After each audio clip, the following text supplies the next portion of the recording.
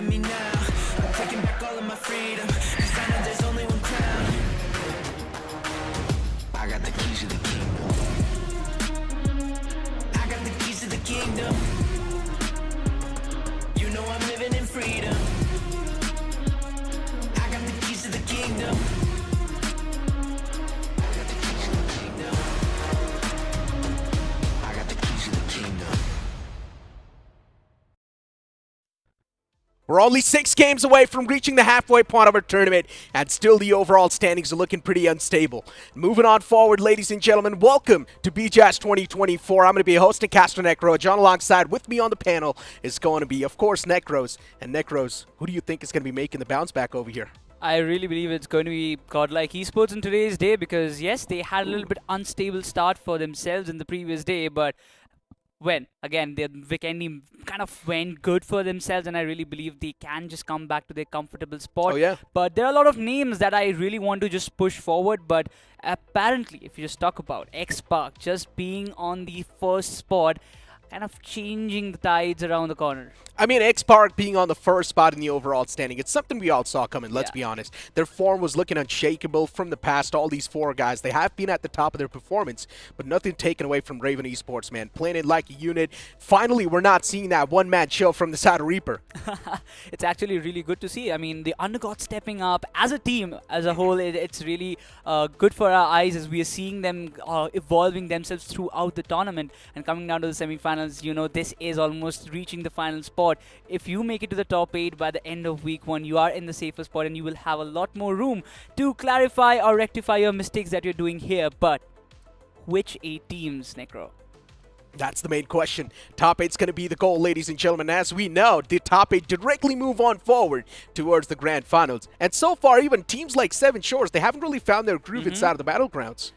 Yeah, like Seven Shore you mentioned, I would also like to talk about Team Limra, a team who has almost like kind of impressed us in so many ways, but right now just not performing up to the point. Yeah, I've also got a little bit of an upsetting news for the audience. Your recall, they have been disqualified from the tournament for not following the POV guidelines. As a professional player, you're supposed to follow all the guidelines of the tournaments that are there. And unfortunately for the players of Zero Recall, they did not really do so. Yeah.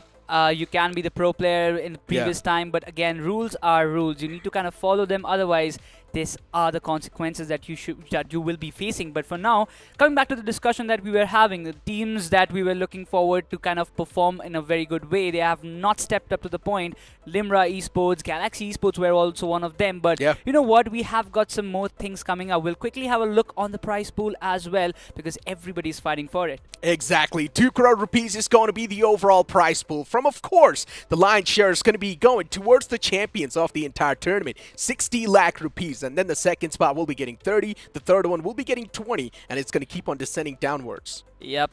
For MVP, you get 2,50,000. There is 1 lakh each for most finishes, Lone Survivor and Rampage. And that is where the kind of solo competition comes up front, right? Everybody is looking forward to win it.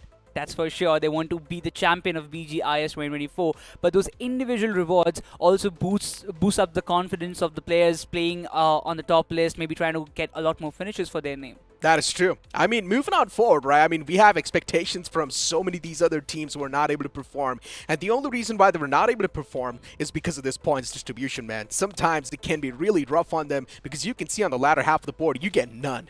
Yeah, it's like if you get 2 finishes or 3 finishes in a single game and you just finish in the top 3, the maximum points you can get are like 6 placement points and 5 in the top 3. Until and unless you get the chicken in, it's going to be really concerning. But from 9th to 16th, that is that kind of zone where you don't want to fall apart. Yeah. You don't get a single point. I mean, before in the previous stages, right, a lot of the teams were focusing on those elimination points, but now inside of this semifinals, it feels like the pressure is really blocking those teams to go for the eliminations. Moving forward, we've also got the groups. As we know, this is a round-robin format, so we have divided all the teams into groups, and right now, Group A is in front of us. Global Esports, Team Insane. We can see the names, and previous day, it was not a great day for Global Esports. Insane had a decent performance for them. Not a good day for Aiku Soul and Seven Shore, I would say as well. But talking about this group, I mean, Group B, they have had kind of a good performance, I would say, because X-Park, Raven Esports, you talk about Entity, these 3 teams have kind of performed really well, even godlike. They're in the top 16. Exactly. I mean, looking at Limra too right there, having a rough day yesterday on 25 position with only 9 points. That's not something I saw coming, especially from the side of Team Limra. The same thing can be said for the likes of Prime as well. They're on the 28th spot in the overall standing with only 8 points. That is a big upset right there. Moving towards the Group C, you've got FS Esports in the mix as well, and even for FS Esports, they were not able to perform that well. Yep, FSC Sports. I mean, they got a good game finally in the map of Erangel that we saw in the last game yesterday. But overall, if you just talk about it, LOC, I still have a lot of expectations from these boys because, again, they are the latecomers in the fight. They always try to clinch the final point or clinch their spot in the top 8 or the criteria in the very last matches itself. But talking about the last matches, Reckoning Esports. This name is always stickering in my mind that, you know, we have a lot of expectations from this lineup, but still they need a lot of placement points to just look up to it. I mean, they're supposed to be the Reckoning inside of the lobby, right? But still, they're not able to showcase their true form just yet in the semifinals week 1. Maybe the first day jitters, that's something they're facing. But moving forward towards today's matches, it's going to be the same thing once again, ladies and gentlemen. We're going to kick things off with Group A and B, and they're going to start it off in Erangel. Yep, again a default map. We moved down to Miramar, then Sanhok, and the cold map of Vikendi as we saw in yesterday's matches. It was really competitive in the map of Vikendi, isn't it? So that went so close. A Godlike coming in, then Team Tamila's X-Spark got the first check-in in that map itself. But today, again, I really hope we get some new winners. But if X-Spark, if you want to stop that one team, Necro, you need to plan out a more aggressive strategy than them. I mean, at this point in time, we might as well just need to try and hit down X-Spark. That's the only way you can stop those gods, right? Moving towards the overall standings, the picture's going to be a little bit more clear. The top 8's going to be the way to go, and inside of the top 8, barely sitting on the 8 spot's going to be Team Insane. And speaking of Team Insane itself, in the first game, they did manage to acquire that chicken dinner, but then after that, things were just completely downhill. You can see, considering that disqualification because of that, now Team Insane, they have moved on forward, and all the points acquired from the side of Zero Recall, they have been distributed equally on the points table. Yeah, that's why we see the decimal markings. The 0.5 markings, as we see, was kind of there. But if you just talk about the top standings, Reven Esports, as we were talking about earlier, they have to keep that consistent game on to be in the top 8. Reckoning they are in the top 8 spot, but you can look at the difference. 22.5, the next team that is Godlike and Team Tamilas, they're sitting on 21. That means one bad game of Reckoning, one good game of Godlike or Team Tamilas, or let be LOC and HH, they can just easily come inside the top 8 criteria. And do not forget, there's still so many more teams just barely on the edge, right? You've also got Vasista Esports, Inferno Squad, a complete new package that is there inside of the Battlegrounds. Even they can't hit up to the mark. You've got the latter half of the board now. Global Esports on the 17th spot. None of us saw this coming, honestly speaking. And Global Esports there, it definitely sort of tumbles us down as well. Moving towards IQ Seoul, they're on the 18th spot. Of course, even they're not looking too good. A lot of the fans are going to be disappointed. Yeah, I mean, but it's, you know what, I still feel like Global Esports, IQ Seoul, they're kind of having a read of the lobby of how the teams are performing, and it was in different stage. Round 4 teams came directly, then we saw the wildcard top 16 coming into the question. Yeah. So a lot of drops have been changed, a lot of rotations are being planned in a newer way. So I really believe that was the first day was a kind of analytical day for them to kind of look forward, okay, this is the drop that we can utilize, or this team is going in this particular location. And I really do believe that IQ Seoul and Global Esports, they will be looking up for this day to bounce back. I mean, for IQ Seoul, Day 2 is supposed to be the day of comebacks. Yep. And we expect all the comebacks to happen right here, right now. If things are going to be pushed on forward towards Day 3, then we do not know how that marker is going to look like, because you never know. Maybe teams might just fumble down. Yeah, exactly. I mean, you know what?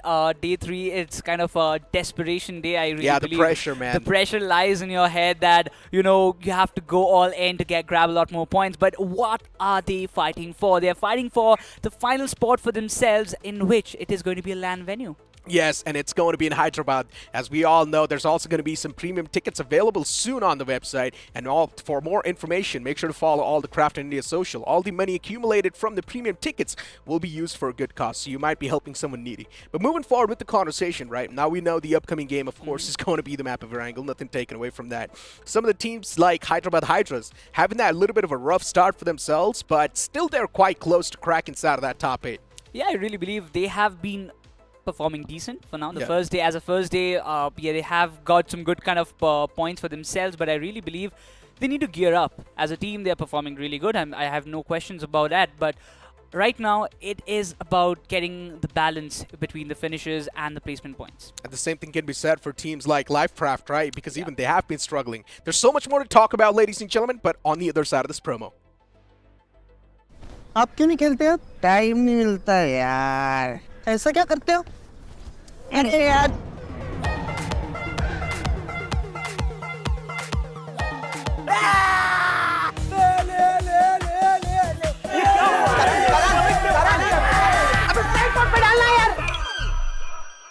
Time नहीं. Seriously? अब मैं वो player नहीं रहा. I moved on in life.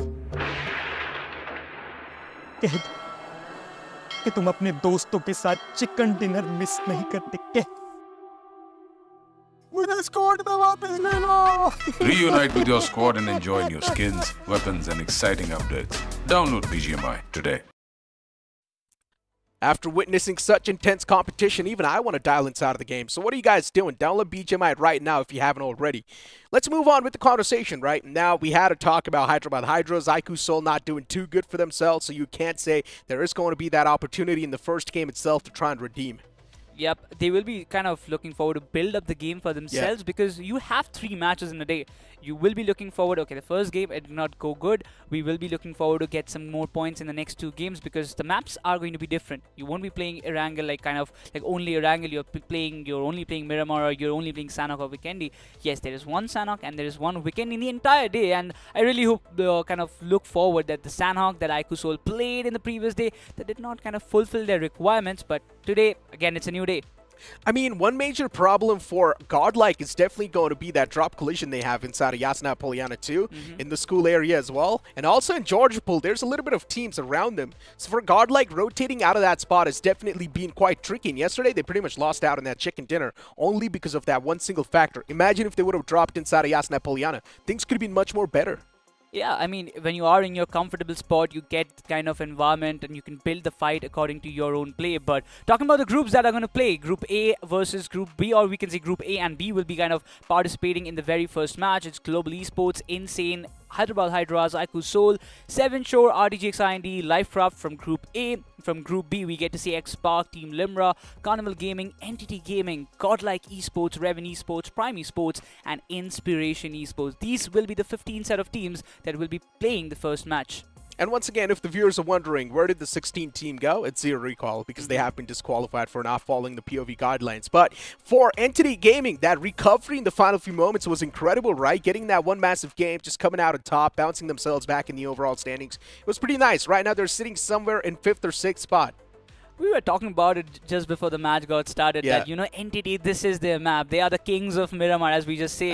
We kind of phrase them like that, and I mean, they did actually what we were talking about. They are the kings, and they're still maintaining that kind of statement for themselves. Entity got that chicken in the right moment where it was needed the most. Even RTGX IND, man, that fumble up that we witnessed from them in the first game itself, we saw them take a fight against Team Limra, where RTGX IND, they took too much damage upon themselves. Even Team Prime was right there as well. Prime was the one to eliminate the entirety of RTGX IND off the rip. Now, RTGX IND, they need to learn from their past mistakes and know exactly what not to do this time to piss off the players of Prime. Oh man, I would kind of say that Prime Esports, like, they are still not performing the way they should do, because we have seen them performing in round 4, right? So the kind of impression that they had already built up for us as a casters is like, you know, we are a very aggressive team, we can go for a lot more finishes, but it's a kind of different Prime Esports that we are seeing in the semi-finals. But I have also a lot of expectations from Carnival Gaming, because once again, Carnival Gaming, they had one good match for themselves, the map of Erangel that they played in the very first basis, but the next 2 maps were completely dropped down. I mean, for Inspiration Esports, the same thing can be said, right? On 29th position, really close to that bottom spot. If Inspiration Esports do not perform today, well, then there's a high chance even they might just be eliminated, or not eliminated exactly, but they might just not make it to the top 8, because day 2 is supposed to be the crucial point of the tournament. For the people who are still wondering that why would they not get eliminated, they have that kind of safety cushion for themselves. As the top 8 teams, they will be moving directly to the grand finals, but the next 24 teams, the remaining teams will be playing the second week of the semi-finals to again fight for the top 8 spot and qualify for the grand finals. So week 1 comes in with that cushion off the week 2 itself. So you can't say the teams are now okay, but still inside of the week 2, it's going to be even more try hard. Trust me, just like the way we saw it inside of the wild card. God, like barely squeezing their pathway. Well, everybody anticipated, the wildcard phase will be easy. Yeah, the teams are going to qualify. I did not. I knew it's going to be super sweaty. He has got some future predictions, guys. But if you have this kind of future predictions for yourself, make sure to drop some chats because in the live stream, so we can just get just about it, whether which fan is predicting, which team might just drop down to semifinals week 2. But you know what? I really believe the top names will be looking forward to clinch their spot for the top 8 in the very first week itself. Hands down. I mean, teams like Livecraft Esports, they still haven't woken up. Imagine if they do find that win in the sales. There's definitely going to be that massive catapult. We witnessed the same catapults in the wild card too. Livecraft, they got 19 elimination points in that one single game, and that's how they posted themselves in that top 16. I kind of still feel like the Livecraft needs that one push from behind. And, hey guys, wake up. We're in that kind of position where if we don't perform, we will be eliminated from this tournament. Like what happened in the phase of wildcard. So there are a lot of teams who are looking forward to have that kind of under pressure performance from themselves, and they can just do much more better in those scenarios. But let's see which teams are going to make it to the top 8 or which teams will be falling for the second week. I mean, talking about the second week itself, there's a high chance a lot of the teams inside of the group A and B will probably be in a pretty bad spot. But moving forward, ladies and gentlemen, we've got the game 1 rolling on the screens right now. That's the plane fly path's going to be in front of us soon, starting all the way from Lipovka towards Georgopol. This plane fly path is favoring a lot of those teams, but unfortunately for the teams that like to move down south towards Milta, Novoropnois, Sosnovka military base, it's going to be a tough stretch. Yeah, we have seen it happen earlier as well. The teams going down south or from a very far distance from the flight path has faced the consequences. I mean, they have lost some players on an early note. That's something that nobody wants for themselves at the starting of the day. But as this flight path, as we see, it's favoring the northern side in a much more greater way. A lot of teams, as you mentioned earlier, from the who are kind of looking forward to have their drops for Yasenaya, Kameshki, Severny, Georgopol City as well, will have the privilege for themselves. Hands down, 7 Shores dropping in towards that Lipovka area. I don't think so. They're going to be moving a lot right there. You also see Team Limra moving down south towards Milta, if I'm not wrong. Team Insane as well on that move. Novoropnois is going to be out of reach considering the plane flat path was not favoring that spot.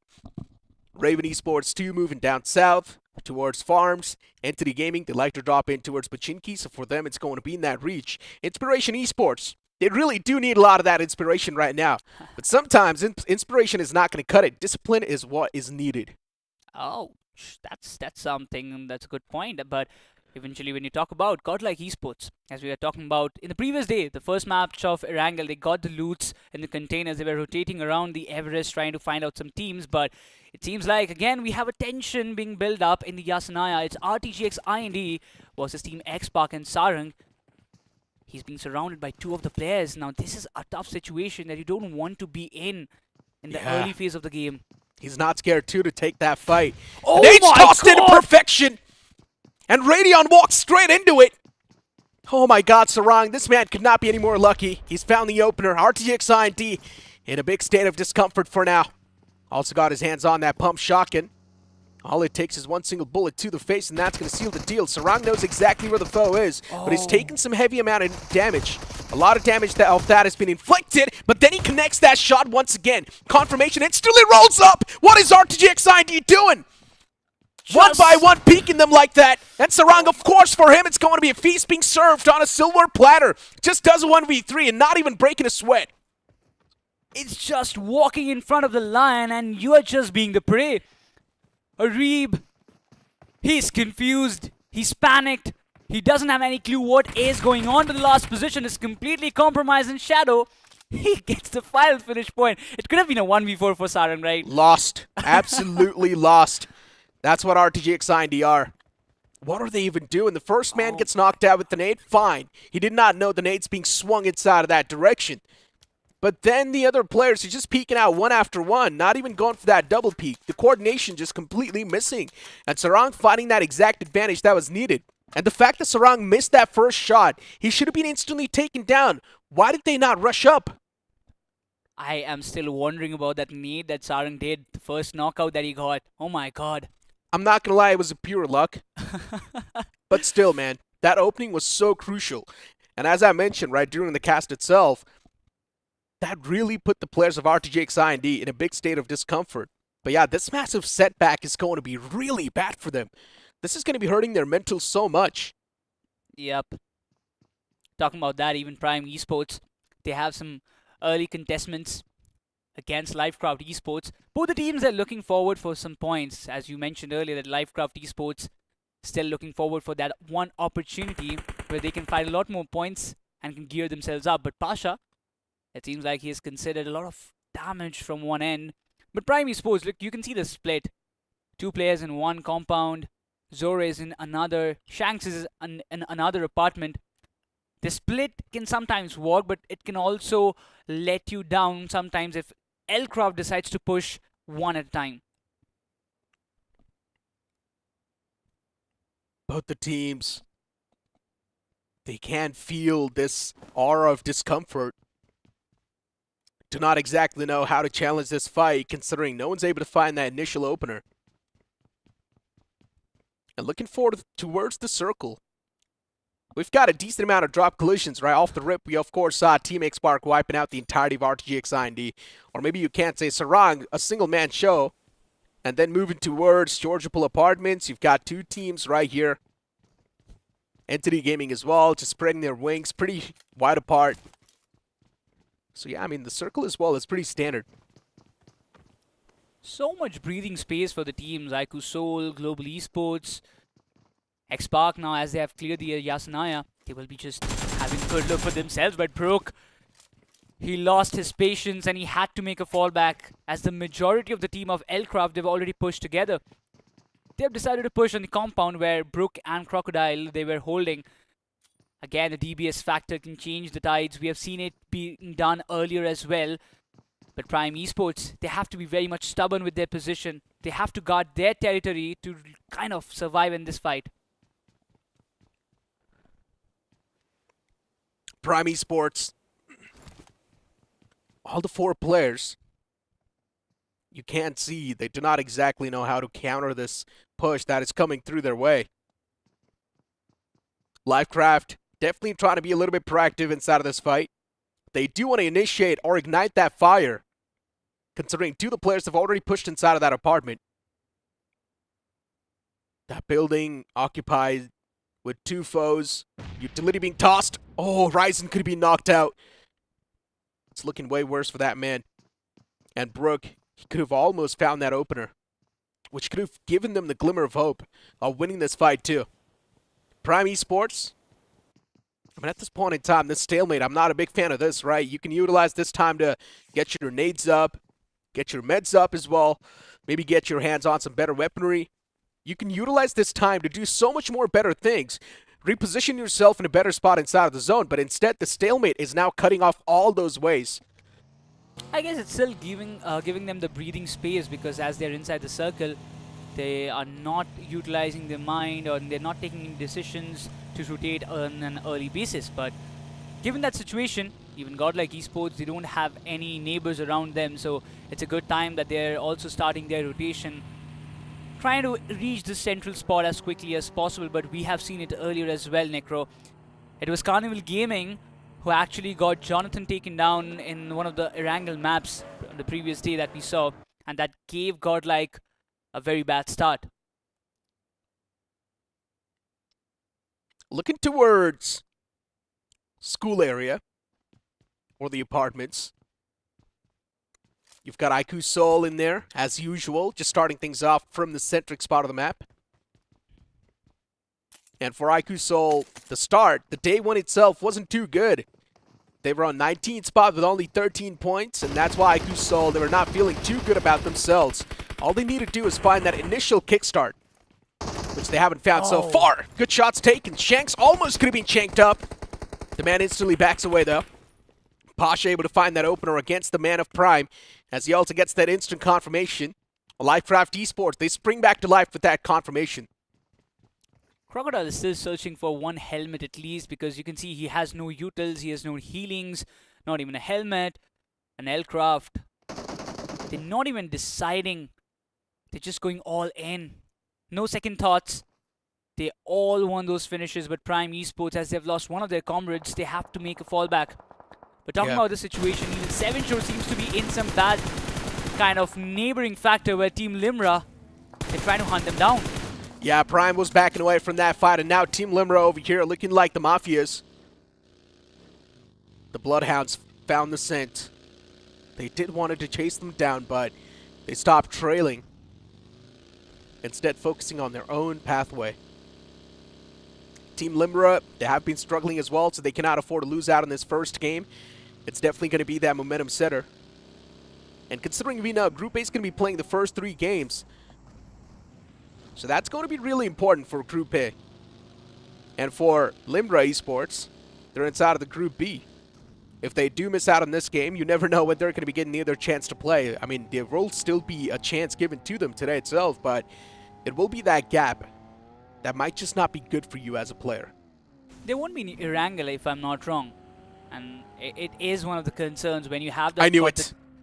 Classic maps for yourself, but the circle shift, okay. Again, like Global Esports will be pretty happy. Yes, they will be. But there's a high chance the same thing can happen once again. Remember yesterday, the circle shifted up north, and then later on another curveball hit, and the circle shifted down south. Global Esports, they were completely screwed. They couldn't do a lot. They were playing in towards the northern side of Yasna Polyana, and rotating from that spot looked next to impossible, to the point where IQ Soul was taking shots against them, and Global Esports, they also got backstabbed by the likes of Lifecraft. You want to go nasty again, right? You want to go that kind of circle shifts happening and challenging the team's IGLs with the rotations and the placements. I low-key want to see Global Esports in that PowerPoint, though. Okay. Because if they do get the zone shift right on top of them, there's a high chance they will start taking a lot of the fights. That's what Global Esports is known for. They will be the entertaining factor. Hey, in the map of Miramar, we saw what Ninja Boy did, right? Oh my god, so that Global 1v3. Esports, they are not a team who just backs off from a fight, or they kind of decide not to engage. Spartans. They've always been the aggressive teams who never denies the fight, but when it comes to fight, these are the mighty giants. Aiku Soul versus Carnival Gaming, and the first knock has already been found. The rivals facing off against each other this time. Carnival Gaming, as they do find the opener. Ronnie was knocked out. He's trying to back away. Crawl is back to safety. But look at Aiku Soul. They're taking too much damage at this point in time. The revival needs to be there. Manya is there in the back lines, and Manya actually finds the opener against another man of Carnival Gaming. That's good news, but look at Aiku Soul dropping down a number slowly and steadily, as Manya is now going to be the only glimmer of hope, and is also deciding to back away from this entire fight. He does not want to fight off against Carnival Gaming, but Carnival Gaming, even they're getting third-partied. This is bad for Carnival Gaming. They just don't want the momentum to go away from them, but S-Power trying to back off from that particular area, just trying to get the revival done. As Ronnie, they haven't left the entire side. They're just going down ridge to find a safer spot for themselves, as the fight in the open would cost them. But Carnival Gaming, it seems like they have no idea that Aiku Soul has already backed off. Yeah, CG back in full force, right? All the 4 players. Aiku Soul losing out on that one crucial man. A rough start for them indeed. S-Power as well is going to be back up on his feet. Nothing taken away from that. Ronnie's there too. Manya was there as well with his Lamborghini. You really got to give it to Manya though. In such critical moments, knowing exactly what to do, putting that player inside of the vehicle while he was knocked out, backing away from that fight, asking S-Power as well to crawl into safety. Those crucial communication is something that really keeps Aiku Soul at the pinnacle, but so far the performance and the points do not really say so. Even right now you see Entity just knocking at the doors from the back.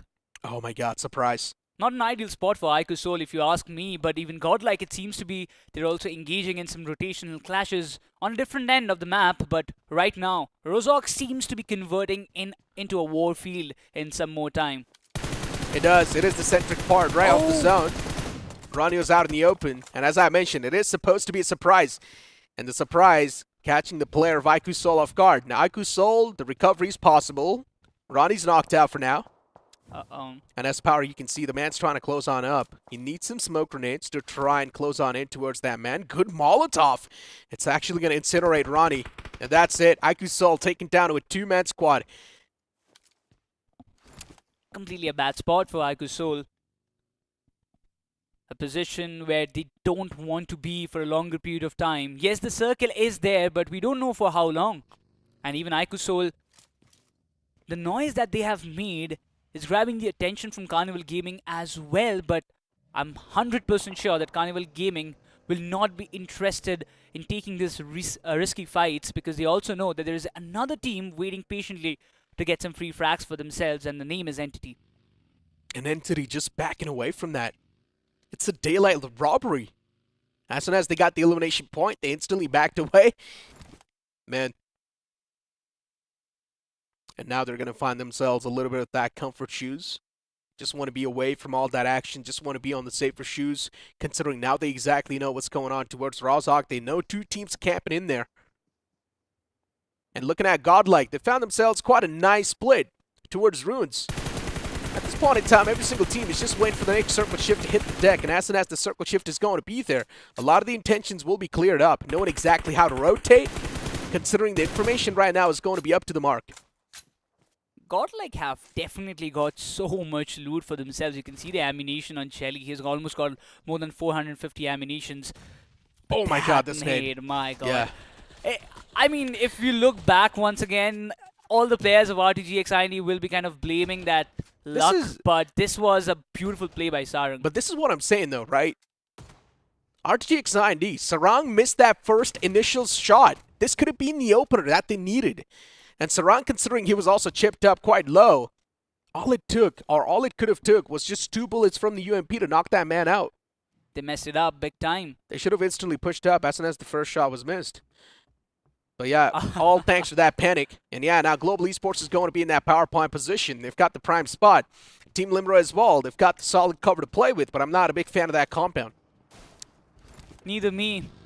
But if you just talk about X-Spark, if Shadow has got the kind of plan that what I am looking forward to, they won't be going for those small compounds. They will be waiting uphill for the other players, for the other teams to engage among themselves, and will try to find some free frags for themselves, having the topographic advantage. You talk about Life Route Esports as well. Having that compounds or the urban area of Severny for themselves will grant them a lot of breathing space. They can spend a lot more time in those hard covers and can maybe involve themselves in some distant fights. Gotta give it to Lifecraft though. Moving in from that northern side, anticipating that zone. Global Esports now, at this point in time, they're probably just manifesting that yes, we can do it. It is our game. The circle has shifted right on top of us. But unfortunately, Global Esports, they haven't really moved a lot. We do not see that instant recovery from Global Esports. They're instead on the same spot, quite exposed, in my opinion. And there can be some foes around that area. We should never underestimate one player that I really always think about is Mavi. That man has got so much experience. He knows every situation and he knows every answer to every question that you ask him. That's what I'm saying, right? Mavi is the man who's holding all the strings. And then his players, his teammates, they're quite the young guns. You've got Ninja Boy, Beast, right? These two guys, they're supposed to be really good when it comes to the firepower. And then Mavi's the one just directing, channeling all that firepower in that one single direction. You know that kind of puppet master that we call about? He's like that, pulling the strings as you mentioned. And not exactly the puppet master, it would be a little bit too rude. But he's the leader. He's the one channeling that flow. The Alpha Wolf. Yep. For sure, and the pack knows how to hunt down the players. Global Esports will be looking for that same kind of outings and getting the frags, but Entity, they are around the corner. So the main kind of concern happens is if Entity and Global Esports engages among themselves, then Team Insane or Inspiration Esports might come up from the backyards to find some frags, but it seems like Reven Esports, Necro are involving themselves in a fight against Carnival Gaming as Goblin goes down and out. Rough luck for CG. They had all the 4 players alive a while ago, and now CG, they instantly try to retreat.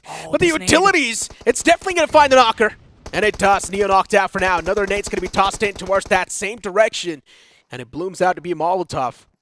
Floor's going to be lava for a while, but the return nades as well from CG. They're doing some decent amount of damage, as Omega now is going to be the only man left out in the open. There is another man from the side of CG all the way in the back lines, but he's not going to be able to do a lot. AimGod gets the confirmation onto Neo. CG taken down to a two-man squad. A really, really rough starting for the late game scenario. Omega is trapped. He's clueless what to do. He even can't exit from the situation as his vehicle has been completely damaged out. We're trying to find some more outings. Trying to find out at least one more opening because Akshat, he's way too far behind. Trying to still have some different fight for himself, and even Akshat goes down in front of Inspiration Esports, and it all comes down to Omega to survive for his team. Akshat, rough luck. 4 players pushing on top of that one single man, and Akshat gets knocked out and dusted. And now it's all down to Omega. Carnival Gaming, that defensive playstyle this time just not working. As the circle shifted away from CG, they were in a big state of panic. And this state of panic really cost CG their lifeline inside of the game. CG, they like to play from the centric spot. Omega's also getting spammed through. Omega does find that one knockout, though. AimGod's knocked out for now. And Raven Esports, they're going for the revival. But in return, Raven Esports, they do find Omega as well. Carnival Gaming, again, an early elimination. This is going to hurt them badly. I mean, they only had around, what, 5 points, if I'm not wrong? 5 to 9 points for themselves, but the circle is also shifted, ladies and gentlemen. Now, this is concerning. Team Limra, they have to leave the compounds that they were holding, even for Seven Shore and Lifecraft. They have to come down south. But the positioning of Team Insane Esports can be very insane for them. It can be. Global Esports, the only way they can make it inside of the zone is by breaching it towards Entity. And this will be an interesting fight to witness, considering Entity's now being the guardian angels off the H-lines. And Entity, they've got a lot of the trouble themselves to deal with. For example, Hyderabad Hydras, Prime Esports as well around the corner. And Team X Park, they're taking some shots against Prime. As Crocodile, the man's now knocked outside of the lobby. As Hyderabad Hydras, all the 4 players up in life, they haven't really been part of all this commotion that's been going on so far. Hyderabad Hydras, they like to stay outside of the chaos. They've always been that those guys who introverts. Like, hey, you stole my word, but yeah, kind of not involving themselves in those third parties or something like that, trying to stay calm and composed and just popping out at the right moment. But I still feel like, you know what, they have to be a little bit ambivert to get a lot more points for themselves. But for now, the positioning of Hyderabad Hydras is still safe and sound. But as we were talking about Entity, they will be the gatekeepers for a lot of teams like Global Esports, Godlike Esports. If they can just kind of restrict them from entering the circle, they can find so many finishes in their name. Global Esports, they really do need to manifest this rotation. They need to start thinking it through. Pave the pathway from a good point. And if you can't, well, then things are going to come tumbling down. And all the players on the side of GE, they're ready to rotate as well. You can see the players inside of the vehicle. They're ready to move on forward with a full force. And Godlike Esports too on the left side. Even they're right there. All the 4 players towards the left. As Godlike Esports. For them to rotate on forward, I don't think so they've got a lot of that information. Not knowing exactly where to move in from. And if they do try to move in from that same breaching point they're thinking, then they're going to meet the players of Hyderabad Hydras. And this time, they're not going to be afraid to be the extroverts. For now, it seems like, I don't know what about Hyderabad Hydras, but Global Esports, that can be a collision point, but Mavi is still finding a lot more commotion in those northern sides who will be deciding to engage in front of Entity. They are breaching through the players. Oh my god, here we go. No shots being fired, and Global Esports still confused of what to do. They are inside the circle and they can play just through like the that. edges. They get the position just like that. They straight up drive in with the vehicles and they shake Entity away. But look at Godlike. They've got their own struggles to deal with. Hyderabad Hydras this time, they're really striking down the players of Godlike. And I'm not sure what Godlike is doing inside of the fight. It feels like they're just shooting dummies. 2 of the players getting knocked out. And now Godlike is taken down to just a 2-man squad. This is bad for them, but Hyderabad Hydras just popping up when they are needed the most. Jonathan trying to survive through the smoke, and even Jelly goes down in front of Seven Shore. A big disappointment for Godlike Esports for sure, but Jonathan's position is also compromised. He is surviving inside that smoke, and both the teams are aware of it. Even Seven Shore, even Hyderabad Hydras, everybody, they're aware of those particular areas to be precise, but Jonathan using the FPP mode, trying to breach through it and trying to find some frags for himself, but not an easy task if you ask me. Look at Global Esports, even they kickstart things against Entity, as they do find the initial knockout, but then Ninja Boy gets knocked out in return. But over here, Jonathan is in a massive pickle. From the back, it's going to be the players of 7 Shore. From the front, it's going to be the players of Hyderabad Hydras. The only reason why I was not a big fan of the moment or the decision that the players of Godlike made is because they just did not have enough information on knowing exactly what to do, and that's why they just straight up found themselves in that pickle. They waited for a longer period of time outside the circle. I really thought that Jelly will be going up front to take a lot more information for his side, but it was not the case. But giving that advantage, Hyderabad Hydras, they will be looking forward to capitalize more. But Entity goes down and out in front of Insane Esports. Now this is bad for Entity. They also don't have a good start for this second day, but it seems like even Aiku Soul, they've started to pop out. Jonathan, the only man, just lingering around, and this time he gets ran over. Oh man, merciless death. Godlike eliminated from this first game.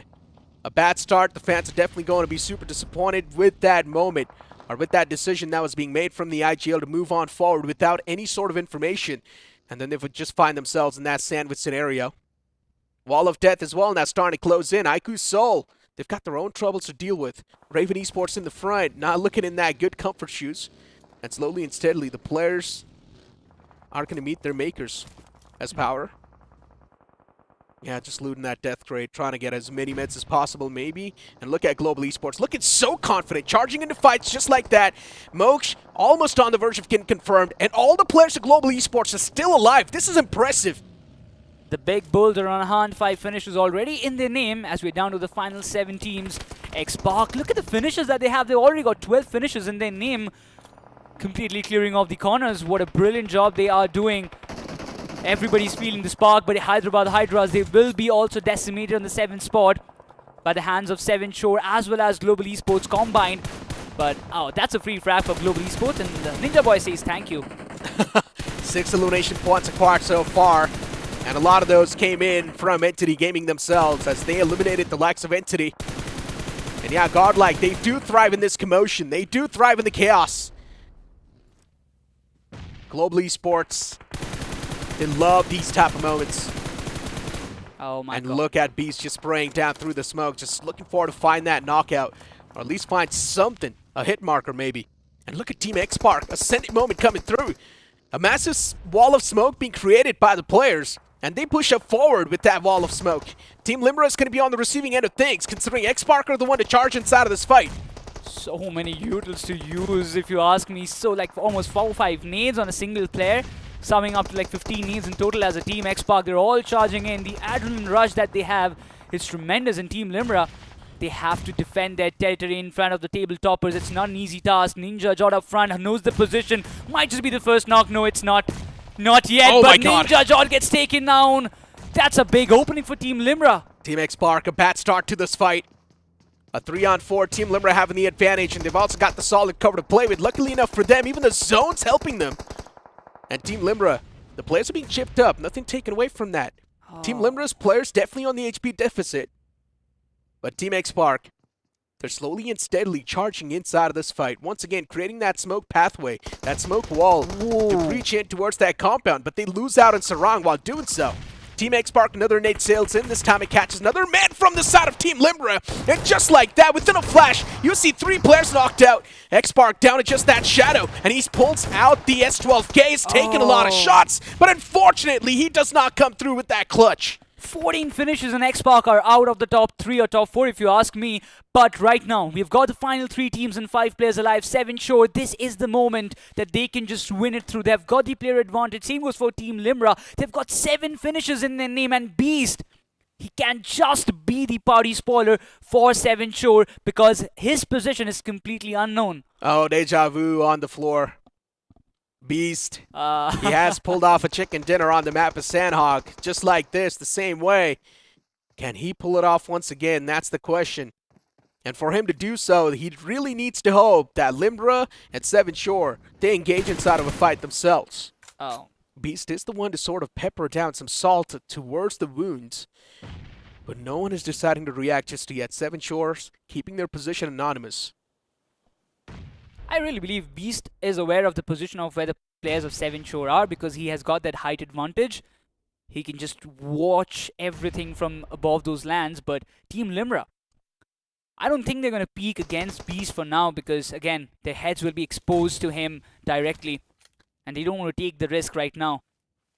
A winning factor is still kind of prevailing over the top of Team Limra. They can make this game a bigger game for themselves. A lot of finishes already, but oh, Toxic, this is a bad situation. One player is down, but Beast again being the party spoiler. It all comes down to final 1v1 situation. Oh, his position is compromised while Beast, he has to get inside of the circle and there is no covers left for him.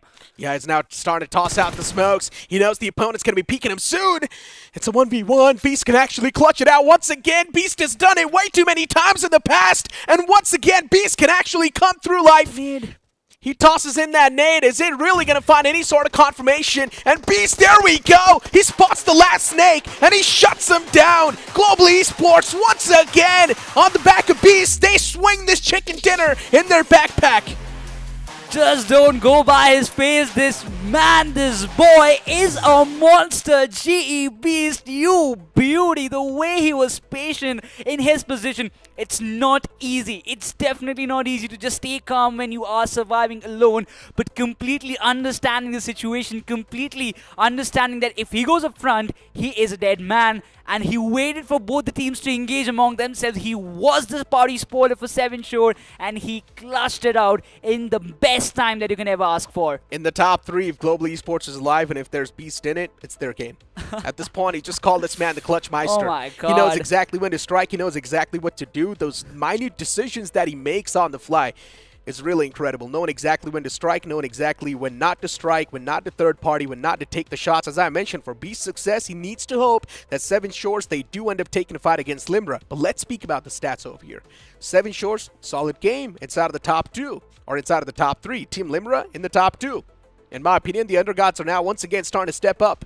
Finally, I'm really happy for Team Limra because not only they are in top 2, but they also got a lot more finishes. They got one of the players of Seven Shore down as well, which kind of helped Beast in a different way, because if it was not one player going down of Seven Shore, then Beast had to take care of both the players of Seven Shore and the players of Team Limra as well. But that was not the case. But eventually, when you just talk about it, Team Limra getting so many points, even Global Esports bouncing back in the very first game, it is kind of raising a lot of questions. What about Team X-Park? Even they got 14 finishes for themselves. I mean, Team X-Park, that push we saw out in the open, right? They could not really do a lot. There was a massive smoke trail, considering Limra was there in the front lines. And Limra, they actually had the best compound to play with, in my opinion, right? The only hard cover that was available in the final few moments. So Limra, they found themselves on the lucky side of things. And Team X-Park, when they did try to make that run towards that compound, Ninja Jada was the one to get picked off first. And that's when we sort of knew that things are now crumbling down for X-Park.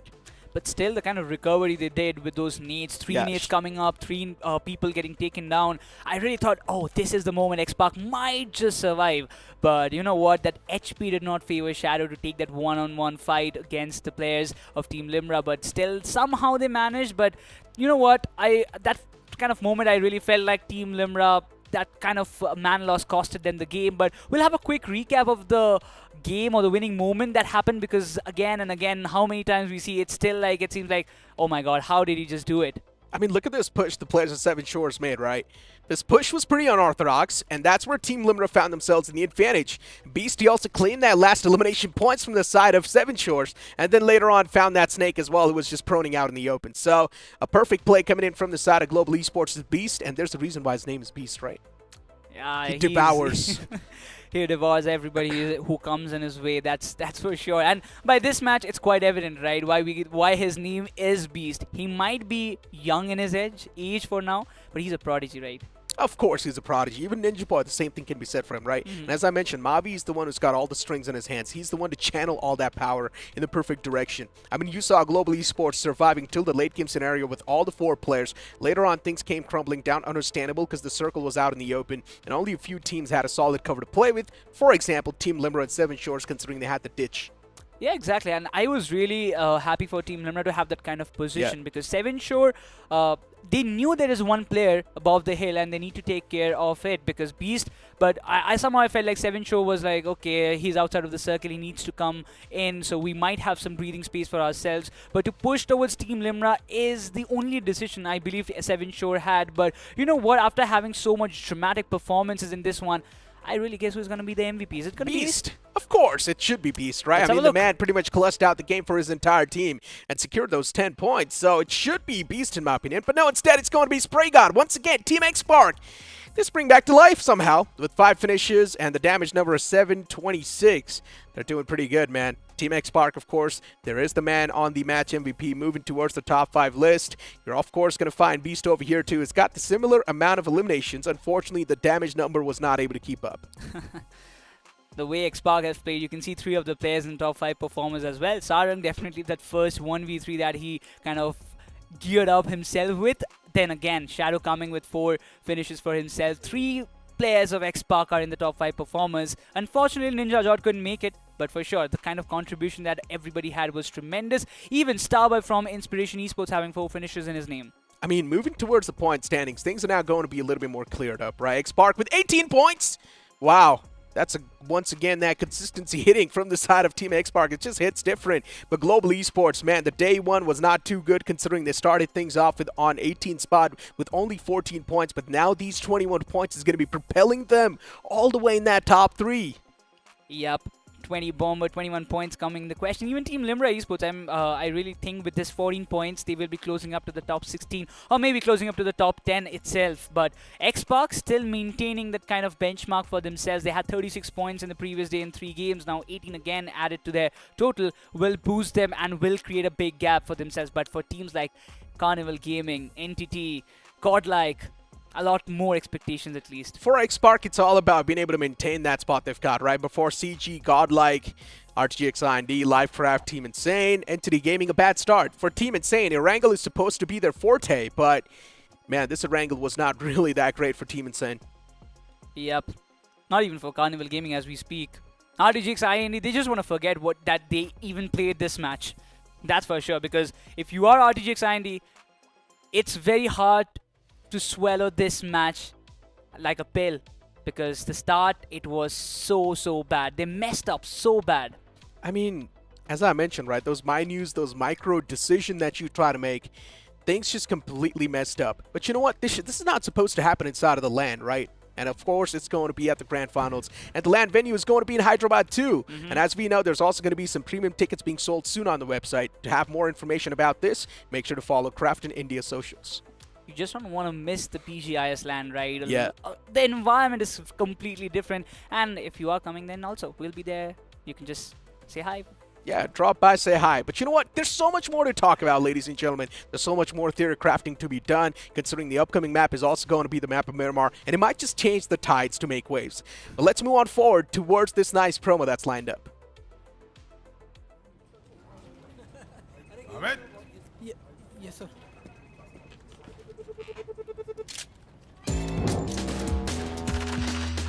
Amit, you're doing an excellent job. मतलब एक death match Amit, why no sales in the first quarter? इसका मतलब 2 death match Amit, we must talk about your performance. ये लंबा जाएगा 4 death match BGMI के quick game modes है थोड़ा टाइम प्ले थोड़ा BGMI.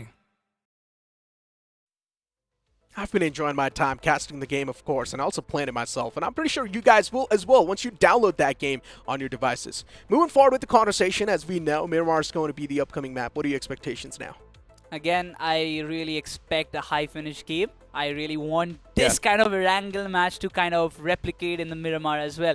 A lot of expectations for sure, but you know what? The teams kind of will be changing as well. Yeah. I will be looking forward to have, like, it's going to be Group A and B coming in the question. A lot of teams like FSE Sports, Tamilas will be in action. So I will be looking forward what FSE Sports has in their bag because they have been doing good. They had a great match. Group B is going to be sitting out, right? So, as we know, Group C is not going to be coming into fruition, and Group A is going to be facing off against them, and that's where things will be even more interesting, right? Before Group A itself, Global Esports is also one of the interesting prospects now. They finally found that momentum, and we know what happens when they do get that win in the sales, man. They're instantly going to start taking all the fights that they can see on their way.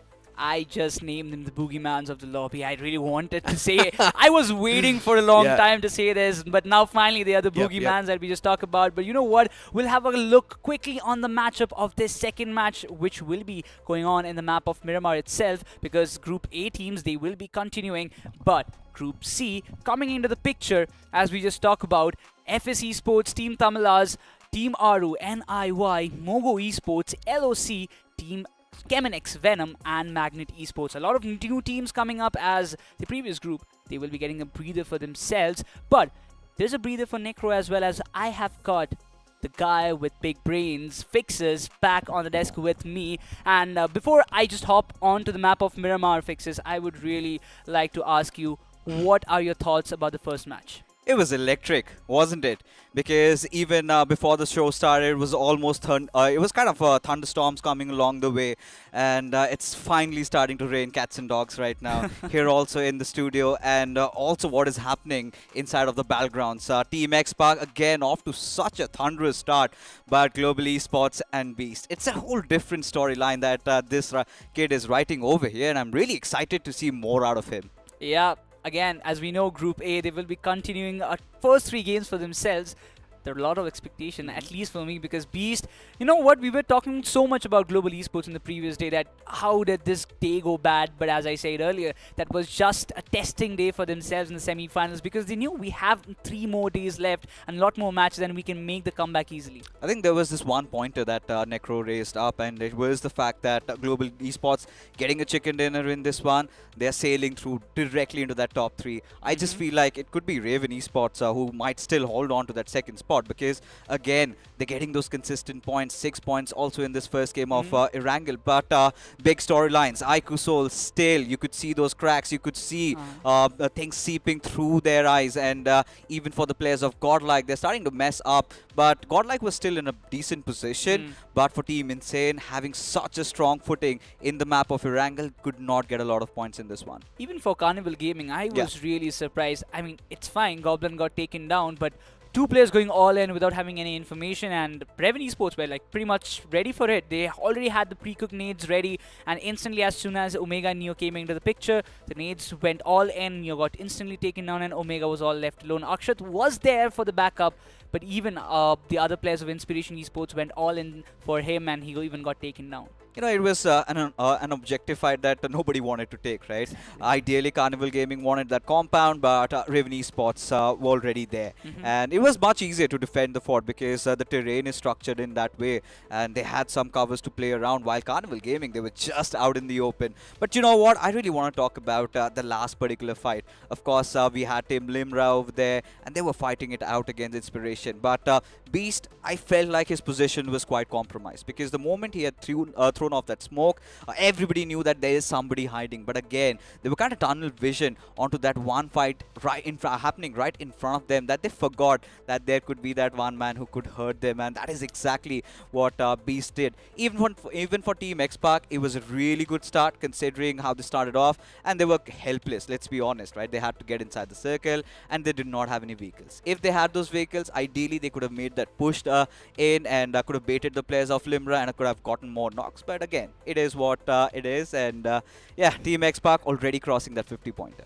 Yep, they will be in a comfortable spot, and somehow I feel like they've already booked their tickets for the grand finals for now. I mean, it's way too early to say, but I still feel like the way they are playing, they will be the first team to qualify for the grand finals. Let's see what happens, but as we were talking about the positioning, I really believe that Seven Shore, even they had a kind of tunnel vision for themselves, that they need to focus on Team Limra, and they cannot afford to take the fight with Beast, because he was still outside of the circle. But Team Limra, they were determined for the first fight. But you know what?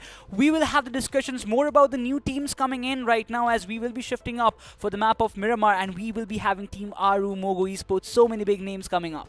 Indeed, we're going to have that, all of it, and you're going to enjoy this, because day number 1 was phenomenal. If you think you've had enough, well, get ready to be surprised, because now we are going to be traversing ourselves into the valley of Miramar, where it gets even more exciting. So much action coming our way.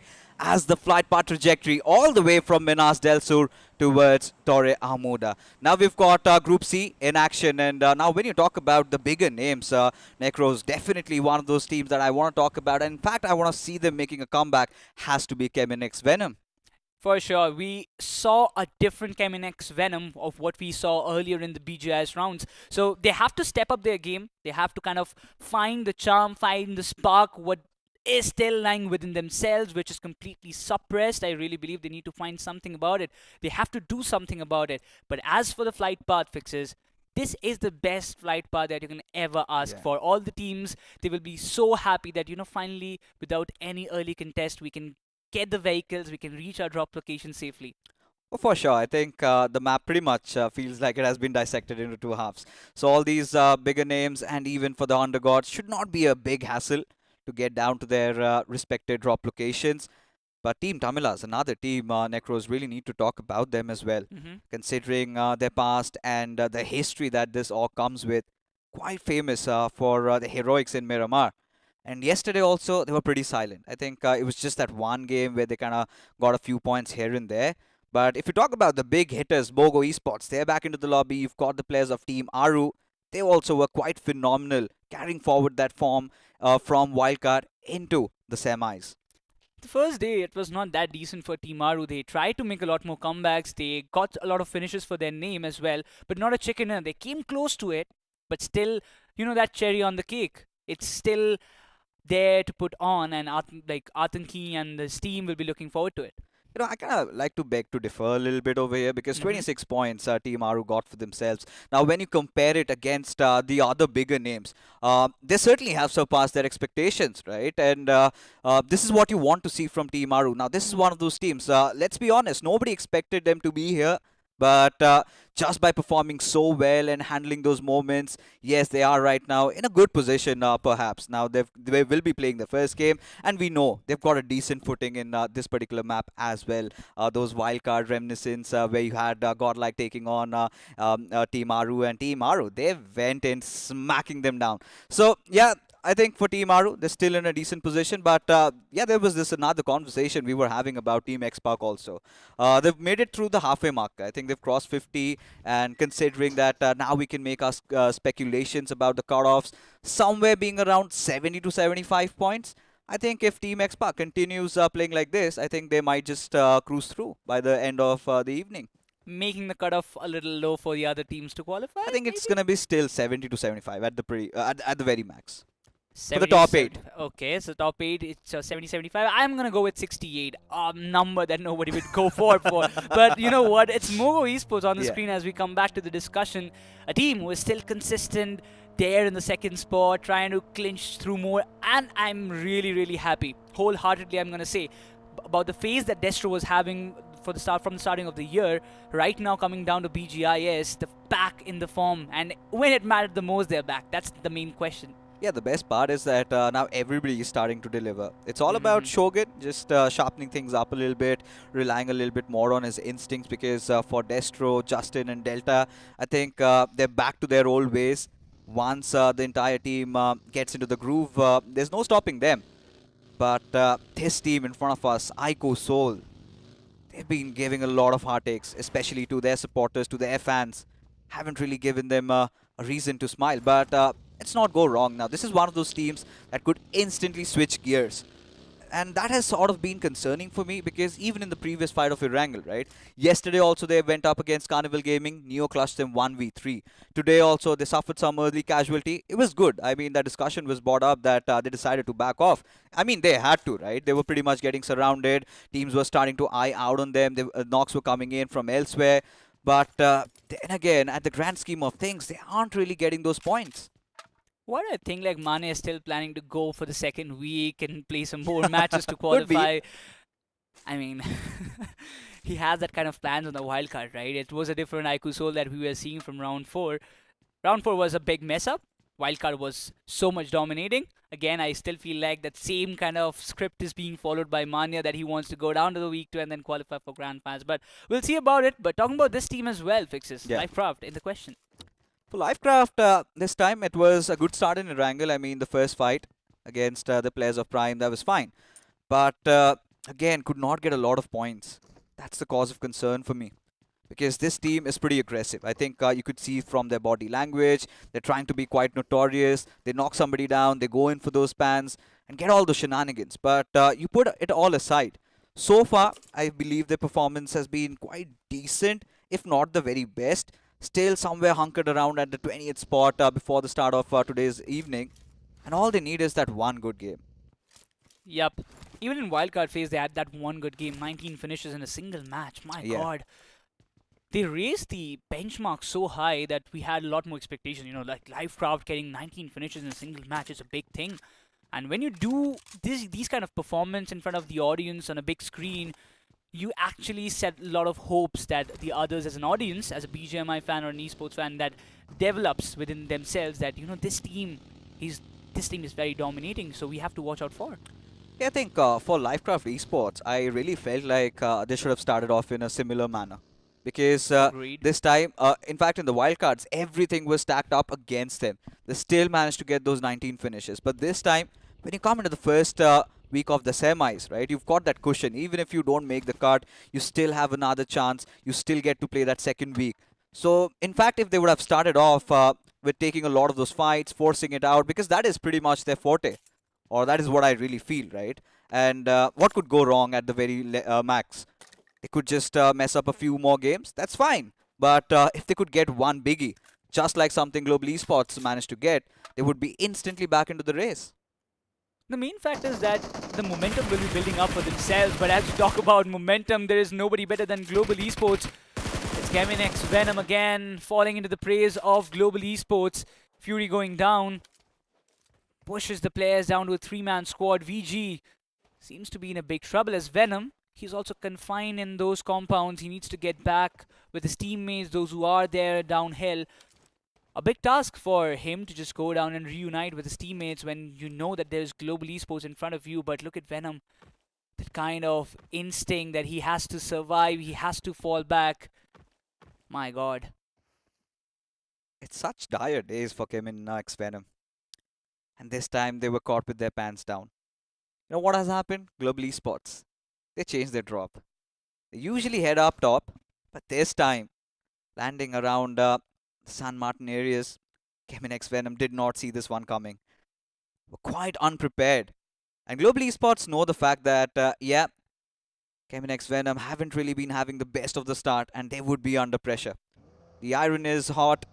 Might as well just slam that hammer on it. That is exactly what they did. But Hyderabad Hydra's Necros. Now, this is one of those teams that I really want to talk about. I really feel like things aren't working out for them. I think just barring that one game in Sanhok yesterday, they really weren't out there. As Necro mentioned, like, they are being the introverts of the lobby. And I really wanted them to be a little bit ambivert for themselves because I want them to take the fights, right? If it's not on the early base, it's not in the early stage, it's fine. You can just start taking fights when it matters the most. When the teams are getting closer, when the circle is shrinking, that's the moment you need to hold the positioning. Because every match you see Hyderabad Hydras, they always get a good spot, they always get a comfortable spot for themselves, but the one thing that they lack is getting the finishes in their name. Even in the last fight, the last match of Erangel, they were in a good spot. They could have gatekeeped so many teams, they could have got a lot more finishes. They got one of the, so many players down of godlike esports. They also engaged with 7 Shore, but they couldn't stand a chance for a longer period of time. Yeah, for Hyderabad Hydras, I think it's all about them overthinking. Because them in their natural element, we know this team can go frag heavy. Any single moment, switch up those gears. Because even down to their IGL, everybody's a big hitter. And considering their past, they've been parts of these official lands. They've been there. They know how to handle the pressure. But sometimes, seems like a little bit of that complacency has seeped in through their veins. So that is something that they really need to work around with.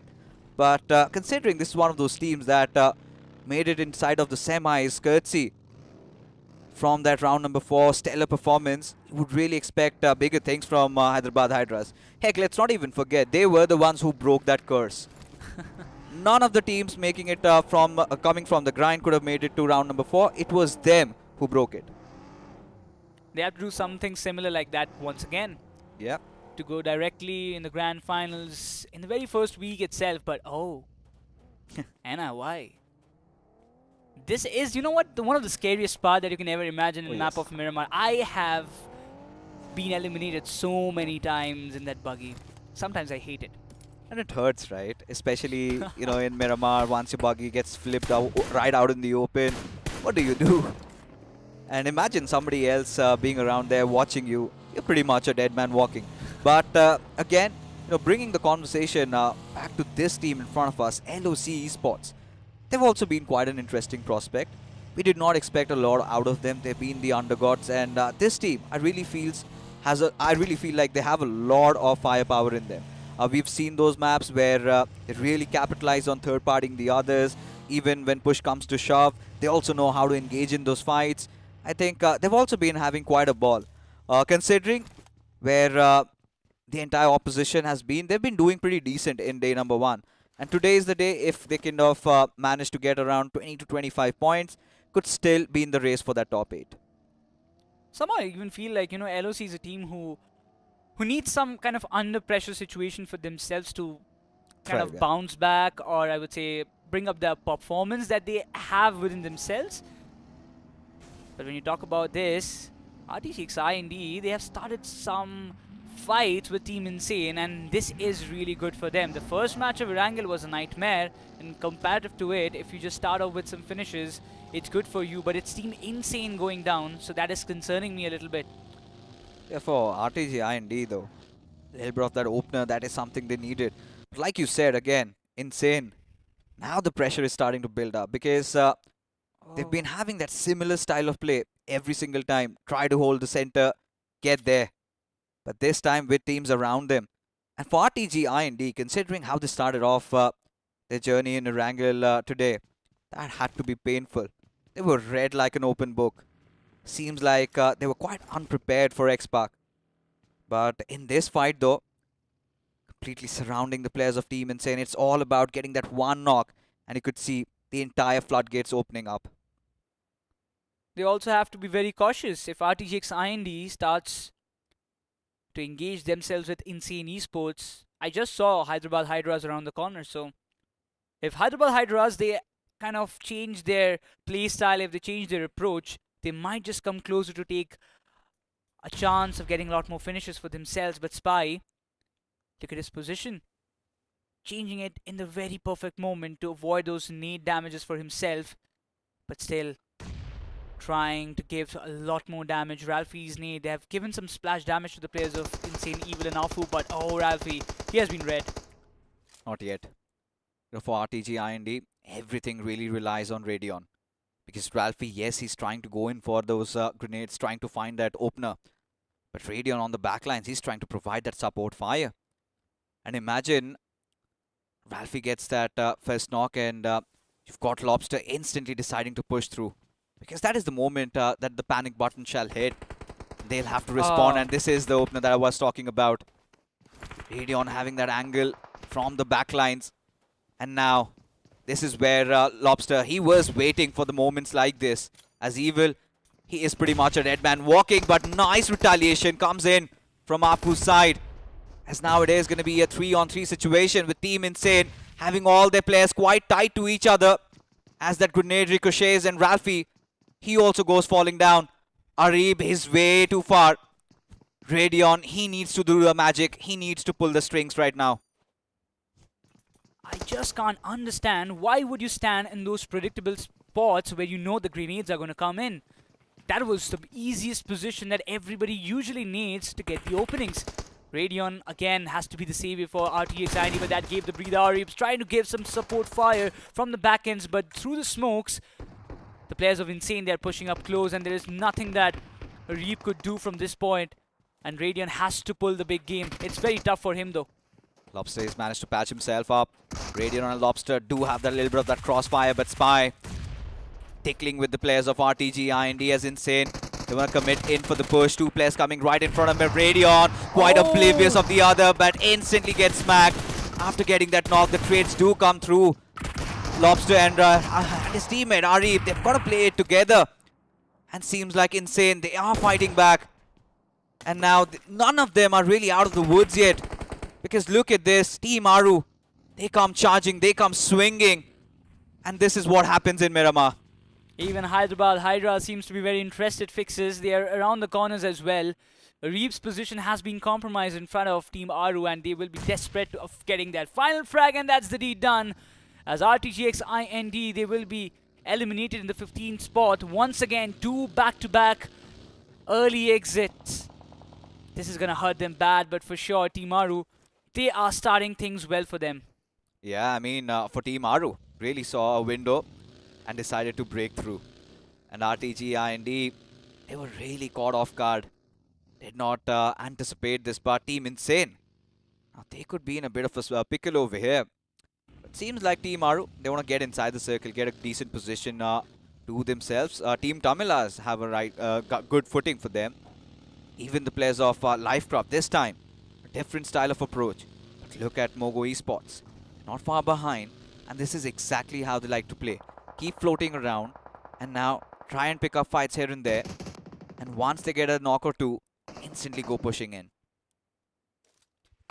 Magnet Esports position, it's really nice if you ask me.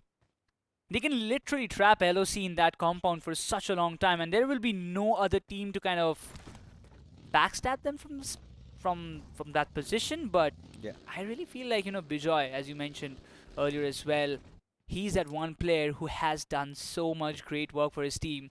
But once again, not just one match can get you to top 8. You need a lot more matches. You need to be consistent. And that's the key to success. But for the positioning, if you ask me, Magnet Esports, LOC, they don't actually have to rotate around. This compound is in a very good spot of the circle. The hardships will be there, and that will raise the concerns. But for now, even Mogo Esports, if you ask me, this compound that they are holding, they can have so many finishes in their name because there are so many teams. Team Aru, NIY, even FS might just rotate through here. They pretty much would be on the lookout, actually, Mogo Esports. Like you said, right? They've got a good compound to themselves, and all they need to do, and this is what they love to do also.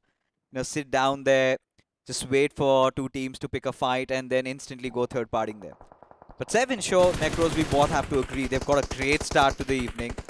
Decent performance in Erangel, and now could be under the clutches of Aiku Soul. As now Aiku Soul, they want to pick that fight up. Still happening around the peripheries of the circle, around the western areas. Both these teams need to make that decision. Are they going to engage in a fight, or are they going to focus on the circle? Because for Aiku Soul, they really need to go for it. Need to clear their backlines first and then move in head first. But the call has been made by Manya, and that is to retreat at this point. It is all about holding on to Picardo and then see where the circle goes. 7 Shore. They were in the top 3 spot in the previous match, and right now they have got Aiku Soul in front of them. The kind of noise has been definitely heard by the players of Aiku Soul. They have not given any clue that they are still hiding. As Power and Knuckle, look at them. They're completely intact in the compound. But finally, it seems like the shots have been fired, and 7 Shore, they will have to look for a different direction to rotate inside the circle, because I really don't think that Aiku Soul will allow anybody to breach through them. 2-1-1 split for Aiku Soul. I mean, it can yield a lot of good results, but if 7 Shaw find that perfect opener, they could just try and isolate the players down. And in fact, 7 Shaw, they've got a split of their own, but whilst all of that is happening, FS, they come swinging through NIY, being their victims, trying to run over the players. Already one player down on his knees, and yesterday we saw ended the final game on a really good note. And for FS, they want to keep carrying the mantle forward, but look at this circle shift. Magnet will be really happy with it, even the players of LOC. Global Esports still have managed to squeeze in that arena area around Picardo. But for the other 7 Shaw, really good disengagement coming from their side. But it is again going to come down to the ones having that hilltop advantage. I think they can massively benefit from that. If it's not now, then when? Magnet Esports, they have to get a lot more finishes in their bag. They have got the ideal spot that any team would desire to be in this particular circle. Global Esports, they will be biting their nails that they could have been in that particular spot because they had a drop around the power grid area. If they would have been in the spot of Magnet Esports, I am definitely sure that this could have been a big game for Global Esports right now. But against IQ Soul, they have to take the fight. They have to commit in this fight because there is no other way that I actually see that Global Esports can get into some good spot. Yeah, for Global Esports, of course. Especially, as long as they have these covers, they can sit still. But we know Global Esports. They love to pick up those fights. And given opportunity, they would like to lock horns against Taiku Soul. And let's not forget, in the map of Sanhok, we also would see them maybe drop clashing against each other. Yesterday, it did not happen, but Mobi did come on his live stream and did say there were possible chances of it. So that could be the case. But as things are right now, Team Tamilas, really impressed with how they've rotated in, have taken control over the center of the circle. They've got a little bit of a nice spread also for themselves. But what I'm really interested in is how Mogo Esports breach their way inside the zone. Mogo Esports is kind of like a clear view for them. Like, they can just enter the circle. There is no other teams holding or gatekeeping them. But look at this position, Fixers. BG is there, Hyderabad Hydras is there. And on top, it's Magnet Esports with, for now, only one finish. They will be looking forward. They have got so much intel for themselves that, in this spot, there is one team holding. In that spot, there is another team holding. So we need to take care about and engage ourselves in some multiple fights. With that being said, three teams in question, Hyderabad Hydras, they might have a kind of chance to get some frags of Insane Esports. For Insane Esports, already they've been losing out on numbers still. 3 finishes to their name. A decent start in Miramar. But like you said, them trying to ascend the hills over here, it's going to be such a tough task. Because Keminex's Venom, they're also in the nearby fray and they have to deal with it. And if these two teams go on fighting against each other, like you said, right, Magnet Esports could capitalize on it, but seems like they do not have to move. The gods of BGMI have blessed them with the circle center. And Seven Shore really impressed with how they're trying to rotate around, but seems like Team Aru, they might be in a little bit of a trouble, but Atanki has taken some massive damage, is already down on his knees. As Aru, he's got to say something about that. Not an ideal spot for Aircraft to hold, but Viper dealing so much damage from two ends. One end it's Team Aru, another it's Mogo Esports. This can be a vital point, but look who is intervening. It's FS Esports from a distant area, getting Ryzen down and out. Now, this is concerning for Lifecraft Esports. They've got 2 finishes in their back, but in front of them, it's Team Aru, and they need to engage. They have to complete this fight in order to get inside the circle. And the meanwhile, in the blink of an eye, Global Esports just get the better out of the players of NIY as Lifecraft's Trigger quite unaware of the players of Team Aru pushing through. He's been run over here. And now Aru Gaming is going to try to toy with his prey at this point against the players of Lifecraft. Instantly gets smacked down as a little bit of respite coming in from the backlines as Viper tried to go head to head, but still Dionysus prevails supreme. Team Aru, they might have won the battle, but look at this. FS Esports come chiming in, and from above could be the Grim Reapers. It is Hitman who delivers the final blow, and Team Aru, they're also out of the game. A lot of noise has been made, and finally even Mogo Esports, they might be looking forward to grab some free finishes for themselves. But they are in a very distant spot. It is tough for them, but you can see the 2-2 split happening. Destro Shogun on one end, Delta PG pushing up close, and yes, Mogo Esports, they're hungry for the finishes and they won't let FS Esports slip away that easily. Oh, for FS. The numbers definitely not out there, and Justin, he's back into his old form. And look at him deliver. His teammate Delta pushing through. They're making that push in tandem. A little bit of that flank also coming through, and FS Esports, their history in this game get deleted. But for Mogo, they know their work is cut out right now. They have to get inside the circle. And here's the 5th circle. And look at the smoke coming out from this minibus. I don't think they're going to make it inside. Hyderabad Hydras just want to rip them apart. And that is all she wrote. Delta PG already falling down. Shogun barely on a sliver of HP. He also goes biting the dust as Justin alienated from his team. And he also takes the fall. And it could be the final player, Destro, going in for a healing battle. Hyderabad Hydras will be just thanking their stars with for all those finishes that they're just getting it for free. And I was really concerned, why are you engaging in a fight? I mean, yeah, they went for the 2 finishes for sure, but Mogo Esports, they should have gone inside the circle. That was something that they need to prioritize any further matches for sure. But Global Esports, yes, Beast, he's up for the heal battle. Movi is trying to get inside the circle, but Aiku Soul, as the mighty gatekeepers, will be waiting. But this situation, LOC versus Team Tamilas, it's gonna bring up so much things, because if Team Tamilas or if LOC gets eliminated, the western corridor will be vacant. Look at this, you know, Hyderabad Hydras, they're closing in on the players of LOC. LOC, they have to make a choice. They have to pick a side. They either have to take a fight on one front, but seems like they have no other options. They have to engage on 2 different angles, as now Grind almost flushed out as the grenade flying through. Hyderabad Hydras, they've taken some damage, but Mox, he gets him that opener. This is all the opportunity that Hyderabad Hydras were waiting for, but Insidious getting taken down is definitely not a good news. Crypto barely survives the wrath of that grenade, as Fragger does not have a lot of HP to work around with. But look at the Grim Reapers from atop. It's going to be Chandan, who's got them dead to rights, as Mox also falling down. And now all the finishes will be accumulated. And Magnet Esports, 5 finishes strong already. This has to be the rise of the Magnet Esports as we speak. They've got total of 5 finishes in their name, but as of now, the position, it still seems pretty in the favor of Magnet Esports. But Hyderabad Hydras, they are on the verge of getting perished. You can see Crypto trying to make it inside the circle, have to get the backlines cleared, but Team Tamilas, they have to face Aiku Soul right now. Yeah, for Aiku Soul, having their numbers at tight right now at this point. Sketch, he was just trying to patch himself up. It was the 6th circle, LOC. They have been exterminated from the game, but Aiku Soul, no, there's somebody hunkered down right beside them. And there you go, the Lotos Molotov still is not required, but Aiku Soul, they've been shot from the backlines. And this could be another rivalry that could be brimming up, as Seven Show, they did not take the fight initially, but right now, they've got the driver's seat.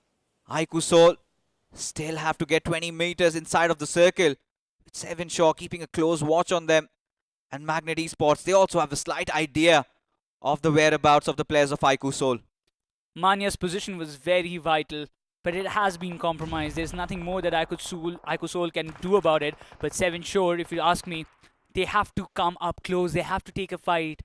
Clearing Aiku Soul will be the biggest outcome that they can expect. But Magnet Esports, look at them. 7 finishes already in their name, and 3 of their players are still alive. Still a shame though, having a little bit of that high ground advantage. Could have really had all the numbers together. You know, 4 definitely better than 3 any day. But yes, Destro, back to his old antiques. Still 4 first hits to work around with, 2 finishes and a top 5 position. Certainly eyeing out maybe for the top 4. With just 3 first hits and kind of a re-silence breaking through. And there you have it. IGL from Magnet Esports opens it up against Team Insane. Spy already going down. A decent recovery from Team Insane, having those 5 eliminations to their name. And this could be another one. And Spy, gotta feel bad for this kid. And the finishes are being converted from Seven Shore. Just saying thank you to the players of Magnet Esports for getting the knocks done. The nades coming in, falling to the right places. Evil barely surviving, and that's it. Insane Esports, they get eliminated in the 4th spot. 7 Shore, this can be their game. Look at the position that they have. 4 of the players still surviving. Consistent performance so far, but this nade giving a little bit of splash damage to the players of Magnet Esports. That a little kind of dip is helping Aiku Soul to still survive in front of 7 Shores. It's all building up for 7 Shaw. They're letting this fight break out. They're letting Aiku Soul cook at this point. But for Magnet, they've got that high ground to play around with. And look at this. Aiku Soul, they're not inside the circle. Have a little bit of a split to work around with, as Devil, he gets spotted out right in the open. How is he going to be saved? You have to commit a lot of those utilities over there. And Magnet Esports, it's all coming down to how well prepared they are. And Devil, he is pretty much done and dusted. But for Aiku Soul, Ronnie also inside his vehicle. And seems like today is Ronnie Day after all. It is Friday. And let's see if it can conjure something out of this match. Oh, Nakud's nade was way too cooked. It could have taken him down. He got splash damage on himself by his own nade. But now it's the time. 7 Shore, even Magnet Esports, they have to come up close. They have to get inside the circle. IGL, he will be getting taken down by the play zone. What is wrong with Magnet Esports? But now finally, IGL was there to kind of be a sacrifice for his team. He was looking forward to just get some knockouts if it was possible. But it seems like Akusol's Ronnie has been spotted down by one of the players, and it's Server OG who has to get inside, but the Molotov damage did not hit, and it's Ikusol down and out. 12 finishes in the name of Magnet Esports, coming down to 7 Shore. This is the right time to push, and now they will be doing it. Yeah, finally 7 Shore getting back to life. And Sarwar really needs to patch himself up before that could even happen. Aru and his teammates will put the ring on it as they get that chicken dinner in the bag. 7 Shore, what a start again to today's evening. The first game, a top 3 performance. This time they get a chicken dinner out of this one. Patience really being out there. And for Magnet Esports, Sour, those last moment movements was quite immaculate. Got that knock, instantly gets down, gets another one, then jumps through those flames and still somehow manages to keep things afloat. But what a game of Miramar it was. It was a little bit silent from the very start, but towards the end, it got really close. Yep, Magnet Esports finally finding a good game for themselves, having like around 12 to 13 finishes if I'm not wrong, and having 6 placement points just for being in the second spot. Yeah. They have got a lot more points, and it will help them to bounce back on the overall standings. But if you ask me, 7 Shore, consistent performance in 2 back-to-back games. Oh yes, loved it. I think today has been one of those days where Global Esports made a comeback. 7 Shore definitely on the right path, and even for Aiku Soul, especially after crumbling down in the first game of Virangel, a decent recovery in Miramar. Top 3 finish isn't too shabby considering how the zone was constantly shifting away from them. But I think 7 Shore had the most amazing rotation. Given the fact they were right beside Aiku Soul, but still playing around the edges and the quick rotation atop the hills. I think that is what really helped them in sealing the deal. Yep, and I really felt bad for Global Esports. You know, they had their own draw for in the areas of Power Grid, and the final circle almost came close to that particular area, but they failed to get inside the circle only because of the gatekeepers, Aiku Soul. Yeah. They literally troubled them so bad. Global Esports, like Mavi will be kind of biting his nails. Like, if I would have stayed a little bit longer in those areas, this game could have been the game for Global Esports. Yeah, it was one of those rare occurrences where Mavi just went wrong with his center prediction. They were all hoping that it comes down somewhere around the entire area of Picado, yeah. but that did not happen. The circle went away from them, and Global Esports, they were surrounded by sharks. So many of them, of course, Aiku Soul being one of them, did some heavy damage there and could not do much. But even Mogo Esports also had a decent start to this matchup.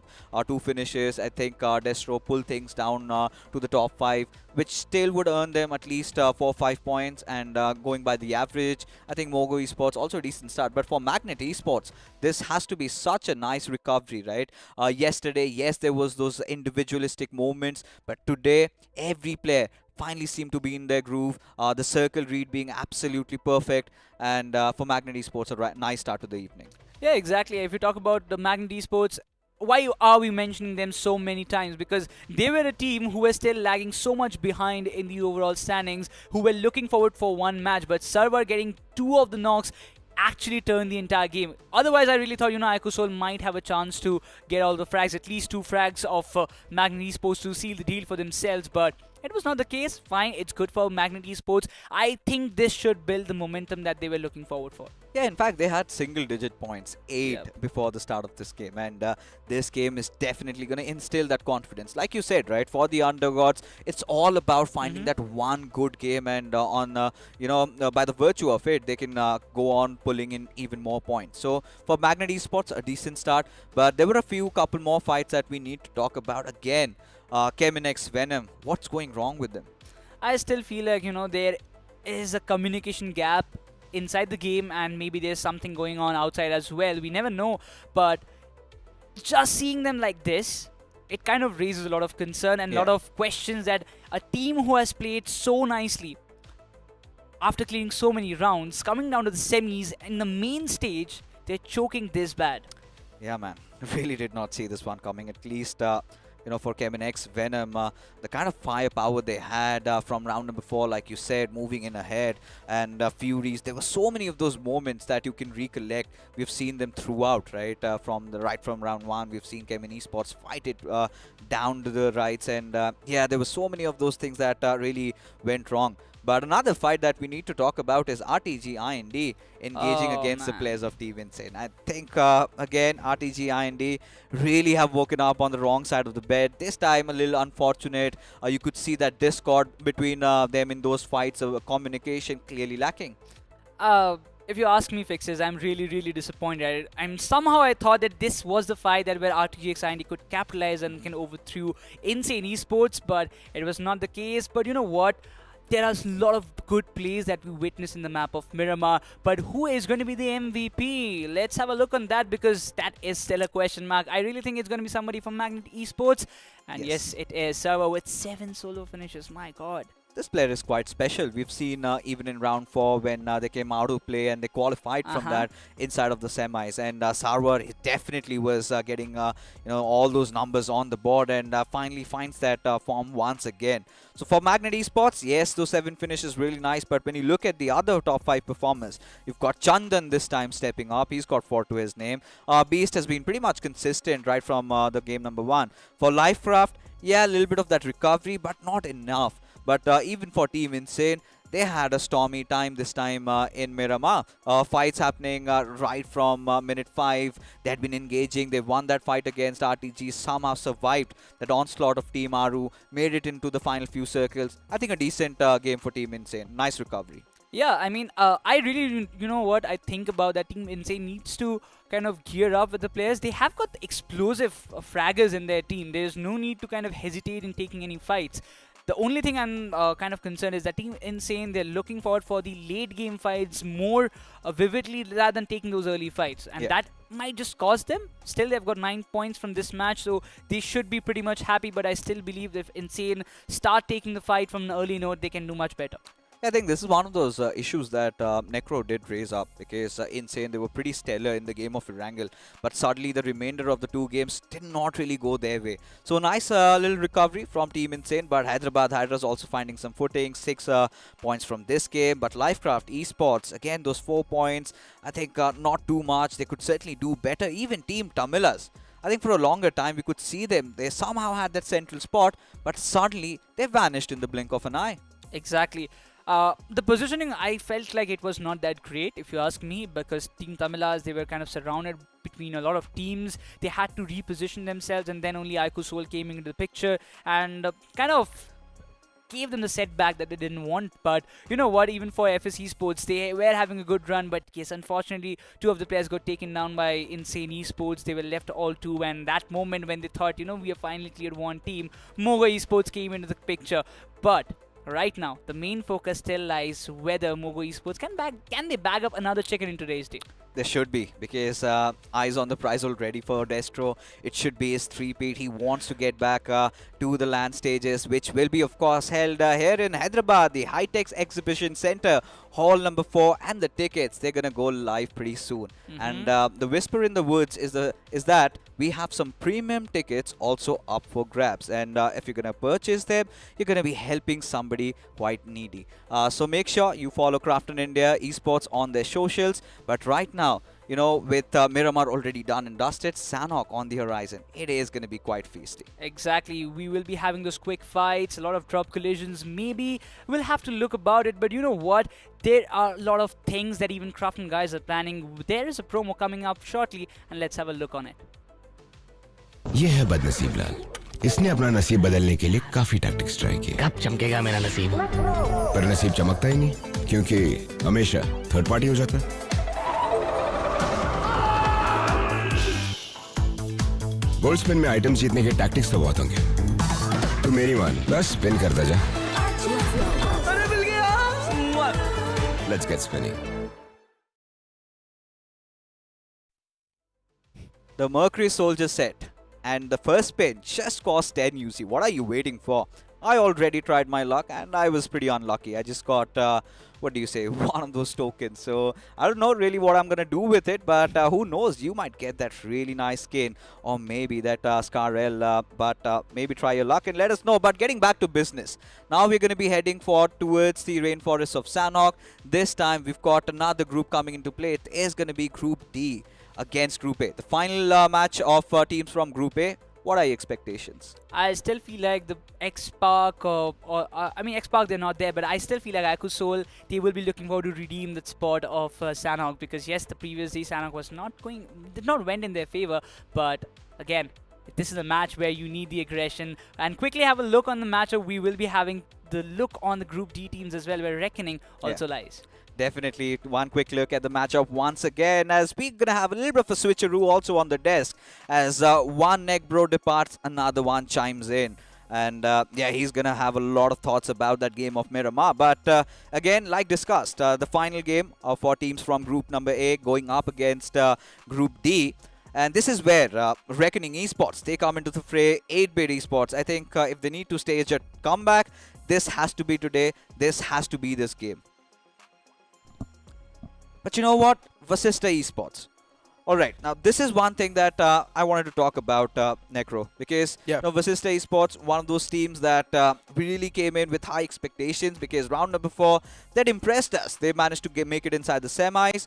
Yesterday, it was just that one game of Miramar that was quite pleasing, and they had to do some heel battle in that one. I mean, Vasista Esports, yeah, the performance definitely was not there, but then you cannot really just blame that one single team, right? A lot of the teams were not able to perform on the day one itself.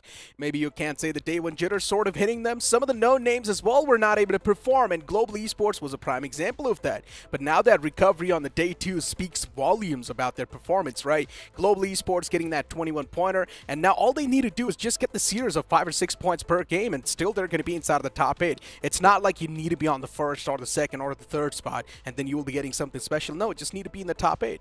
All you need to do is be in the top 8. Easy said than done. But yeah, for 8-bit, like I said, right, we've always assumed, or we've seen in the past, that they have some really good Sanhok games. But yesterday, they had such a tough day in the office, especially in the rainforest. Instantly, in the blink of an eye, they were eliminated. Exactly. 8-bit, another one of those struggling names, right? Once again. And for 8-bit, for some reason, yes, they have made it till the semifinals week 1. Nothing taken away from that. But still, it's just really tough for me to put my trust on this team. We have seen them choke up so many times in the past, and we have seen them also throw a lot of those chicken dinners in some of the winning positions that 8-bit, for some reason, man, you just never know. If they do find that one single good game, then maybe you can't say, yes, the wind is in their sails. If that's not going to be there, then 8-bit, they will keep on struggling up. And this is what I love about 8-bit. Every single time they've got their odds against them. I mean, Necro is just another person like me who's got that same thought, right? They've got, tendency to maybe bottle things up, but every single time we think that they somehow stage a comeback. Even if you remember, round 4 matches, the first 3 games did not really go their way. And then it was a miracle. From nowhere, they managed to somehow make it inside, and now they're here in the semis. So every single time we tend to root them out, they come back swinging. So could be one of those days. But Reckoning, I think we're all sleeping on them. This is a squad that is looking quite devastating. If you talk about them taking in those fights and getting all those things done, this is a force to be reckoned with. They still haven't woken up, trust me. Reckoning Esports, once they do find that win in the sails, that's when Reckoning Esports will start to dominate the entire lobby as well. We've seen this team play in the past in the round 4, and you know what they're capable of. Once they do start hitting the lobby, the firepower is quite immaculate. We have seen them perform in the past, and these guys are some of the best prowlers inside of this entire game. You know, when they do take a fight, they do tend to chase down the opponents till the end. Yesterday, they also wiped out the likes of Godlike. They did not really give up on that fight, even though knowing the fact that there was a third party coming through. They still moved up, they pushed against Godlike, they wiped them out, and then backed away from that fight. These guys are quite thirsty for those points. And everything is so well set up for this team. If you talk about their players, I mean, Gravity Jaw, definitely one of those IGLs really looking out for him. Shikari has been one of my favorite players so far. He's playing on that little bit bit of a support role from the backlines, but he gets so much done. But Viper and Hunter, these two young prodigies, they've constantly been on the prowl. We've been loving Reckoning, to be honest. But there's been another team that is going to be playing their final game over here. That is Limra. One of your favorites. What are your thoughts about them? Limra started the day off on a fantastic note. Yeah. Right? 14 points or 12 points, something like that. But Limra, that consistency is not there. But another thing we need to talk about is Team Insane. It is one of the known names inside of the community, and unfortunately for Team Insane, the day one was decent considering they started things off with a chicken dinner, but then later on the consistency once again faded away from them. And a lot of the same teams have been on that same sort of a note, and they need to find a cure to that.Maybe Sanhok can be one of those, as we do see the planned fly pad starting all the way from Sami towards Hot 10. Are we going to see that drop collision between IQ Soul and Global Esports? Ooh, you really had to break that string, didn't you? Of course. I mean, Global Esports, they're looking really comfy. All they need is 4 or 5 points per game, considering there's so many more games lying ahead of them.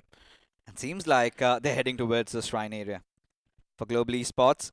Understanding that they really want to pick that fight against Oh, they are! Yes, it is going to be really, really feisty. We did talk about it. So many teams taking a drop, but it all comes down to who makes that glide faster than the other. But seems like IQ Soul, they're on a retreat this time. Yeah, they're back away. IQ Soul, they have been struggling. Nothing taken away from that. And considering IQ Soul, because of that struggle, they're not interested in going for this collision. Even Global Esports, they exactly haven't dropped on top of the temple. Instead, just surrounding the surroundings. And now looking at the zone 2, it's going to be on the Camp Alpha Island. Interesting clash once again for IQ Soul and Global Esports to go for that high ground. And seems like Ninja Boy, he's got that smack center of the circle. He's got the highest cliff over there. And he knows about the positions of the players of IQ Soul. Now, once again, a really good stat I want to put up, right? Yeah. Whenever we see a circle on top of Camp Alpha Island, and if there is IQ Soul playing, 90% of the chances they do come out on top swinging. But if there's Global Esports, then those chances go down. Really? Because, you know, last time we had a similar circle, we still remember Beast. He did his opposition dirty. He did. Yeah. But, I mean, IQ Soul wasn't playing in that lobby, so... Alright, so it is IQ Soul that become the variables over here. Yep. Who could throw a spanner to the works of or vice versa. Yeah, I think at this point, you know, two big hitting teams, and really can't rule out IQ Soul, considering they just had a good game in Miramar. So they're slowly finding that groove for sure. They are. They needed that as well, right? That recovery that we speak of. And IQ Soul, they finally found it. And looking at Galaxy Esports, what about this team, man? I mean, all the 4 players, you do see them on the screen. Galaxy Esports, the day 1, rough. The day 2, I'm not even sure what to say about it. Global Esports is Ninja Boy. He backs away from that spot. So, Ronnie, you do see them instantly contesting towards that area. IQ Soul, they're getting desperate to fight, that's for sure. Yeah, I think I like this from IQ Soul, this approach. Kind of switch up the gears a little bit. And for a fact, I'm pretty sure while they were parachuting, they must have spotted out that Global Esports Ninja Boy was the only player who had that high ground over there. Of course. If they could inject on him from the back lines, that is where Global Esports, they cannot provide any sort of assistance. But seems like Global Esports, they're backing off. They want to instead contest and take over the compounds. Have some hard cover to themselves. I mean, at this point, Global Esports, they're like the Bloodhounds. Yeah. If they do find the trail, if they do smell the scent, they're not going to let you go. They will try and chase you down and murder you till the end. And moving forward towards teams like Reckoning Esports as well, even they can be on the same page. For IQ Soul, they like to take fights in a good, calculated manner. You do not see them chiming inside of some of the random fights. No, instead, they do try to sort of make an escape pathway as well while they come in at the same time. They need to have that escape route available. And for IQ Soul, that fight against Carnival Gaming should be a prime example of that, right? Everything just came tumbling down, but they still knew exactly how to back away from it. Yeah, but again, this is not the ideal IQ Soul we're used to seeing, right? Of course not, yeah. One of those teams never really backs out from a fight, and it was pretty smart, like you said, because Manya had already snuffed out the other teams that had closed in on them. And if that fight could have prolonged, that would not have ended well. What a storyline going on. Carnival Gaming on 2 occasions against the players of IQ Soul. They're the ones getting so many of those knocks. They're the ones being on the driver's seat. that has to be a cause of concern for the IQ Soul fans. Because these are the days where they kind of are being tested. Yeah, the previous one was quite decent. Yeah, IQ Soul did manage to recover quite a lot. But again, talking about the circle, certainly inclined towards the Camp Alpha Island. But hey, we have seen those changes, right? We've seen those hardships. Sometime can go away from them as well. From the Camp Alpha Island. I mean, the circle has been playing a big spoil sport, let's be honest. Yeah. It's been betraying a lot of these teams. Godlike has been one of those, that's for sure. I mean, Yeah, so it's far, painful. Godlike really not finding themselves on the lucky shoes, right? They did in the last day of the wild card, but after that, things have just been quite bad. I think their luck got over that day itself. Yeah, they used everything they had. It's like a card that you've pretty much just used. You know, it's kind of reminds you of you know, the times you're trying to open up those crates, and with every single opening, your luck increases. And suddenly, after you get a beautiful item, a mythic, or maybe something legendary, it kind of gets back down to 0. Okay. So far, Godlike, I think the storyline has been as such, because the final day of the wildcard, the stars were really aligned for them. But Yeah. coming in yesterday and even today, nothing has been working out. Yeah, but once again, the players need to realize one fact, and that is that even if the zone is not going to be forming on top of you, you should know how to battle your way out of those spots. Of course. And that's where Godlike's been struggling. They just do not know how to take those rotation clashes properly. They've been struggling in those formations, in those stances. But yeah, focusing on what's on the screen for now, 8-bit. One player knocked out. There's Insane in the front. And Galaxy Esports as well, chiming inside of the fight against Rivalry. An interesting fight coming into fruition as Rivalry Esports look slowly and steadily looking forward to swing back to life. One mat's knocked out in the front. Galaxy Esports, they're definitely doing some hefty amount of damage against Rivalry as DP once again shuts down another player. Rivalry on the verge of being eliminated from this entire game as there's another man in the backlines in the name of Arto. He gets a couple of these confirmations, but he's taken down way too low, and now he's taken down to a sliver of HP. All it takes is one single bullet to find that confirmation onto Arto, and just like that, he will be taken down as well. A really good conversion from Galaxy. Galaxy Esports back to their old ways, Necro. We love them for this. That aggression, that raw aggression they tend to display. And this time also, with DP being the hero, carrying on the torch, 3 finishes for this lad. And Rivalry, they were not prepared for this. For Galaxy Esports dropping down at Hatin. And both these teams contesting for these compounds over here. And seems like Rivalry coming into play. But now things aren't really looking good for them. Yesterday, I think a decent start to the day for Arthur and Bijlu being 2 of those players that you really have high hopes from. But this team is struggling. And Galaxy Esports, if you remember, yesterday they came out just with 3 players. Finally having their 4th one also joining in. They're looking much solid. They are looking solid. And for Galaxy Esports, I mean, this is a really good head start. Yeah. To this map of Sanhok, right? Considering they're playing their first game in today. And Galaxy Esports getting 3 points off the rip, or 4 points off the rip. That's a great start.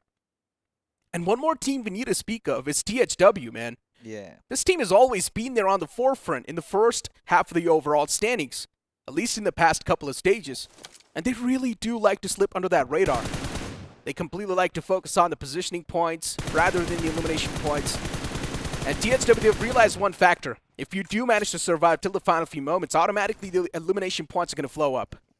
There has been a steady recovery from THW, let's be honest.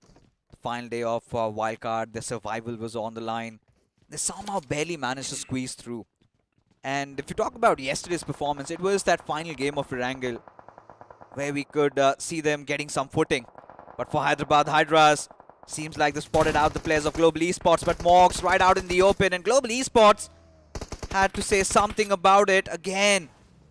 Hyderabad Hydras biting the dust with one of their players already knocked and finished off. This definitely calls for some alarm bells stalling for them. Global Esports, Ninja Boy just getting 1 finish point acquired. As the remaining 2 player, a little bit on that deficit, but it's fine. They found themselves that home that is needed. And all the 4 players playing so intact. It's not really the Global Esports style, right? You want to see them spread their wings. You want to see them go for the fights, challenge a couple of more fights around them, tease a couple of more teams, but they're not doing so. Instead, playing it quite hunkered down. 8-bit taking shots against 7 Shore, as there is one of the players just tucked in that shack. I was taking a quick gander at the map feed. And Global Esports, after dropping down on the center, kind of went away towards that western side, held on to the shorelines, and then instantly decided to push in. Again, trying to contest for the center. That is where they found the players of Hyderabad Hydras. So constantly a lot of thoughts going on in Mavi's mind. You know, anticipating the circle to be still sticking intact towards the Camp Alpha region. Let's see where they end at. It's like Mavi's so confident in this lineup that he's got that he can experiment things on the fly. Oh, yes. He knows even if he makes a bad decision, the players will automatically recover just on the basis of firepower. That's how much trust he's got in the teammates. And that's how much trust an IGL should have on the fraggers. Yeah, definitely. It's a two-way road, to be honest. And a blind trust bestowed upon Mavi. And I think Global Esports looking really decent. If you talk about the matches in day number 2, but RTGI India team that has been struggling in the first 2 games. This time, little semblance of respite though. But look at this. Oh my god. This grenade from Ryzen could be devastating. RTGI India still clueless. What is wrong with them? Overcooked util. It's not going to find the marker that it's needed. And now Ryzen's still prone back. Lifecraft Esports, they've got so many more trouble. RTGXIND, for them, I'm not even sure what they're doing inside of the games these days, man. They just seem completely lost in the fights. The stance is not there. Do not exactly know how to challenge a fight in the first place. They just seem really unprepared. And now the 2 players up against the players of Lifecraft. Things are just looking way much more dicey. What a nade that was from Ryzen. Catching the man, Radeon. Oh man, it was a 3-pointer. What a perfect precision that was. And then moving towards this fight inside of the compound, as it is 2v2. Both the teams now just being a little bit hesitant on charging forward. RTGXIND, the confidence is already running all-time low, and that's why they're trying to take these fights, right? To sort of bump up that confidence. But Lifecraft, they're taking their sweet little time. But while doing so, they're also wasting a lot of that time as well that they can utilize to try and reposition themselves in a better spot. Yeah, of course. I mean, at this point, Lifecraft, mistakes being made by the players of RTGIND. Lobster had no funny business to be coming out so much in the open. There was no trades, however. But Trigger, he makes a hasty move, barely surviving by the skin of his teeth. Needs to patch himself up. But for Ryzen, he's been holding on the fort for quite some time. Arib, he's also gotten that revive. But Ryzen, he's been pushed from multiple fronts. Still somehow needs to keep things tight as Ralphie, he gets a knock elsewhere in that fight against Lifecraft again. But for Ryzen, he's being pushed at this point. Both the players pushing in tandem. Radeon gets taken down. Ryzen gets that 1 knock. Can he get the second? Arib does not have a lot of HP to play around with, but look at Ryzen still toying with his prey, still letting the time run. And now Ryzen might come supreme, but hold on, Arib still putting a fight. Ryzen has got the HP advantage while the opponent on a deficit. And Ryzen just toying around with the food in the front. It's looking way too awkward. He should make that push, but at the same time, Ryzen, no, there's a cover fire in the back lines, so he cannot directly go for that commit. And eventually, Ryzen gets eliminated from the game. And with that, Lifecraft will be thrown out. What a weird fight that was. Oh, it came down to the wire, didn't it? But for RTGIND, happiness on the block. Not 4 finishes at least, yeah, with a lot of casualties. And that too, not a good position inside of the zone. So RTGXIND are screwed overall. And considering it's the final game of the evening, this is definitely a cause of concern for them. I think I'm just looking at the silver lining. 4 finishes at least, 4 points. And if they can find enough healings, maybe really think about that healing battle. But haven't really been witnessing a lot of that. And especially when you've got 13 teams still alive, things are not looking good for them. Global Esports, 4 players. You see it on the map. They've got a nice 2-2 split going on. Pretty much wanting to be the Guardian Angels off the southern shores. And they're pretty much going to be blocking off that flow from the side of Galaxy Esports. So Galaxy Esports, they need to prepare for this battle. They need to be ready. And this is when you can really be proactive as well, right? Think steps ahead. Know exactly what you need to do. Know exactly how you're going to be challenging that fight. And you need to start taking the information too, man. All the players from the side of Galaxy Esports just hunkered down in that same compound. Someone needs to move out a little bit, try and gain some more information. But instead, Galaxy Esports probably just fighting a lot of those demons in their head.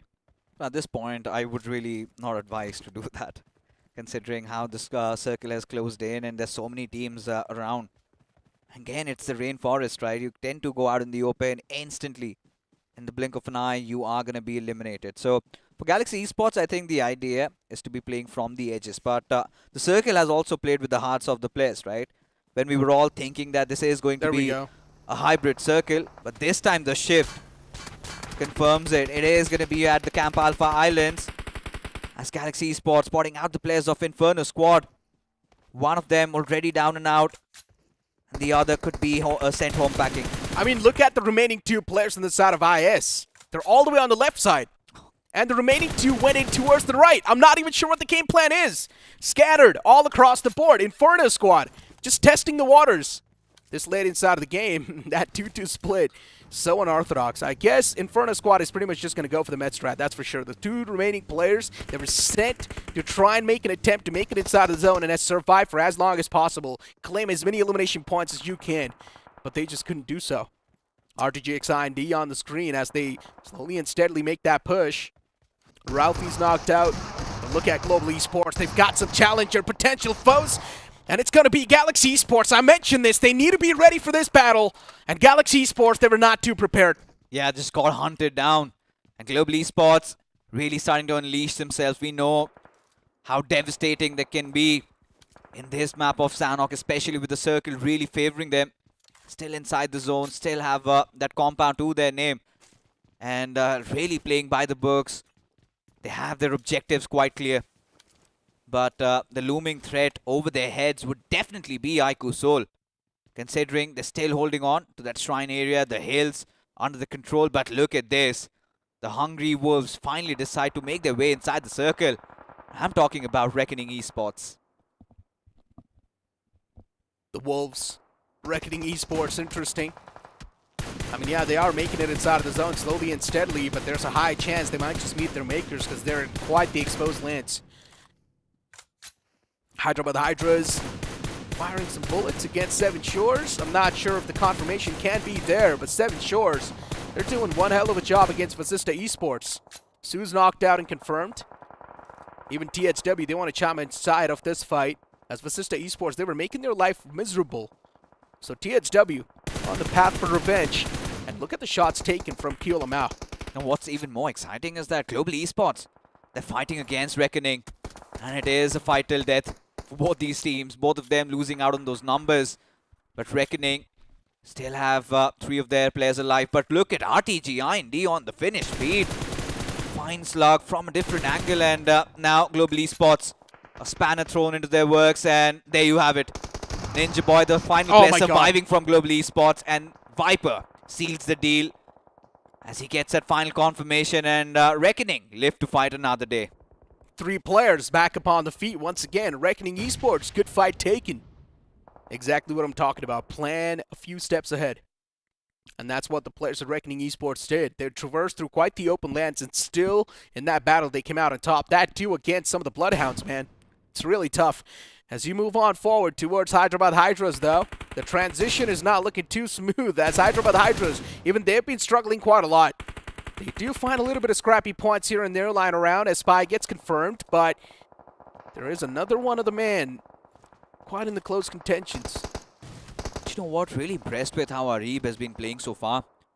The final player surviving for RTGI and D has still managed to salvage quite a lot of finishes from the backlines.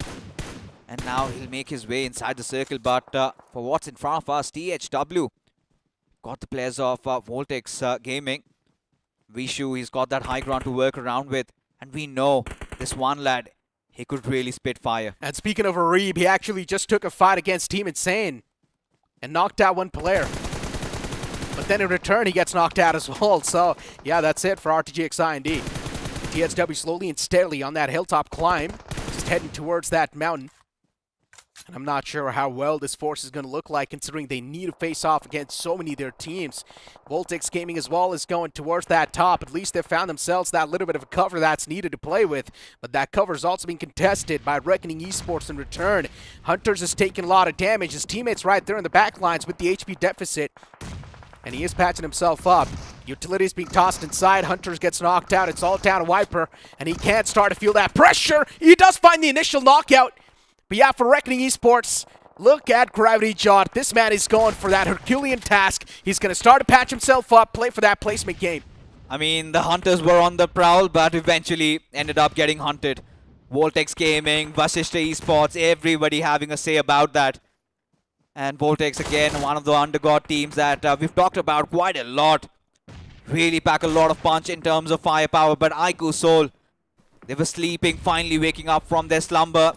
Starting to rack up all those finishes, 6 to their name, and still have all 4 of their players alive. But look at Cyrex. Was really in a very off-guard position. As I mentioned, if the circle is going to be towards that Camp Alpha Island, it is supposed to be IQ Soul Games, unless if there's going to be Global Esports. But Global Esports, they were wiped out by Reckoning Esports, so now you can say for IQ Soul, it's going to be a free flow. And IQ Soul, they're at the top. We completely missed out on that. And there's just going to be raining down death in the destruction. Look at that position from the side of IQ Soul. So much information is going to be given to them as they just spray down the lawns in the front. And THW, they might just fall prey to that, considering they're looking for to move out in the open. After a rough start in Erangel, they've certainly recovered miles over here. Really getting all those knocks delivered. Manya this time making life worse for THW. Kyolamau already out of the picture. Whilst the other players, their positions compromised pretty much. Ninze giving his position away. S-Power does have that ghillie suit to play around with. But around these rocky terrains, feels like you're going to be more visible. Insane. Look at Shadow. The man's just tucked in there. Vasista Esports' Rage God positions unknown, and he strikes this time. He was sitting inside of that vehicle, just waiting for the right moment to strike, and he claims that point, but still from the back now, he gets stabbed by THW's remaining players. Before THW, the game's being spoiled.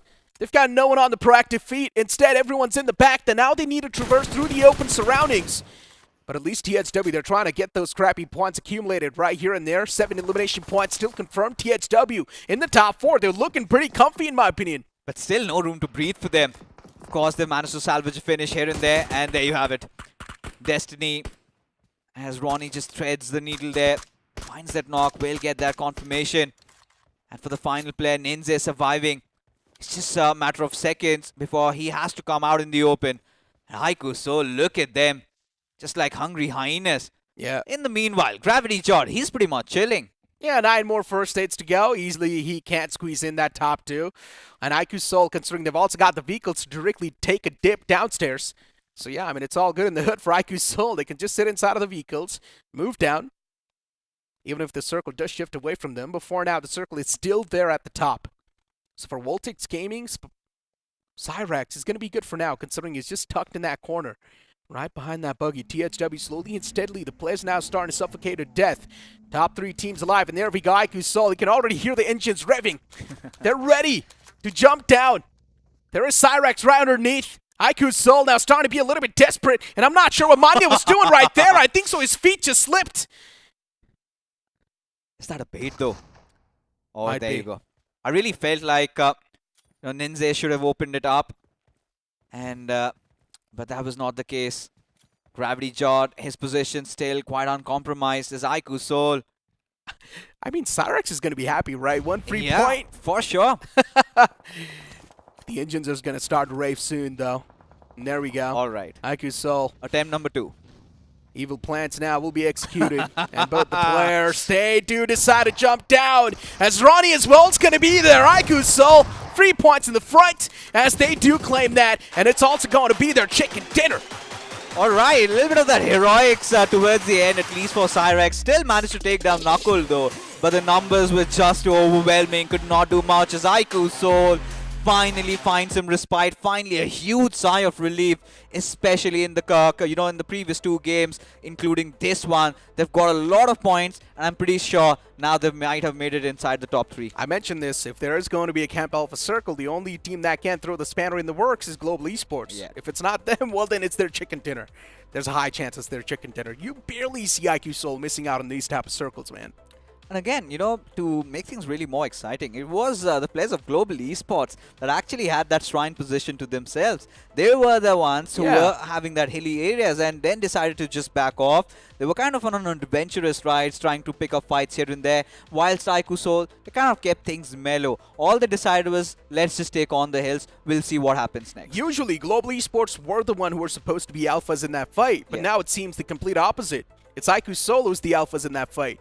Global Esports, I feel like you guys need to move up once again, be the alphas. It's not about the alpha mentality over here. I think the alphas are usually just headstrong, directly ramming into battles. Exactly, it's about the alpha mentality. It was about Global Esports doing that. Whilst I think you can say that Aiku Soul had a different approach, right? They were sitting down, they were pretty much chilling. They were pretty much the Omegas, or maybe the Sigmas. I mean, for Aiku Soul, yes, it is understandable. They got the high ground gifted, nothing taken away from that. For Global Esports, though, they were just sitting pinned down in those houses. You saw Galaxy Esports charging through. As I mentioned, they need to rush on forward towards those houses. Galaxy Esports instantly eliminated within a flash. Global Esports, all the 4 players in that same compound.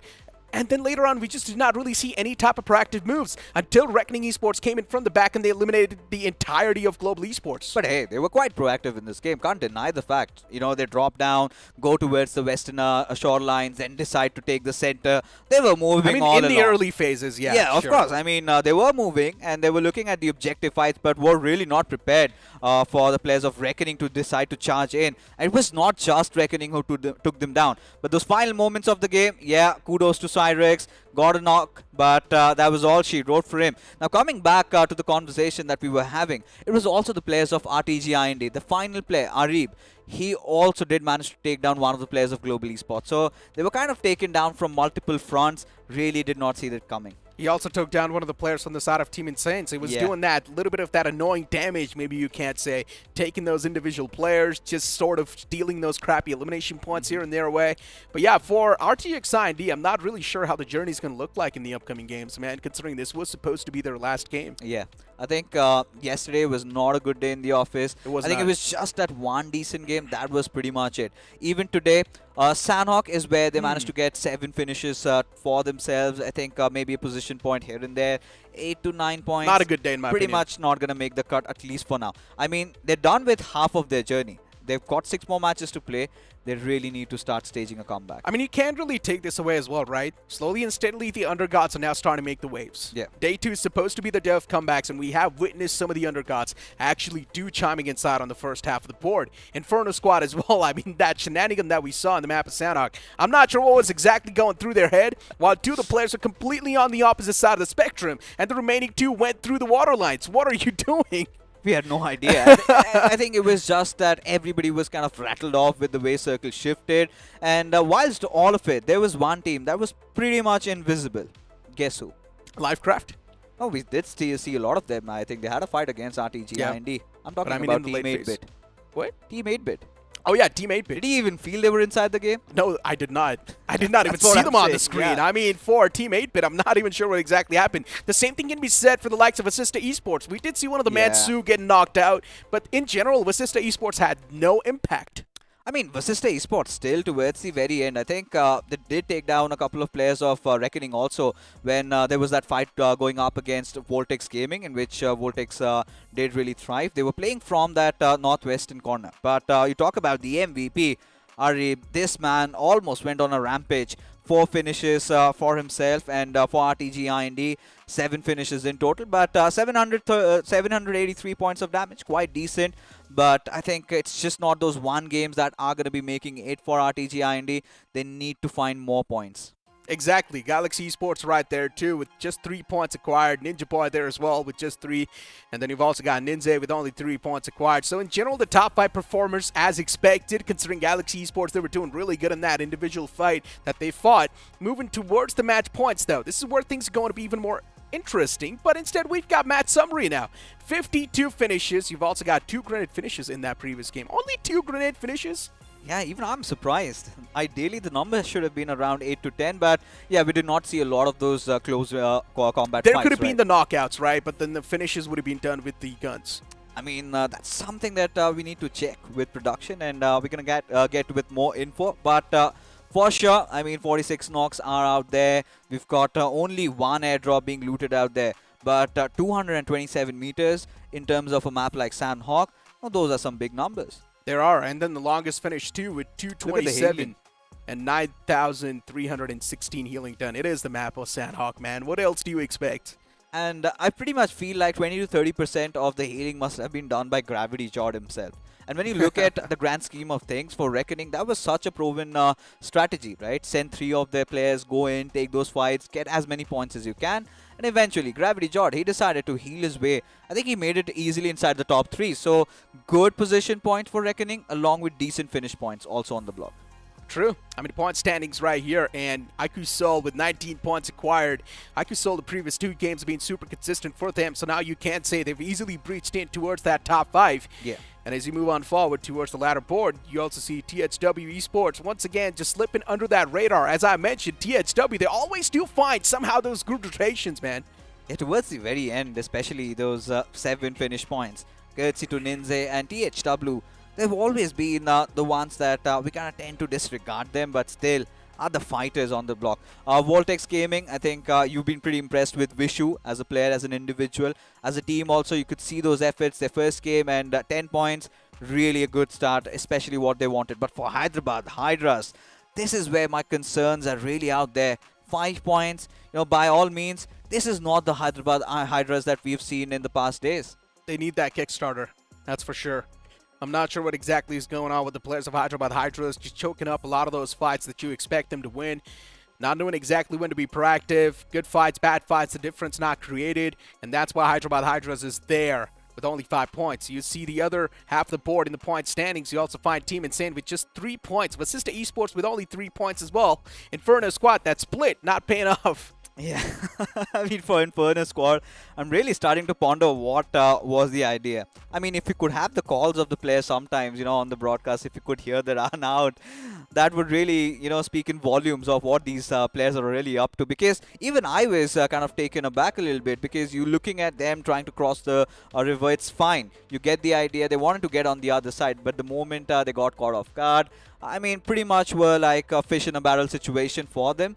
But yes, so far, it was the first game for the teams coming in from Group D. Really impressed with how Reckoning started off. Really impressed with how THW went there. And even for the likes of Voltex Gaming. Those 10 points, I think a decent start for these lads. So in general, this circle is something that favors the teams that are already there towards that island. And the other teams, if they do try to crack open towards that island, then things are definitely going to be tougher. That's why I'm saying props to THW for making that flawless rotation. Indeed. Yeah, even though they had 3 players left alive in the final few moments, still you got to give it to the IGL, man. Oh, for sure. Gotta give it to them, and no doubts about it. And THW, they still have 2 more games to go. So really looking excited to see what can they pull off in the latter 2 games. But for now, our folks from Crafton have always got something excited for you. So here's a promo. Sharma ji का दिन ही खराब था। Gold fish का देहांत हुआ और कोई मूर्ख मेज पे धर दिए फिश फ्राई। अब गुस्से में उड़ा दिए फ्रिस्बी की तरह। किट्टी को बैक स्टोरी थोड़े ही पता है, बस लपक पड़ी। फ्लाइट पाथ पर आ गई बेचारी तिवारी मैम और इस चबन्नी ने बना दिया उनके मीम। हाँ, बड़ी हंसी के फुहारे छूट रहे हैं, लो निकल ली बस। बड़ी मेहनत से बनता है थोड़ा वक्त।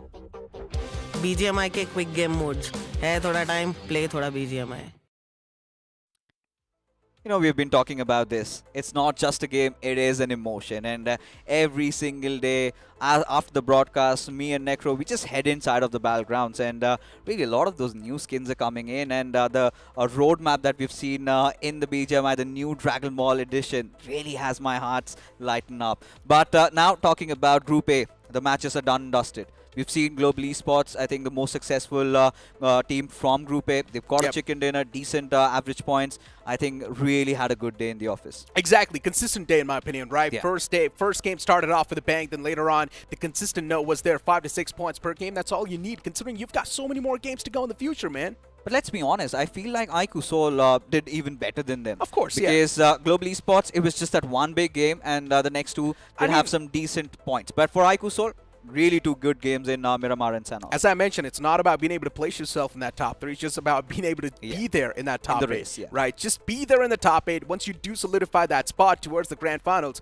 it's all good in the hood, man. You can just sit back, relax, sip a cup of coffee, but hard work is also necessary because in the grand finals, things are going to be even more intense, that's for sure. You know, anything could really happen in the grand finals, and we don't even know if these teams are going to make it. Certainly on the right track. Certainly they will have another lifeline. You have the second week of semi-finals, and only the top 16 will head on inside the grand finals. 8, in fact, from this week itself. Get that golden ticket directly. And Team X-Pac, they've really been on, they've really been in the driver's seat in that one. And now they finally come back to play once again. And this time, things are looking quite different. It is going to be the map of Vikendi. Yesterday also, they got a chicken dinner. Do you think they can replicate it once more? Easily. I think so. X-Park, they should have this game in the back, right? Considering we are once again moving in like the cycle, and now it is going to be the map of Vikendi where X-Park, there might be some struggles, yes, but X-Park, they're really known for their map of Vikendi. They do tend to perform. They do tend to thrive in these icy lands. Moving forward to teams like Team Tamila's, expectations are going to be there, man. Team Tamila's, they really do need to rise up that performance. The same thing can be said for FS Esports too. I had so many expectations from this lineup of FS Esports, but I'm not going to lie, the expectations were there, they were not matched. Yeah, even for Entity as well. Especially if you consider that we saw them play in Miramar, we had some high hopes from them. They kind of failed to deliver, and this time seeing them back into play once again. Yesterday we saw they were caught in a bit of a pickle against that fight with Mogo Esports. The players got taken down.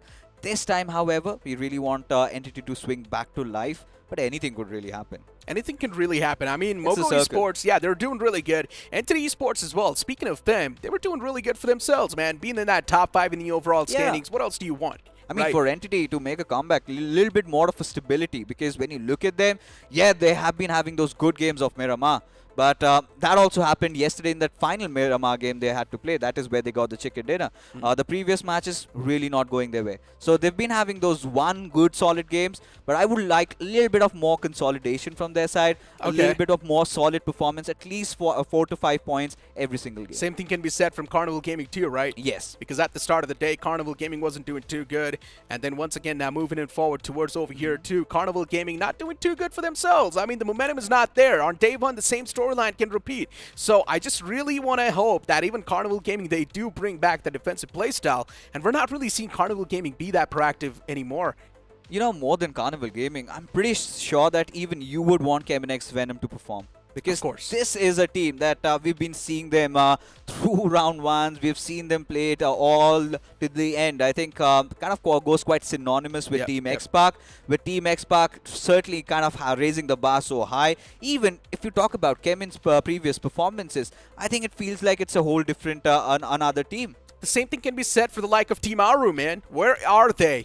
I mean, when you talk about the Miramar games, Team Aru is supposed to prevail. Yeah. But unfortunately, Team Aru wasn't exactly there, and then you just expect a little bit more from the side of Team Aru, considering now you're going to move in towards the map of Vikendi, and I'm not going to lie, I do not know what to expect from Team Aru inside of Vikendi.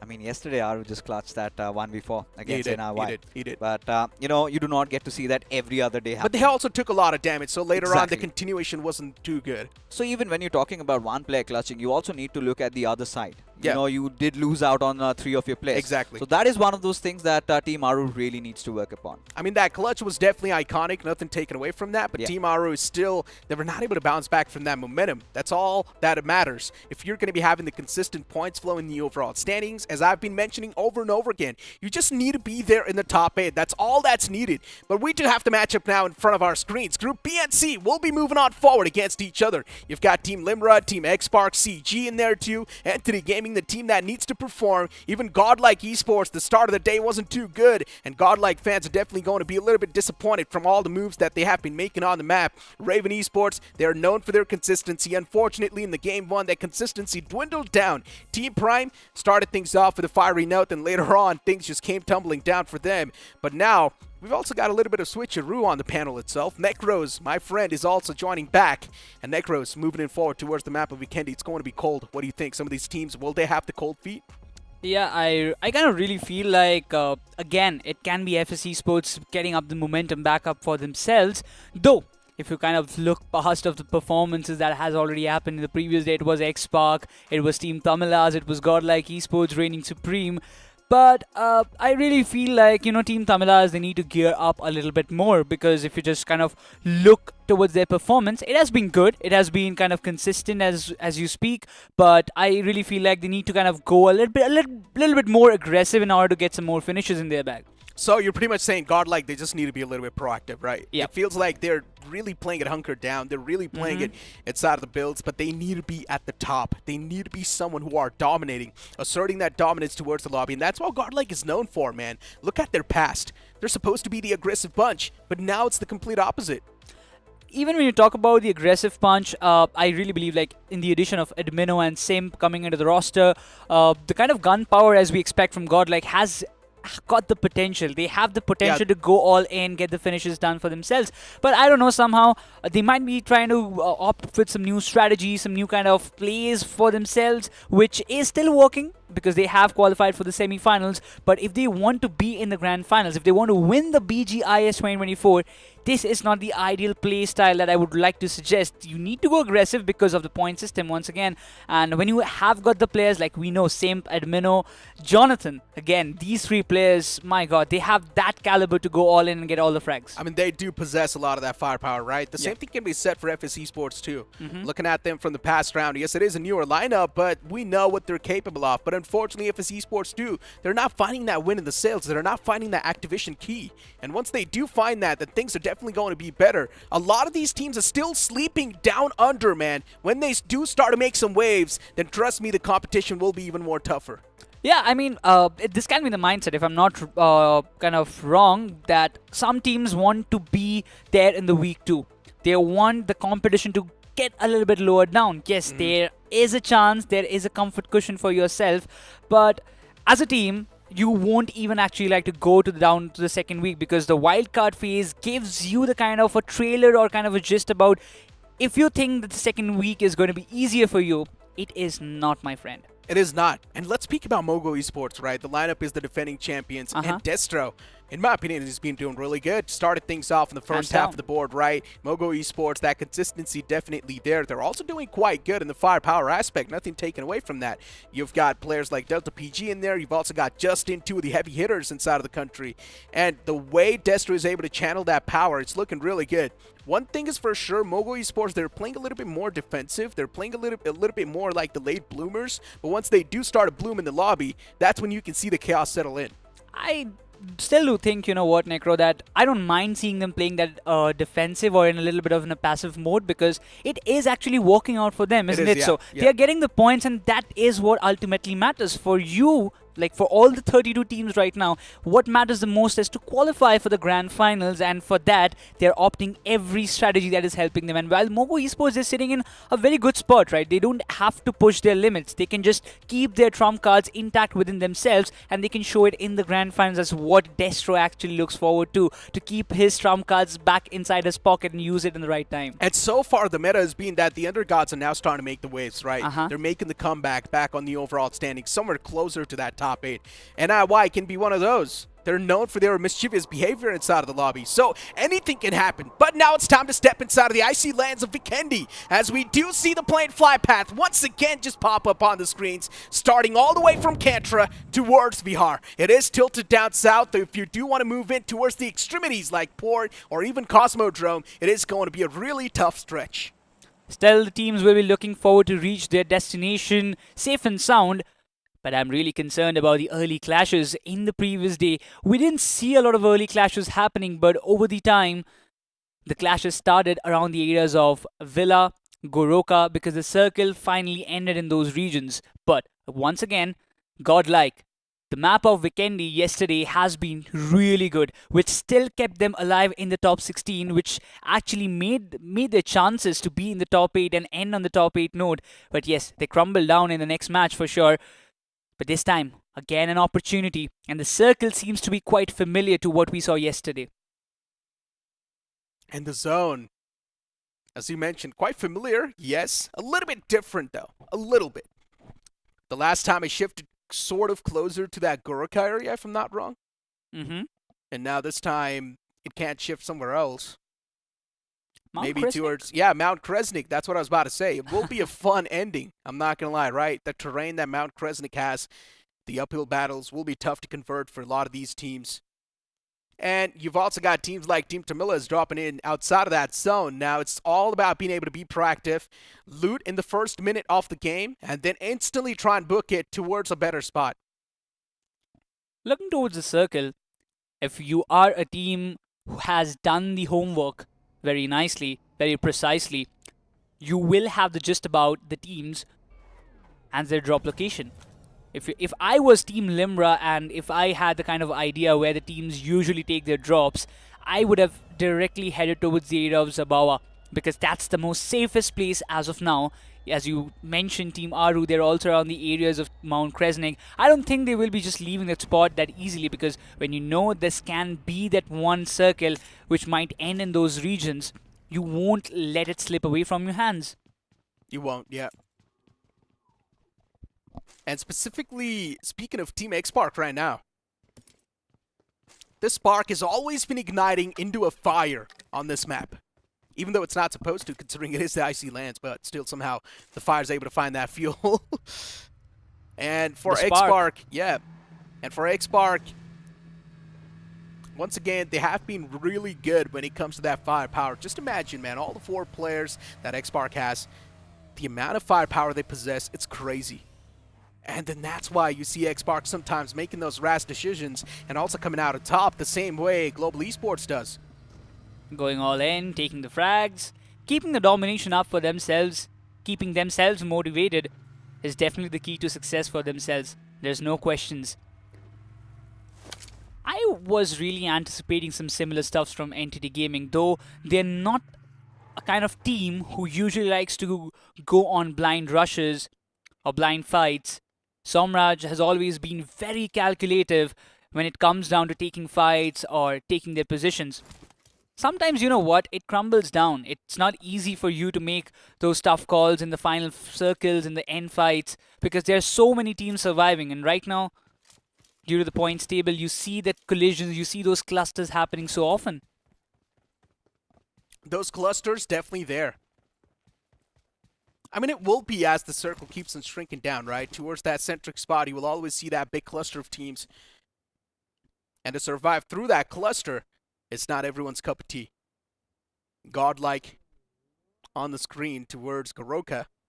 Inside of the zone, that's a good news, but sometimes, I'm not going to lie, the rotations from the side of Godlike, they've been quite questionable, right? Sometimes the rotations are really good, sometimes they're questionable. I'm not even sure what Godlike can do to try and fix that error, because it just feels like they need a little bit of more research on the lobby. It increases my anxiety sometimes, not gonna lie. Yeah, they do take that 50-50 gamble. It just feels like that.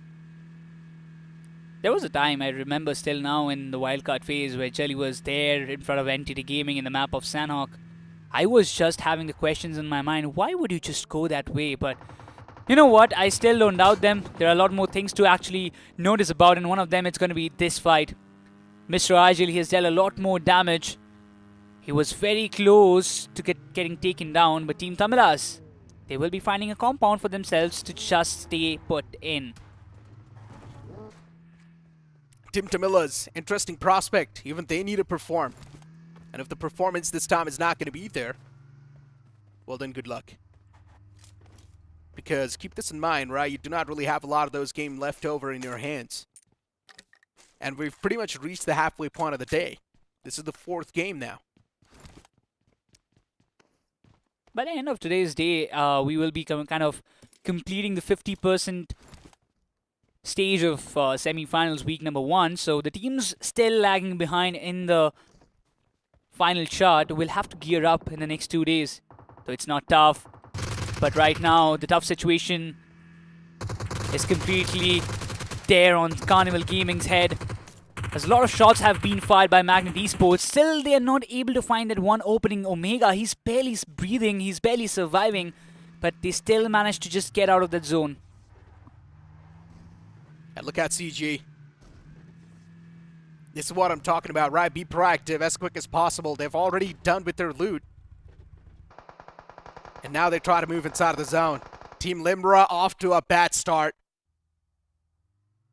Hespero is getting taken down. And now Team Limra with a mad deficit. They keep on continuing their journey. They can't even do anything. No time to shed tears.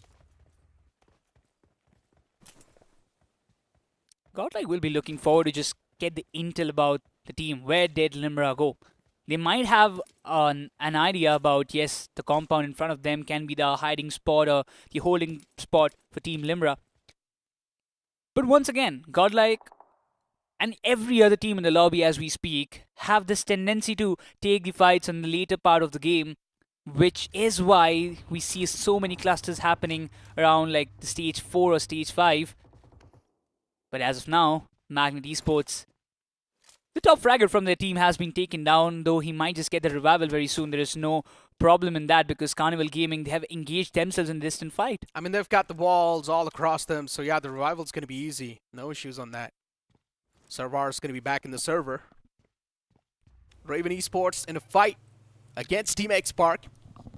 I'm not sure how well this is going to be to challenge that Spark right now, but Team X Spark definitely, they need to be wary of all the conditions.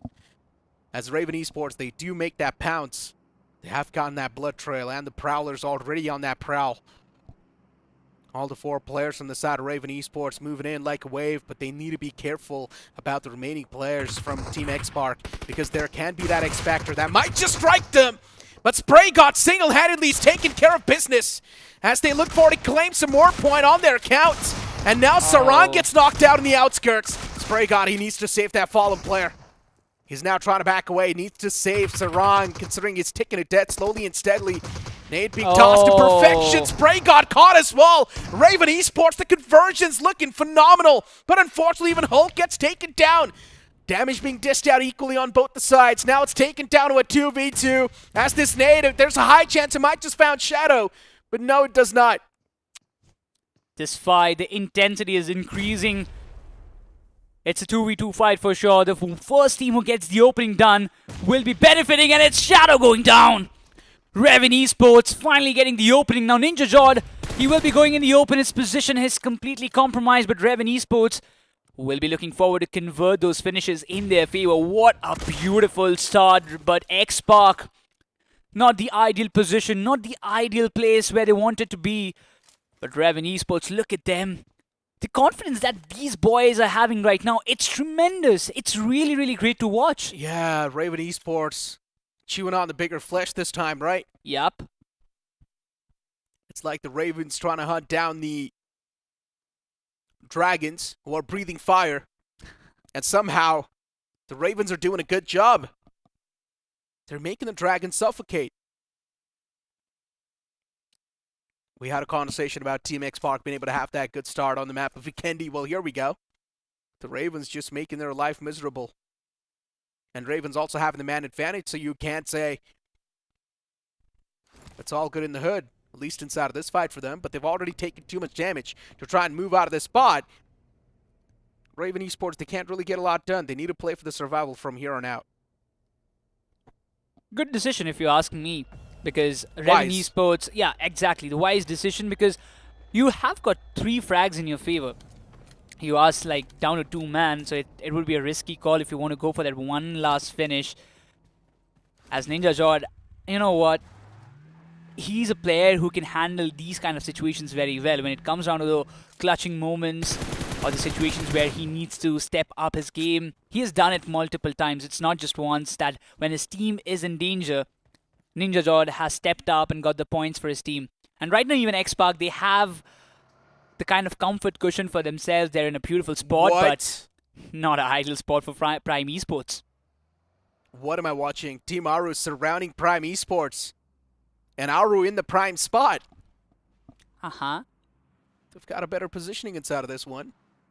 And for Team Aru to try and do anything, I'm not even sure how they can make it happen. The nade was really close. Dynus has repositioned himself, luckily enough, at the right spot. That's why he does not take the maximum damage from that nade. But now he knows he's going to be in that nadeable range. That's why he backs away. And Team Aro, they definitely do have the advantage, but they're still not striking. Carnival Gaming making that push against LOC. It is quite a risky one, that's for sure, but LOC, they're also one of those players that you're not supposed to mess around with like that. But Carnival Gaming, they're looking quite confident in this approach. Slowly and steadily moving in towards the foes, but what a great repositioning that was. As the first man's found from the side of CG, the second one as well follows up. CG, this attack is now crumbling down. And also the elimination point instantly acquired. The man who was knocked out from the side of LOC, is he back up on the feet? That's my question, and I think so he is. Grinds back up. Now it's going to be a 2v4. But then Sketch gets knocked out in return. CG, they're trying to disengage. This is what happens when you try to move out through the open lands and you do not really have a proper plan of how to execute the fight. I'm 100% sure, Necro, that they did not have any intel about where the players are. They were blindly throwing those nades. They definitely did have the intel, knowing exactly where the players are going to be, but I mean, once again, the repositioning from the side of LOC was just flawless. Exactly. Moving outside of the house. Completely agreed. And you have to give credits to LOC, the way they have stepped up their game, evolved as a team, and still now they're performing so well that there are no counters to it sometimes. But Carnival Gaming, this has been the story from the day number one. I mean, it feels like Carnival Gaming, they completely relied on the game sense in that fight. They just thought that they're better, and then they just got handed out the reality check.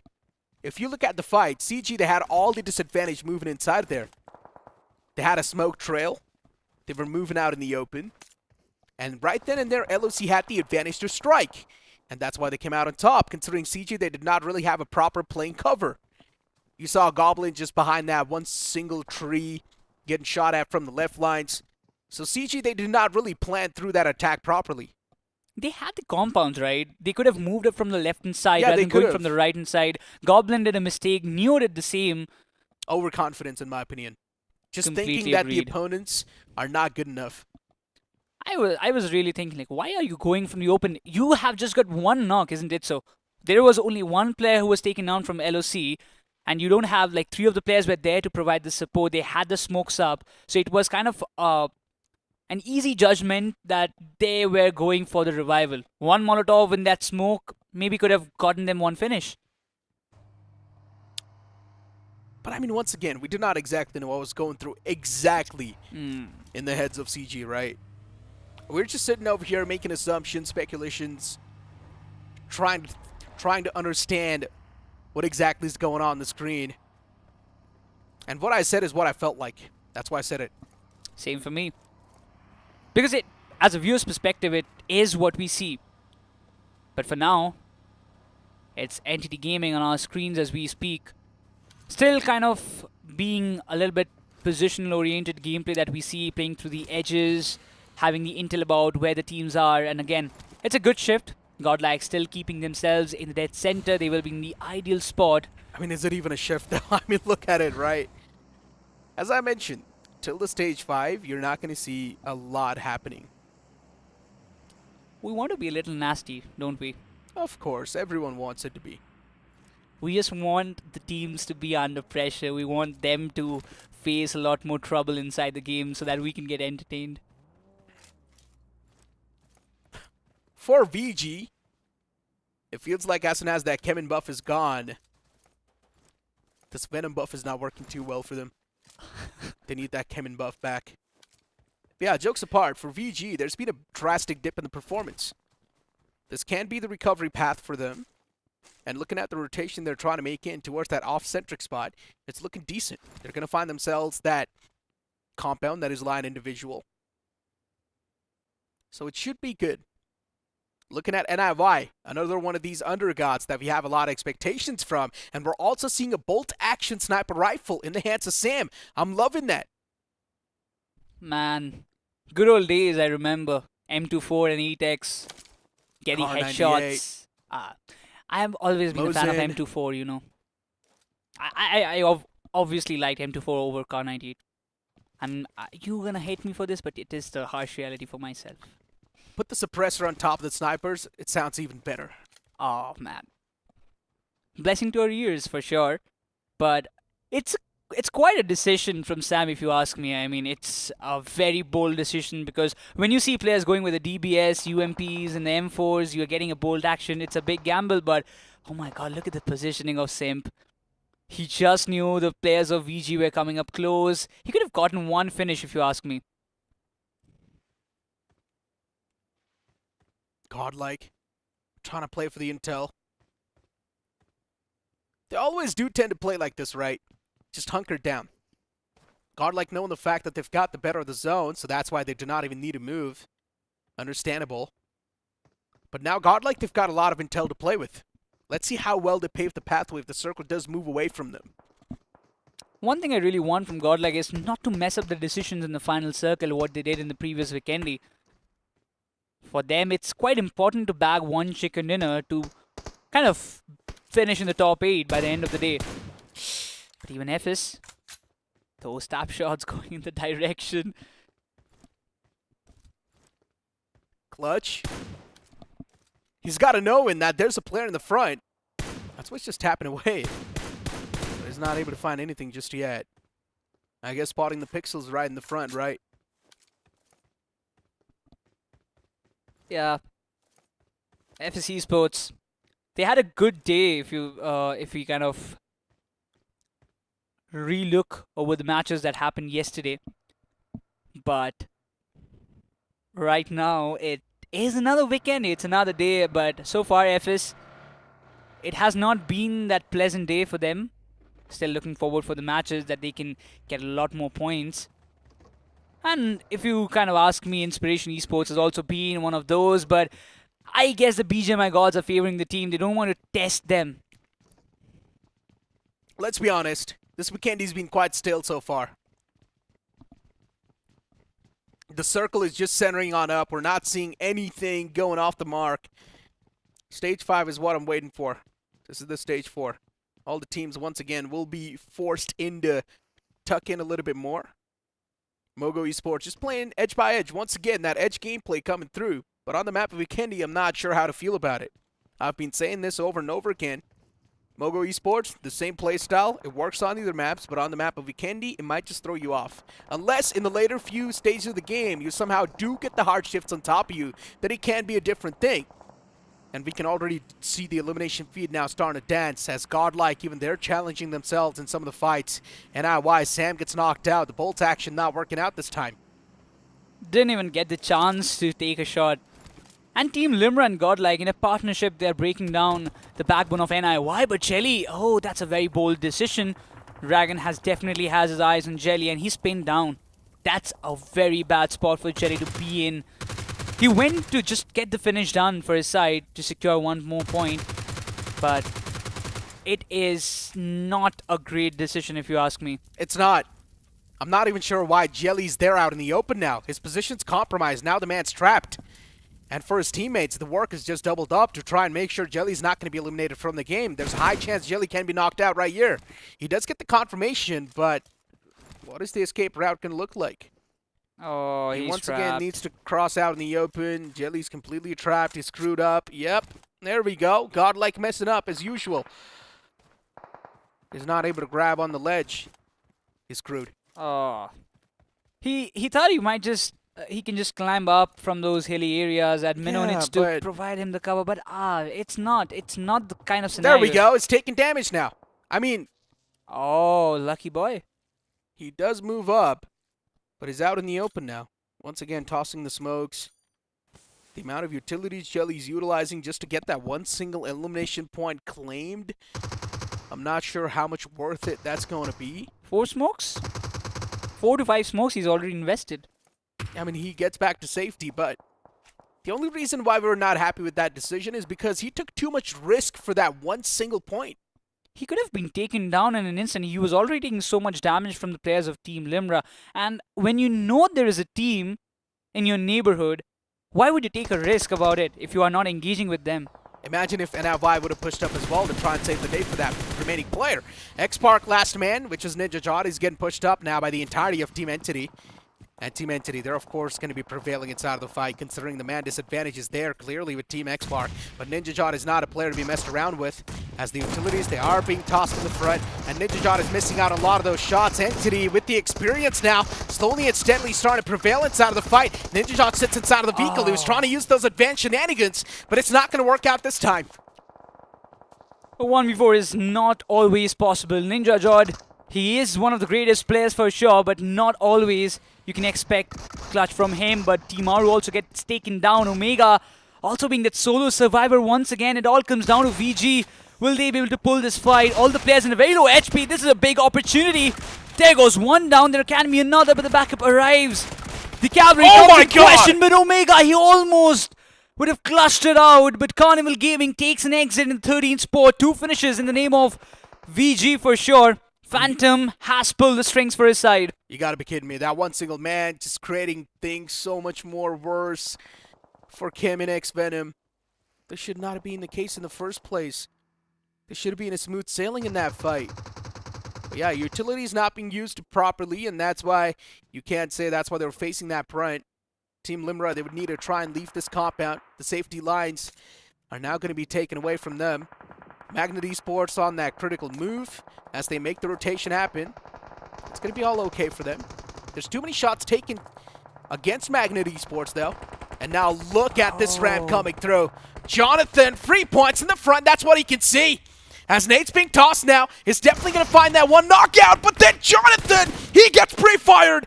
A big blunder from the side of Godlike. And I'm not even sure what they can do to try and recover. Every time the close range fight comes up, he pops up a nade. He opted for some different situation, but never expected somebody to just come up close and take the fight. This is a big blunder by Godlike. That this can actually cost their position out. But still, if you just ask me, Prime Esports coming into the contention. This is bad. Crocodile gets taken down. Magnet Esports still trying to breach through and get all the finishes in their name. Oh my god, look at Prime. The perfect third party comes through. As Prime, they're on the rampage of 7 finishes. And even Magnet Esports, they instantly get eliminated on that trail. Godlike is there at the top, but unfortunately Jonathan was eliminated, so you can't say that big masterpiece is not there in the collection. Godlike with the 3-man squad. 5 finishes in the name of Brook. My god, Prime Esports, they've got 7 in the name in total. But Godlike, the position has been compromised. I feel like they need to get inside the circle.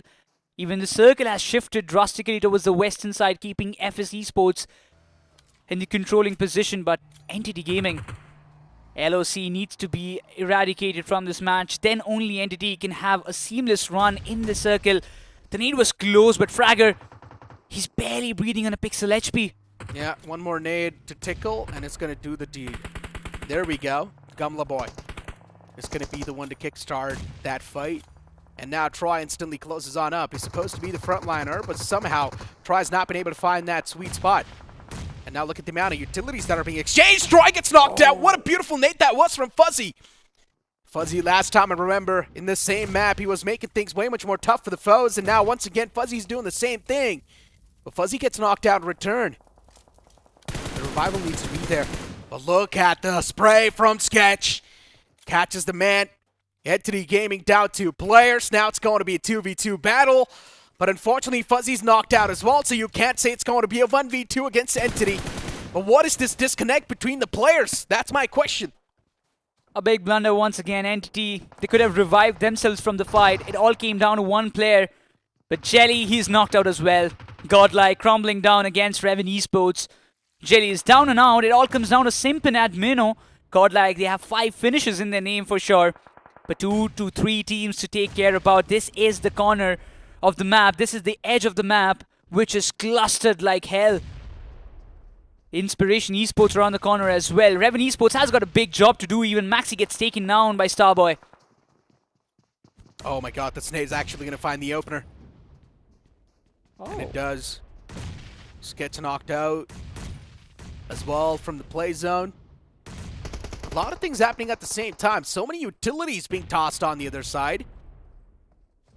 You've got Team Tamilas in the fray too, just tucked in the corner.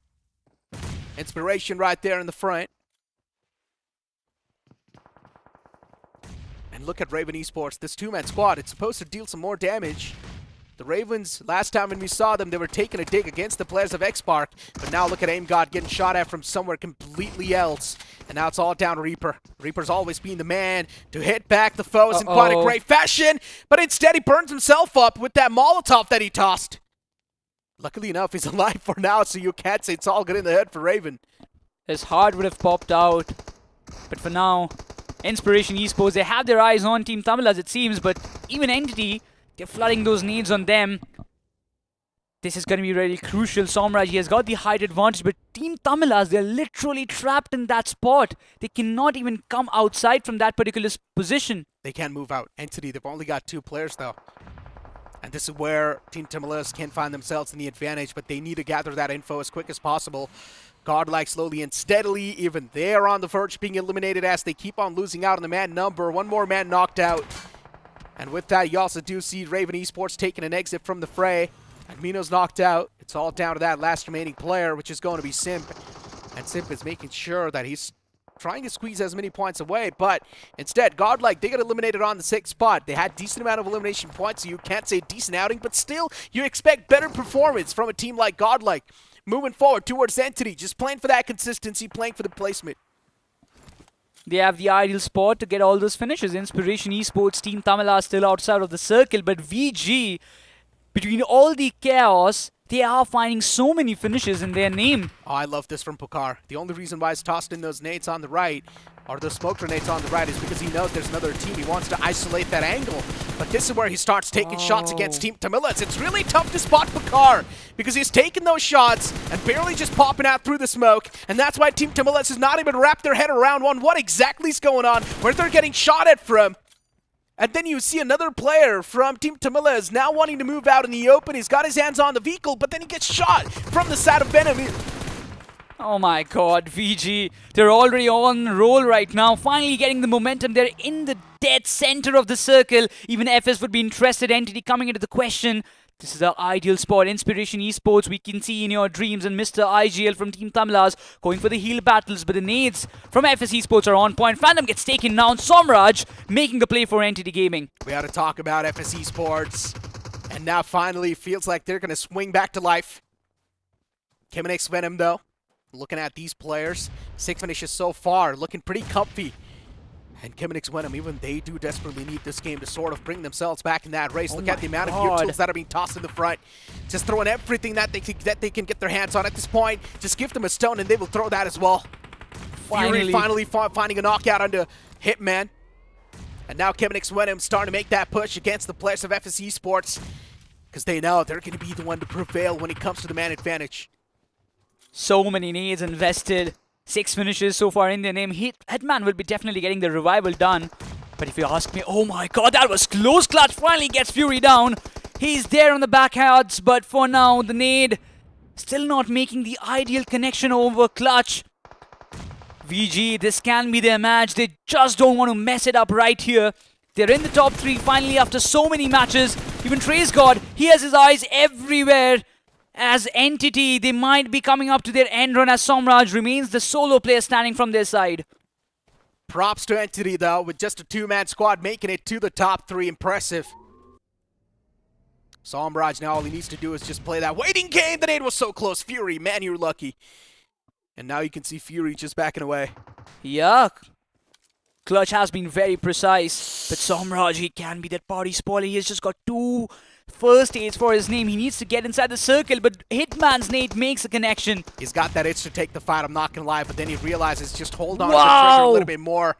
And look at the players of VG, they're taking too much damage. Kiminix Venom not able to withstand the firepower that the players of FS Esports are possessing, and they do crack under that pressure. It will be FS Esports to come out top with that chicken dinner. Beautiful play, beautiful execution. FS Esports once again, after not having a decent day for themselves, or not a decent start to the day, they finally get that 1 game second chicken in of FS Esports in the semi-finals, which will help them to maybe closing up to the top 3 spot. They finally find that footing, right? And now they're doing really good for themselves. FS Esports, you speak of the momentum. Now the momentum is right there, and this team is supposed to be driven with that. Exactly. They have to keep this up for a very longer period of time because still there are so many more matches left for them to complete, and this weekend is just a part of that.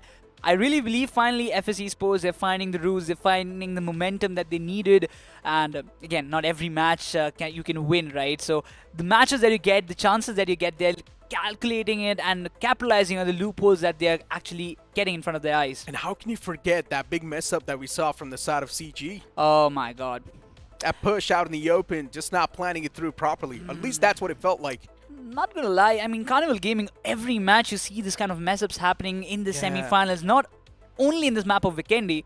The same thing happened in the first match of Erangel as well, in that gas station push. Two players, Goblin got taken down, Omega and Neo went in, they got taken down by the pre-nades. The calculations, the call-outs are not being precise, and that's the cause of their demise. I mean, even Team Limra not able to perform in that game. Team X-Park too missing out. Unfortunately, you did not really expect them to miss out on the map of Vikendi, but that Raven Esports fight that we witnessed just completely paralyzed that team. They were just too good. That's just one statement from my side. Raven Esports, they're just doing so good for themselves. But we'll quickly have a look on the winning moment because, you know, only on one thought, I really thought that, you know, Somraj can be that party spoiler. He was indeed. Altu got taken down. But this nade parade coming up from FS Esports, those barrages, it cannot be ignored. I mean, FS Esports, the precision with the utility was just phenomenal, right? And then you've also got the last man. His position was compromised, and he could not really do a lot. Entity Gaming Somraj as well got eliminated at the same time. Now, the only thing I need to find out, did Entity Gaming survive till the top two, or were they eliminated on the third? It is really close. Third, I believe. I really believe they got taken down by third because Somraj has just only one first hit left, and the utility damage that bought the time for FS to finish in the second spot. But we'll have a look when the point standing comes up on our screen. But I really do think about they finished up in third, Entity, if you ask me. But overall, if you ask me, Entity, they had a decent run. They could have got more finishes in this particular map of Vikendi, but they were kind of confined or being suppressed because they lost the man advantages in that particular fight when they took against LOC. Yeah, and one thing for sure, right? The MVP should be Brook.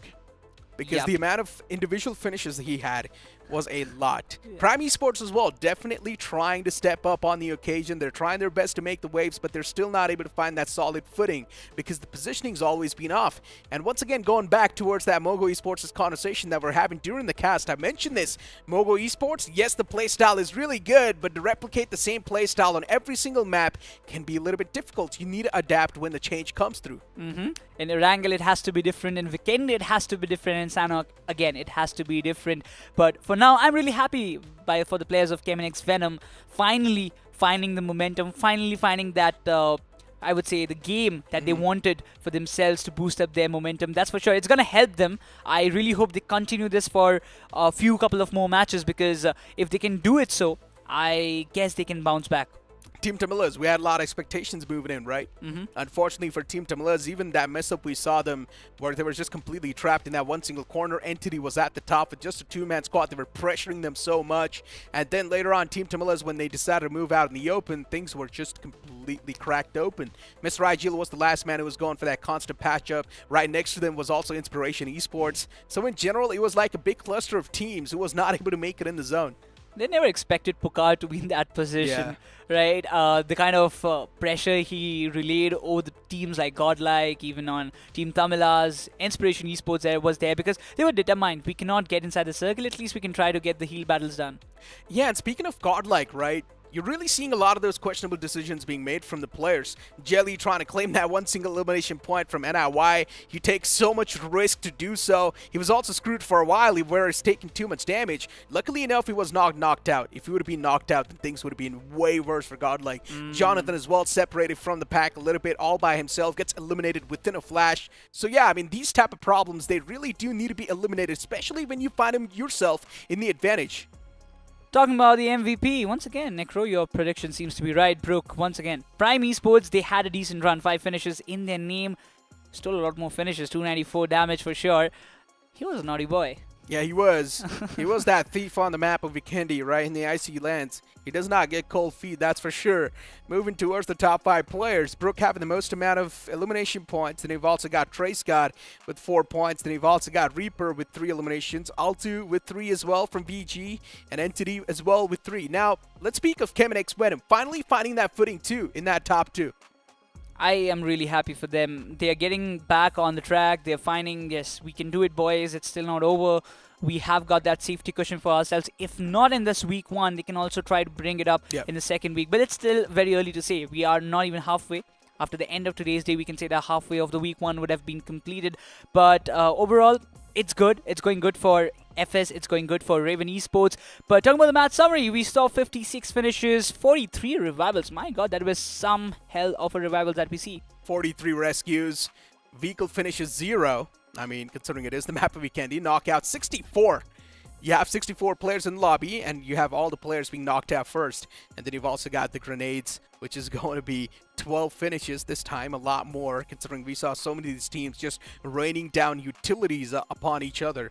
Healing done is going to be 8,997. Longest finish was only 195, not that far away. Airdrops looted were 2. Yeah, I didn't see any airdrop weapons though coming in the final circle. Maybe just for the gear.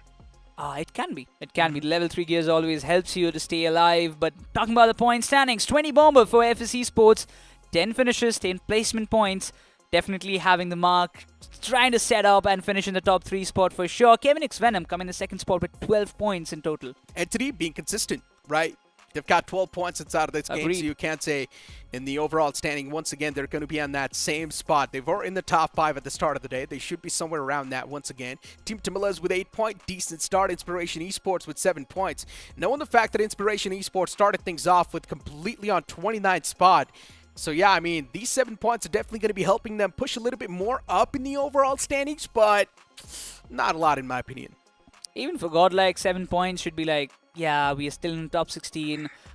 Keeping themselves alive in that competition would be there. But talking about the other teams in the down chart, Movo Esports, Carnival Gaming, Team Aru. So many big names with 0 points. Not a single point from this match. X-Park, I would say they were really unfortunate in this map of Vikendi. Raven Esports were just too good, no complaints. But yeah, I am really concerned about the bottom 3 teams that I see. LOC Esports too, a team that you were rooting for, right? They've only got 5 points. Still, you can't say 5 points is decent enough. It's not completely bad. Before Mogo Esports, Team Aru, before Mogo Esports especially, I've been mentioning this on the map of Vikendi. You cannot try to play from edge to edge. Considering the first 4 zones, they're barely going to shift. And all the other teams, they would try to at least close on towards that centric or the off-centric. So already they have the advantage over you. That's the beauty of Vikendi. You just can't afford to play from the edges because there would be every time a team gatekeeping you, so you have to be prepared for it. If you can breach through them, that's a different story, but it doesn't happen all the time, right? You see like 2 to 3 teams just gatekeeping in the edges, and it is very tough to breach through. And every time, if you try to rotate between those compounds, 1 or 2 players definitely gets taken down. But also, we have a short promo lined up for you guys from the Crafton guys, so let's have a look on it.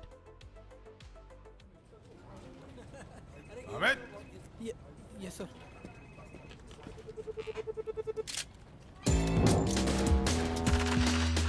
Amit, you're doing an excellent job. मतलब एक death match. Amit, why no sales in the first quarter? इसका मतलब 2 death match. Amit, we must talk about your performance. ये लंबा जाएगा. 4 death match. BGMI के quick game modes. है थोड़ा टाइम, प्ले थोड़ा BGMI.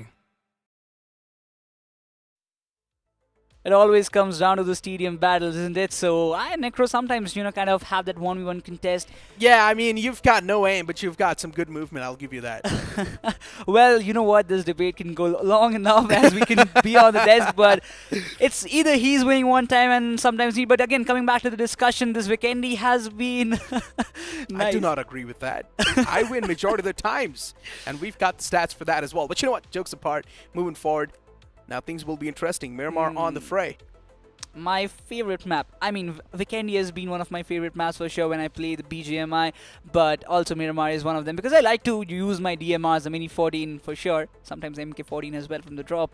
I like those crispy headshots coming in, but who are going to reign supreme once again on this map of Miramar? Previously, it was 7 Show, the first Miramar that we witnessed in today's day. what would you suggest? What would be your pick?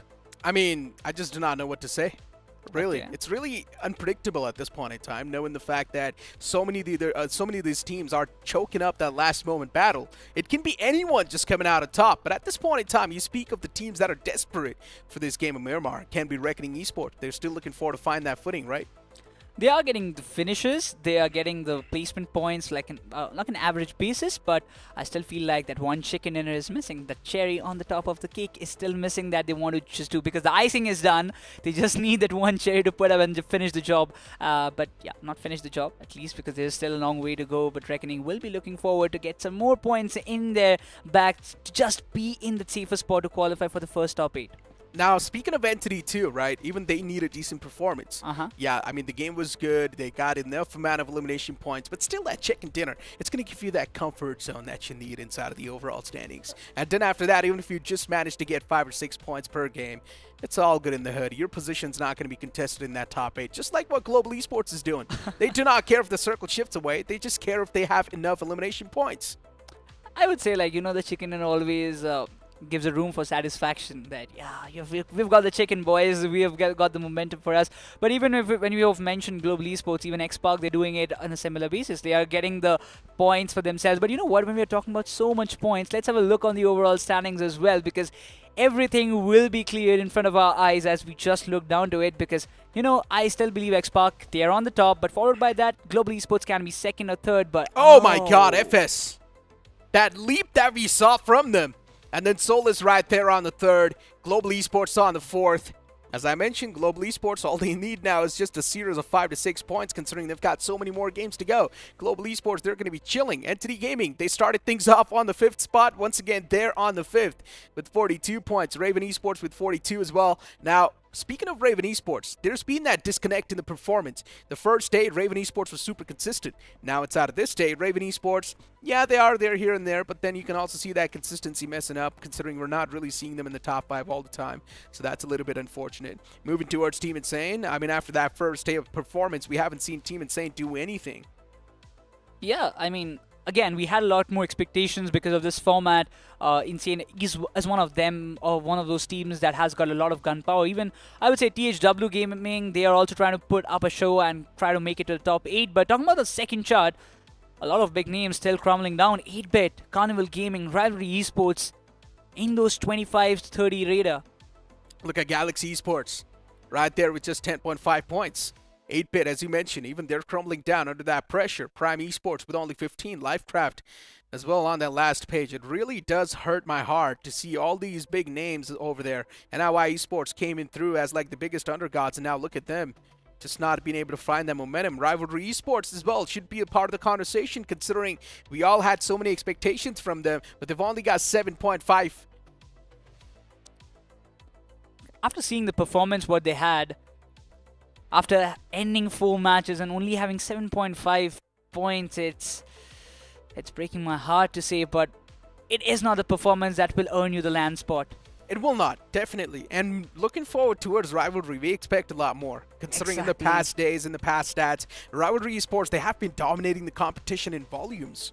Exactly, and every time this topic brings up that when you have performed, when you have got a kind of domination factor around you, you have showcased your skills in front of such a larger audience. Yep. So the expectation and the benchmark is set up high, and if you don't meet the requirements, you are disappointing the fans, you're disappointing the enthusiasts who are still looking forward to you. That, this team, they had a great run in the previous rounds and now they're crumbling down like anything.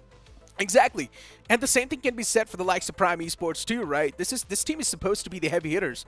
Brook, yes, getting those 5 points, but is that really enough? No, man. Prime Esports, they need a double digit on the board right here, right now. If they don't, well, then it's all going to come crumbling down. Talking about it, now we have got the matchup of Group B and Group D, where, as we are talking, 8-Bit, Reckoning, Visista Esports, Rivalry Esports, Galaxy Esports, THW, Voltex and Inferno Squad will be coming into play, while Group B will be continuing with their final match of the day. Xpark, Team Limra, Carnival Gaming, Entity Godlike, and every other team will be there in the lobby. And with that being said, we have a change on the panel as well. We have got Fixes, my man, back on the desk alongside me. All right, so I was really surprised when I saw the overall standings, and the big upset for me was Carnival Gaming. I mean, I have to talk about this, and this needs to be addressed in front of the viewers as well, because when you talk about them starting their journey into the semis, you remember the first game, I think they had around 7 to 8 points. And after that, they played 4 more games in which they barely have just managed to take 2 points. Sitting at just 10 points right now is certainly not acceptable by Carnival Gaming standards by any means whatsoever. So I think considering this is their final game, they have to deliver chicken dinner. I still believe, you know what, that they need to fulfill the gaps that is going on with their communication and the kind of synergy, because every match you see Carnival Gaming trying to engage in a fight, and then suddenly 1 or 2 players getting taken down, they disengage from the fight, they back off from the fight, they just don't go with the flow, and eventually in the map of Vikendi we saw so many mistakes done being in a single fight when Neo and Goblin got compromised. You know, what I really feel about Carnival Gaming is the fact, like you said, you know, they're second guessing themselves. There have been those moments, but again, you need to understand one thing, that they've been playing a different style of BGMI this time. They've not been getting the circles. That is one thing for sure. And, you know, we will be talking about, you know, Carnival Gaming and more, but we do have certain player substitutions being made out. We've got Vasista Esports making a couple of changes. You've got Austin coming back into the picture. But coming back to the conversation that we're having, Carnival Gaming, we've seen them. They were kind of used to holding on that central spot, then defending their territory. But right now, when things are going against them, they feel like they do not have any contingency plan. Yeah, I still feel like Omega needs to sit down with the boys and kind of figure out, you know, boys, this are the mistakes that we're doing. We need to go back to the drawing board and re-strategize the mistakes, kind of look forward that, you know, we can do better than this. But even there is another substitute coming up from Inferno Squad as well. There is a change that we see. But a lot of substitutions being done, and we have seen when Austin came back in the lineup of Vasista Esports, that Sanhok map went well, because at least I would say that Austin delivered where he was asked to. Yeah, I think for Vasista Esports, they've not had played Austin throughout the entire journey, and finally deciding to use him as a wild card. I think that was surprising. But like you said, I completely agree with you. I think Austin has delivered whenever it has mattered the most. And this is where you need that experience really coming into play.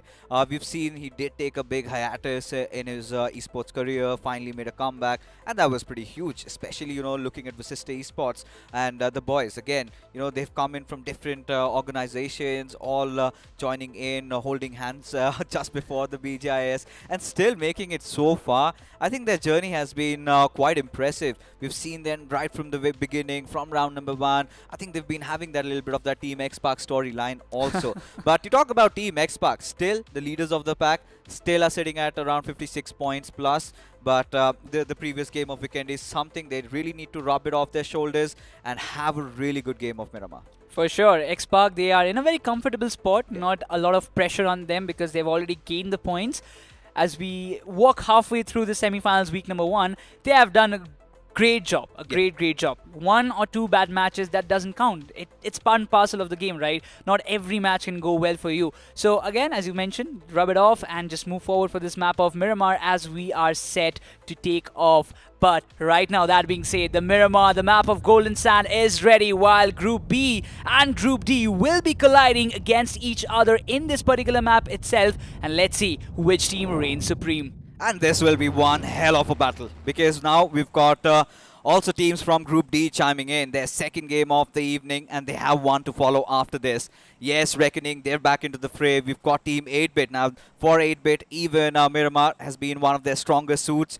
Really want them to deliver, especially with how much of a disappointing performance it was in that map of Sanhok. But talking about the flight path trajectory, this time quite inclined towards the western side. And a lot of those teams dropping down on the eastern areas, they are going to be in a little bit of a tussle. Talking about the performance factor in the map of Miramar, we have got the kings of Miramar playing in this match. Entity. Yes, you got me right. Every time we were asked, like, which team are you predicting that this team might win this map? When there is Entity, we say, you know what, they might have the upper hand, and they have delivered. I think for Entity, they've always felt really safe in Miramar. Their approach and every team has one of those strongest suits. For Entity, I think undoubtedly Miramar has been one of those games. And just to rekindle all our viewers' memory, we have to go down to that final day of the wild card and that game of Miramar. What a beautiful rotation, aggression all over the place, and getting that chicken dinner, earning their stakes inside of the semi-finals. And yesterday also, let's not forget, they managed to get a chicken dinner in this very map. But talking about how things are right now, Team X Park having no trouble dropping down at San Martin. Godlike towards Hacienda del Patron. They've got a little bit of that split going in. But taking a look at Los Leones, seems like 8-bit, they've got some neighbors around them. Has to be Inferno squad. Even Team Limra is there. Yeah. They will be looking forward to get a lot more points. But I would say that Team Limra, they had a decent day today. Comparative to what we saw yesterday, Team Limra have stepped up their game. Kind of, I would say, recalculated their mistakes, rectified it. They've done their homework. They've came back to the battlegrounds to showcase that, yes, they have worked on it. And it's good. Sometimes for the undergods, when you see them performing, it is always eyes-pleasing. Yeah, of course. I mean, for a team like Limra, we've all been so impressed because nobody really saw them making it this far. And so many of those bigger giants, the likes of Revenant Esports, Team Forever, Gujarat Tigers, TWOB, so many of those bigger names crashing out, and Limra still keeping their hopes alive. I think this is all that we need, the storyline that we were trying to create in the BGIS. The undergods really making those waves out there. But right now, trouble in Los Leones, Team Inspiration. Now this is also a team that really impressed us during round number 4. Up against Inferno squad, who I really feel, Necros, are quite unpredictable. Talking about the unpredictability, this time even we see a lot of teams changing the drops. I mean, yesterday, if I'm not wrong, I saw the Chumasera area being completely vacant. And today we are seeing THW going in that drop, trying to utilize it. And why not? When you are seeing the matches, on the first day, it's a day of where you see, you study, you get the hold of where the teams have changed their drop. And when you see a big urban area being completely vacant, why not utilize it? And THW have done it very precisely. Yeah, of course. I think this is where, like you said, right, teams love to do their homeworks. And a very interesting point brought up, because now when you look at the circle, I think THW really might have a ball in this one. And exactly the circumstances they're really used to playing under. Because THW is one of those teams, I think, quite familiar style of play. You can relate with Carnival Gaming, like to take on that center and then engage in those fights. So, yeah, I think THW, all they need to do is play their cards right. And in fact, to be very honest, the first game of Sanhok was pretty decent for them as well. Now, if they can manage to get around 10 to 12 points in this game, and even the game of Erangel, one of their stronger suits, they also managed to average around 10 to 12 points. Pretty sure we can see them in our top 5. For sure. They're also looking forward for those performances as well. THW, they're not far behind of the top 8. They're in the top 16. They have the matches left as well. They will have another match in the next one, finishing up with the map of Erangel.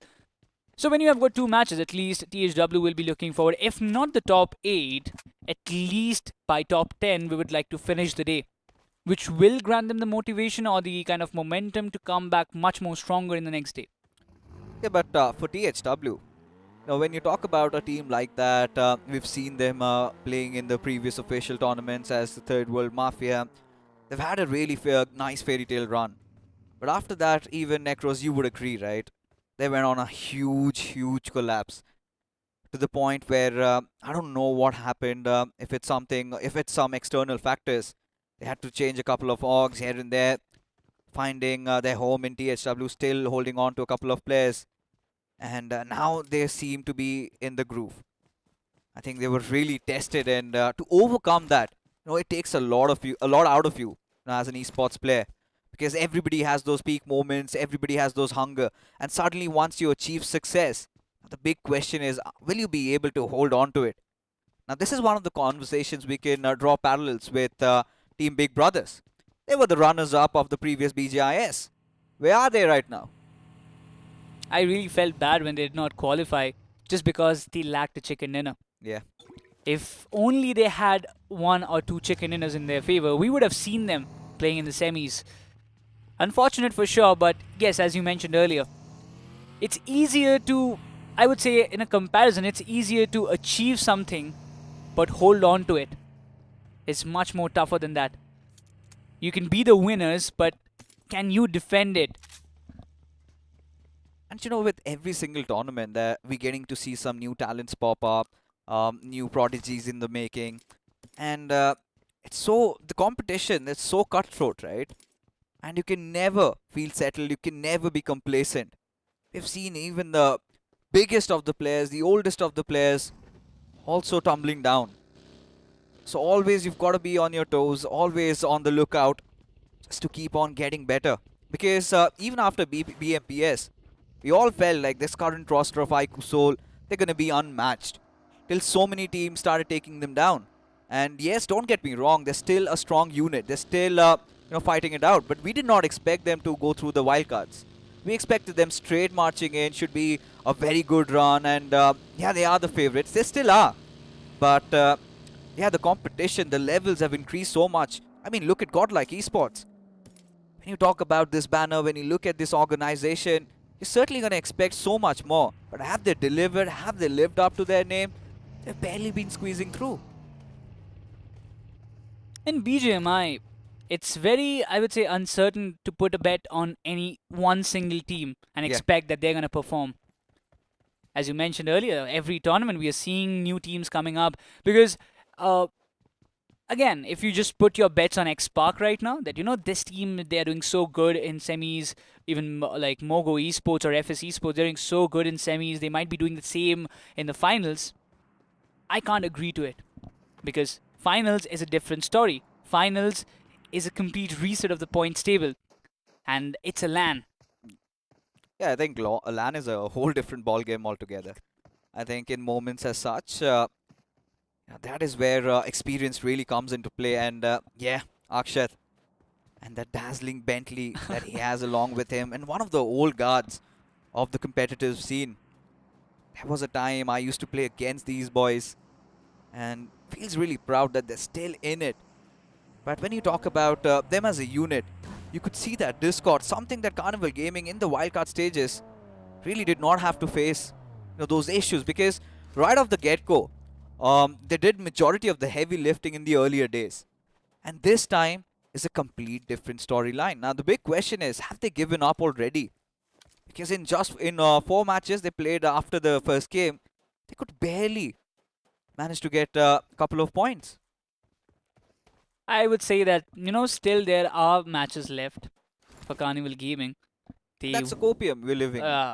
They will be looking forward to get a lot more points, but hey, we do have expectations, right?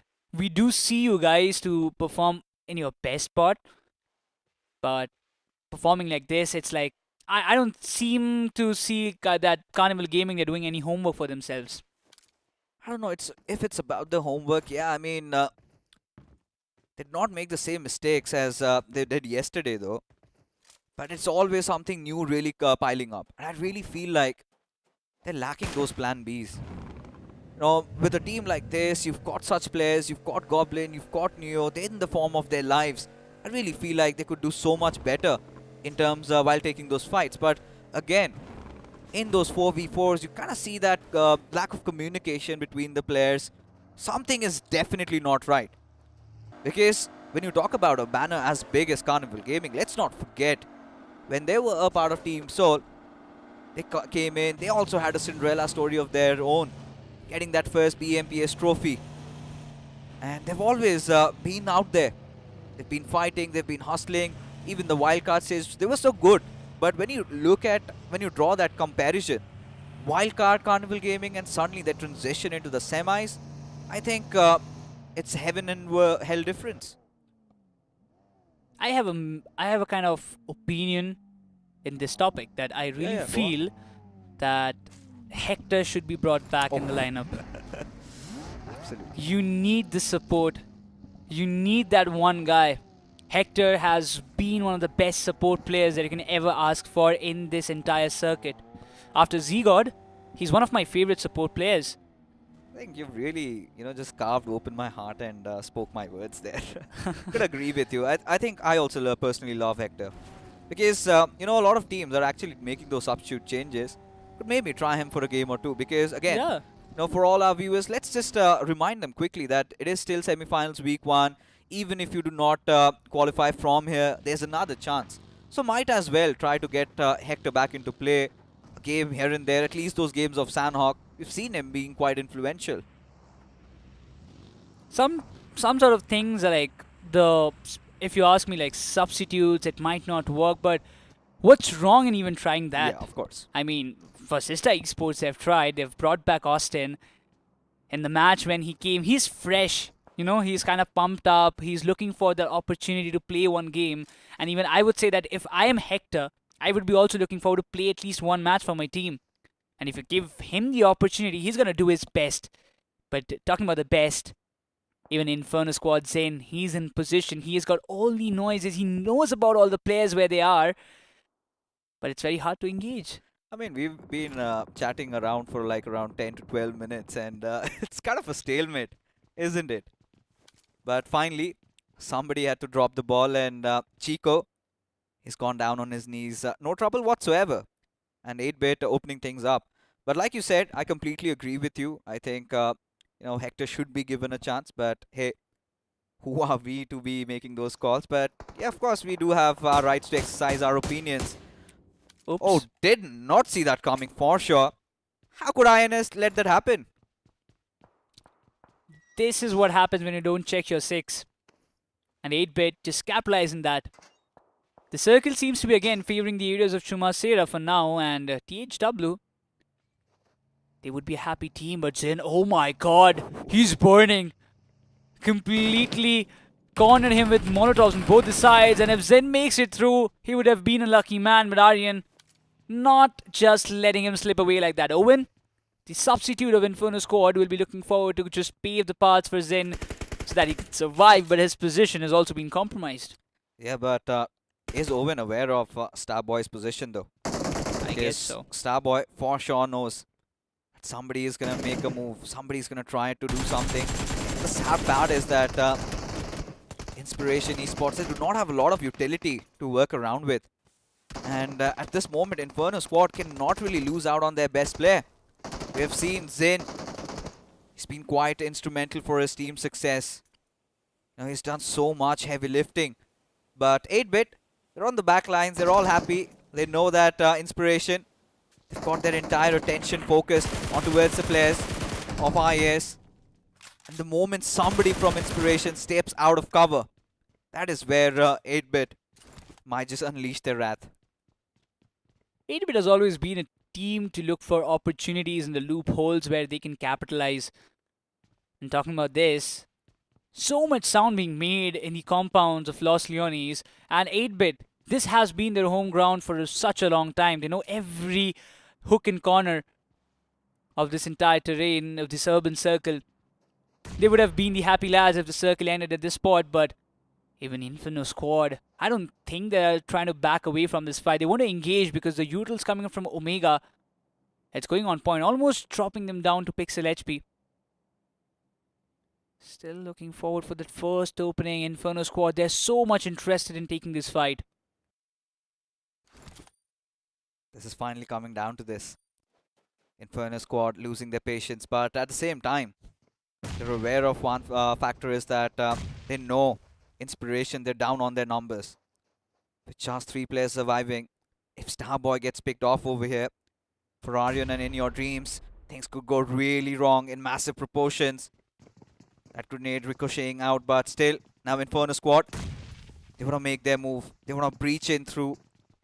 They want to open the gates, and in order to do so, they need to find another opening. It's always a tough job when you're aware that there might be a DBS in front of you in these compound fights. You can be surprised and you can be instantly knocked and finished. Starboy's position In Your Dream. This is a vital spot. And he's completely ready with the red dot. Look at the tension building up. And whilst this push is happening, even Juicy, he's trying to find a different angle. He also wants to find that golden window, just try and thread the needle, but this is where it goes. Zin trying to push in through, Starboy right in front of him. Oh. Finally gets picked off. Omega delivers, gets that grenade, and now this is where Inspiration Esports in a whole world of trouble as Inferno squads decide to push in on them. Another grenade being cooked up, will be tossed, or maybe not. Oh my god. I just can't control my anxiety at this point. So many needs being pinned down. Aryan just changing his position at the right time. While Inferno squad, it's really hard to stop them right now. But the need, it will land a lot of blow. Drops down to 50 HP. Aryan has to do something. He's got a UMP, not even a shotgun. He's got somebody to give the cover fire. But finally, Owen gets the opening. Aryan gets taken down. And it's done and dusted. Inspiration Esports out in the 16th spot. Oh my god, this was the pressure, and they crumble down. Really, really bad. And whilst all of that was happening, Team 8-Bit, they are also making those movements. But Reckoning, they're not far away. And we know these wolves love hunting. Always on the prowl, always trying to pick up fights. And for Inspiration, you know, really dropping the ball there, really messing things up. Really felt like they could have put up a fight. Everything distraught. But for now, good news for Inferno squad. They have all their players intact, but 8-Bit, a little bit of a split going on. And even 8-Bit's transition, Necros, from the round number 4 inside of the semis has been quite rough. Not an easy job to just kind of maintain your flow in the semis. But the circle, it has shifted in a different direction. And now, even Reckoning seems to be the neighbors of 8-Bit right now. The compounds that were left by 8-Bit have been acquired by Reckoning boys, and now Reckoning, they're also one of those teams still looking forward for the opportunities, for the loopholes to get a lot more points in their bag. And when you talk about points, they have been doing it pretty good in the terms of finishes, but not the placement ones. So if they can get a chicken dinner or maybe get some good points, finish in the top 3, this should be the ideal game for them. Yeah, I think to agree with you on that, because for Reckoning Esports, it has been all about taking those fights. I think this is one of those teams that I really feel is quite complete, because have to take some references from that game of Sanhok.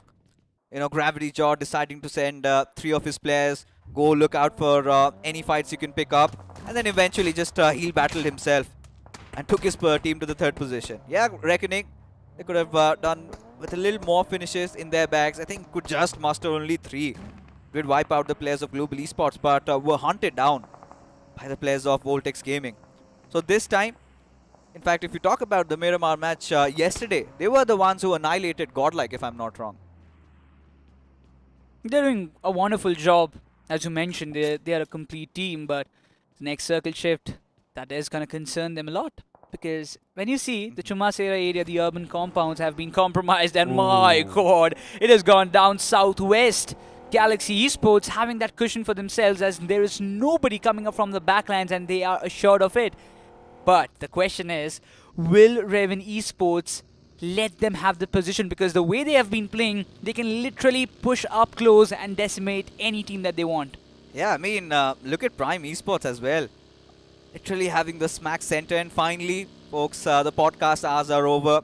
Necros and I, we've completed our ranting story. But here we have it. THW, right now they've got a fight in front of them. It is going to be against the players of Raven as Aim God opens it up. But the next moment, Ninze gets a beautiful trade as Sam, he will follow through as Raven. Having 2 really consistent games, this game looks pretty rough. Has to get a smoke cover. THW, this is the game they're looking forward. Raven Esports, they're being crumbling down right now.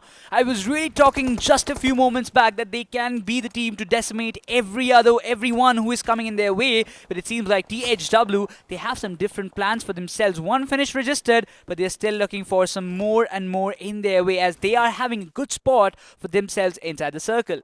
Yeah, they started off their journey around Chumasera, did not have to move much. And Raven Esports really wanted to contest for that objective. And in trying to do so, they've already lost out on a couple of their players. But for Team 8-Bit, now the one just got knocked out. And Inferno squad, they're starting to get the tempo. Mac, he's far away from home. And even Aditya. Let's be honest, Aditya is really not, has been struggling.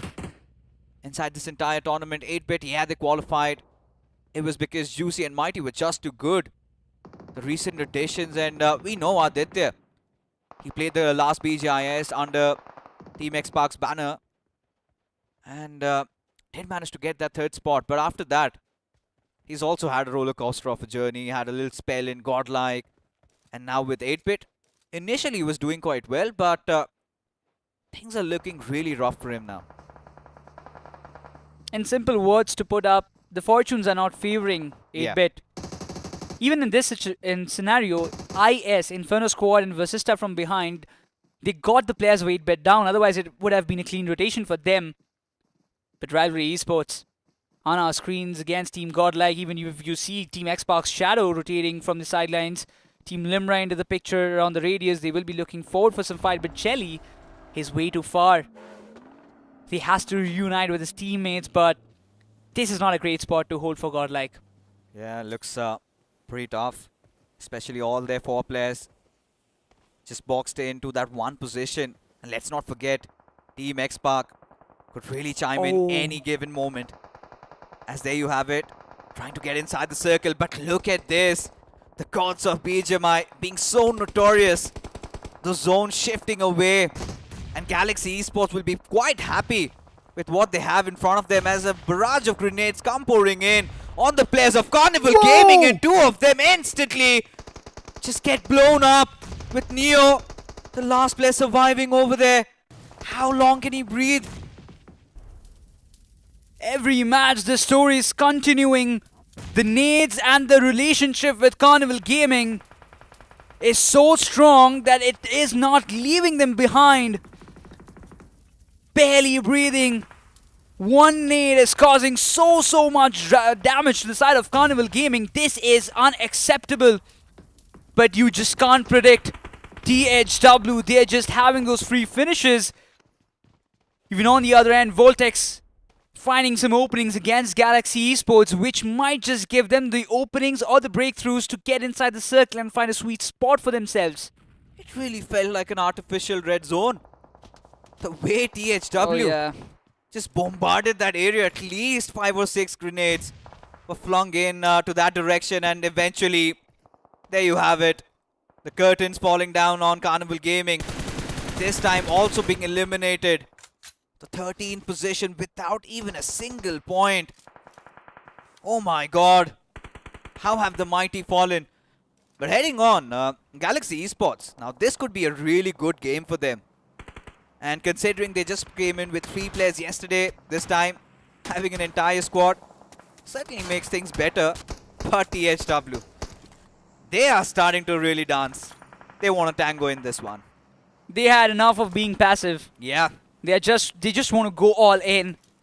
They want the finishes. They want all the points in their name. And a little unlucky, I would say, that the finish got capitalized by the players of Prime Esports. But THW, they will be moving in. Look at the rotations. Look at the swarm of teams going all in from the same direction. Team X-Park, Inferno Squad, Team Limra, Reckoning, all rotating side by side. Not a great view for the teams for sure, but it's really entertaining as Ninja Jot decides to stop and get the frags. Dragon OP gets knocked and out. Inferno Squad's also in the radius. It's pandemonium throughout the valley. Fights happening left, right and center. Team Limra against Inferno Squad. But Team X-Park really want to chime in that. Of course, they've gotten a lot of knocks over there. Saring's position going to be quite crucial.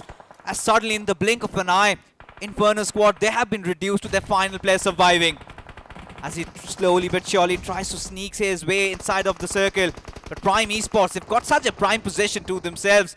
As Reckoning, they decide to ascend on the hills. Viper, he's being spotted out by Shanks. And we know Prime Esports, even in the past, even in the game of Miramar, they got a lot of finishes and also managed to secure a chicken dinner. Can they replicate one of those performances in this one? The topographic advantage is favoring the players of Prime Esports. Shanks has to get at least 2 openings for his team to gain the control of the hill. This is the contest for the king of the hills, but it seems like Reckoning Esports, they might just dethrone them from that position. The nade's coming right in the handy spot, but Shikari Jot, it just crosses him over. But this time the nade might just make the connection. No, it was not cooked enough. But this time it's just beside them. Shikari Jot barely survives. Another nade coming up, flying in that direction, but still not enough to make the connection for sure. Even Godlike on the other end are being taken down. They've got some finishes in their bag, but is it enough? What is Shikari made of? That nade literally landed on his feet and he still survives. Yeah, will manage to patch himself up though, but Prime Esports, they're gonna feel quite gutted about this. But look at Gravity Jod. He's snuck in through. And Shanks, maybe he has no clue of what is really happening. And Reckoning, they want to engulf them. As now suddenly Team X-Park, they also decide to chime in. Prime Esports taking fight on multiple fronts as Ninja Jod also closes in. But right next to them are the players of Team Godlike. The floodgates have opened, every single one of them, trying to contest for the hills. And this is where things get exciting than ever as Hunters finally decides to fall down. As Brook, he gets a beautiful knock onto his Shadow. Team X-Park taking a fight against Team Prime. Again, Reckoning also chiming in. So much happening, Necros. So difficult to process. No, look at the nades coming from Volix Gaming. Reckoning, they're literally ignoring their nades like they're Man of Steel. But it seems like now this time the nades are falling into the pieces. Even X-Park have been restricted. Sarang has been taken down by Edmino as Godlike. They also are deciding to just pop in and third party this fight which is happening. But look at Zoro's position. Nobody's aware of it. Jonathan cooking up the nade might just cause the end run, and that's X-Park down and out. 7 finishes in the name of Godlike. Yeah, Jelly carrying the torch and the rest following, but Prime Esports, Zoro still might have to say something about it, but before he could do anything, Jelly puts him 6 feet under. Godlike, they've survived the onslaught. That was such a close call. Still 4 teams alive, 11 players into the mix as Reckoning, they decide to go all out. But trades happening from different directions. Voltex also making it inside of the top 4. But now this grenade sailing through. And Reckoning, this could be a huge blow. But they still survive, live to fight another day. Even for the position of Godlike, they have backed off in the right time, and I would say the decision of that is really nice for them. Still surviving with 2 more players. Reckoning having a numbers advantage, 8 finishes in their name. This can be the game that they were looking forward for a very longer period of time. Shikari Jod just collecting some utils and the healings for himself to at least get the fight on his side. Numbers advantage is in the favor of Reckoning. Can they make it up as now they are charging over the players of Godlike? Oh, look at this Gravity. Too close for comfort. Has spotted out the players, has relayed all that information as Shikari Jod gets a beautiful knock onto Admino. Jelly does not have those HP and gets run over eventually as Reckoning. They are on the hunt, again on the prowl. Have all their players alive and 10 finishes strong. And this time, certainly things look much more easier. Because now it is a 2v4 situation. Having all their players alive. But are Galaxy Esports, are they going to answer back? This is the spot. Galaxy Esports, they have been waiting for a match like this to pop up in their side so that they can get a lot more points. Reckoning, look at the confidence, but now that can be shattering. Gravity Jaw getting taken down. The nade instantly being pulled off by Galaxy OP. Can make the connection. He has to get 1 knock at least. The nade, it gave a little bit of splash damage. Gravity Jot is being confirmed. Viper getting taken down. This is bad for Reckoning. Not a good position to be in. It certainly isn't, and suddenly everything starts tumbling down for Reckoning. What a big fall it would be as Shikari Jod, he needs to hold on to his horses, needs to try and get a revive on their fallen comrade. Whilst all of that is happening, Voltex Gaming, they're also squeezing in through just like rattlesnakes in the desert. As now Shikari Jod still trying to hold on to the fort, and Evil and DP, they decide to push in. Shikari Jod with that EBS fighting through, but DP does manage to get a knock, but instantly gets traded after as now Evil, the one-man surviving, did manage to clutch it against Reckoning, but now has to survive the onslaught of the players of Voltex Gaming. And there you go, the third party coming into play, and Voltex Gaming, they strike gold. What a match it was for Voltex Gaming and for the boys of Reckoning as well. But finally, the smile will be on the faces of the players of Voltex. But my god, what a fight it was. Even in the final moment, Galaxy Esports stepping up. I'm so happy for them. You know, what a journey has it been for Galaxy Esports. Exactly. Now, this is a team that loves taking all those fights. We saw them battle it through the wildcards. I think that was a trial by fire. And in the final day, they managed to sail through. And come into yesterday's matches, They came in with just 3 players, and today they've fixed everything. You know, they've got all 4 of their players. The first game they played, they got a decent amount of finishes. 1 squad wiped out, and over here, making it inside of top 2. That's quite splendid. But let's talk about Voltex Gaming, man. Now, talk about the first game they played. That was a map of Sanhok. They managed to take down Reckoning, got a couple of points, I think 10 points, and now getting a chicken dinner. What a day they have been having. You know what? Voltex Gaming has always been a team who don't want to involve themselves in the final fight, rather than they just wait for the other teams to collide and then enter the right moment and get the final finishes to secure the chicken. It has been done, I would say, like 1 or 2 times. In the wildcard phase was also, we saw Voltex Gaming doing some similar stuffs, but I mean, Reckoning again coming up so close of getting a chicken dinner. But one thing I really want to point out, Shikari Jor has been the man who has been ignored by all the nades. I mean, just the nade was beside him and he still didn't explode. I mean, it's okay. It's good for him that he didn't explode out, but why? Is he a man of steel? I don't know. Maybe Necro might have some answers about that, because we all had our eyes open. That nade literally landed on his feet and still he managed to survive. Yeah, of course, the grenades were nerfed, Molotovs were buffed, but could be the case. But regardless, nothing taken away from Reckoning Esports as well. The first game, they got a couple of good points to their name, around 6 to 7. Even in the previous one, almost clinched a chicken dinner. But what a fight it was. I mean, Reckoning, they were trying to eye out for the hilly areas. It was a king of the hill situation. Prime Esports, so much on their plates. Still got a couple of finishes here and there though, but could have expected to get them a couple of more points. Yeah, for sure. I mean, they had the chance. They had, I would say, not one chance, but a lot of chance to get a lot more finishes in their bag. They couldn't do it. Again, being pressurized from 2-3 directions, it's not an easy job. As what we see, being the observer's perspective, it's not that easy inside the game, because they don't see the players like what we see. So it's quite difficult to make the choices in which team we should focus on. But even I would say THW Gaming, they have performed in a decent way in this match. Yeah, I think consistency is the key so far for THW. Even in the first game they played in Sanhok, did get around 9 to 10 points. Even in this one, if the possession points aren't there, the finish points are definitely there. And nobody can forget how Kyo Lamau just obliterated the players of Carnival Gaming over there.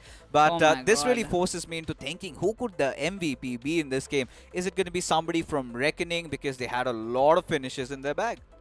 Yeah, I feel like it's going to be Reckoning. But we'll have a look on it for sure to just confirm things out. And it is going to be Shika. Oh man, I'm telling you, this guy has something special in his bag. He was like ignoring all the nades coming in his way, but he has also got 5 finishes for himself. You know, felt like he had some metal plates on his legs. I really felt like that. 5 finishes. And even in that final fight, he really held on the fort. Tried to get that revive triggered. But when you look at the top 5 performers, yeah, even Jelly has been quite stellar, especially that fight against Team X-Park towards the end. X-Park, they had their attentions on the players of Reckoning and Prime Esports combined. Godlike just came out of the syllabus, and those grenades from Jelly, they were so beautiful. Yeah, it was really nice, but again, I really thought, you know what, Godlike Esports would have got a lot more finishes in the final fight. Unfortunate that they didn't anticipate the position of Zoro, and that paid the price as Jonathan got taken down. The aggressive stance completely shattered, but about this, even Galaxy OP, a good performance by this lad. I mean, DP was really phenomenal, but we move ahead. Take a look at the couple of more stats and figures over here. The match summary, this was such an exciting game of Miramar. The first 10-12 minutes, nothing was really happening, but it was Inferno Squad who went after Inspiration, had them knocked out. But the moment the circle shifted, I think Galaxy Esports were feeling so settled. Prime Esports also, but too much on their plate. So many teams were trying to go for the climb, but eventually, I think considering the fact that Group B's matches, I feel like they're done and dusted. I think they come in tomorrow. Team X-Park, they had one very good game, and the 2 games, they kind of dropped the ball. And we'll have a look on the points table as well, and we'll see how much points that the teams accumulated for themselves. Voltex Gaming walking away with 17 points in their bag, having 7 finishes. They also had a decent performance. Talking about Reckoning, 16 points for them, Godlike having 12, and out of those 16 points of Reckoning, 11 came from the finishes. Oh yes, loved how Reckoning played in this one. Always looking out for those fights. But for Godlike Esports, a little sigh of relief. These 12 points will be quite crucial especially in their endeavors. Galaxy Esports, I think a perfect balance for these lads. 5 finishes here and there, getting 11 points. Pretty decent considering how yesterday was. And THW Esports, this is quite uncanny. This is something we have not been used to witness from their side. Just 1 position point and so many finish points. But as we move on ahead, again, Team 8-Bit, a huge cause of concern. And for Entity, what happened to them? The king of Miramar seems to be just being slain this time. But the same story continues for Rivalry Esports and Carnival Gaming. No such improvements as of now. Still trying to find out that one momentum or the match from where they can make the comeback possible. And I don't see it coming up near. So right now, where we are at, X-Park had 56 points before this game started. Right now, getting 6 points out of here, 62. Now, I've been doing all the calculations in my mind, and these are, again, those speculations, right? I think this is something that even you were discussing. We were expecting the cutoff to be around 70 to 75. 68. I think they've almost made the mark. Yeah, of course, 68. There you go, 2 points. Still had to put it. I would like to just go with some certain numbers, but you know what? There is one promo just lined up for you guys from the Crafton guys as well, and definitely we'll have a look on it. ये है बदनसीब लाल. इसने अपना नसीब बदलने के लिए काफी टैक्टिक्स ट्राई किए. कब चमकेगा मेरा नसीब? पर नसीब चमकता ही नहीं, क्योंकि हमेशा थर्ड पार्टी हो जाता है.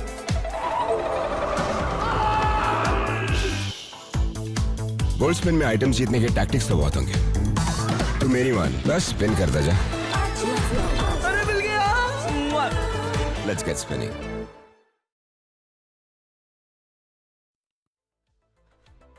The Mercury Soldier set. Just 10 UC for that first opening every single day. What are you waiting for? You also get that very good QBZ skin out there, which could be upgradable. And let's not forget, QBZ, it's finally right now in Erangel, it has arrived. Personally, Necro's favorite, isn't it? So he was talking about it in the back, and you know what? QBZ is one of my favorite weapons. I'll always prefer over Sky. But like, we'll have a debate on that afterwards. But for now, again, we'll have a look on the matches, how it is going right now. We were talking about the calculations, X-Park being on the top, and finally even Reckoning. They will be having a sigh of relief. They were in the top 8, and I guess after this match, they will be also closing in for the top 5 spot. I think for Voltex Gaming also, 2 games really consistent, this time also getting the chicken dinner. I think this has to be one of their biggest comebacks so far.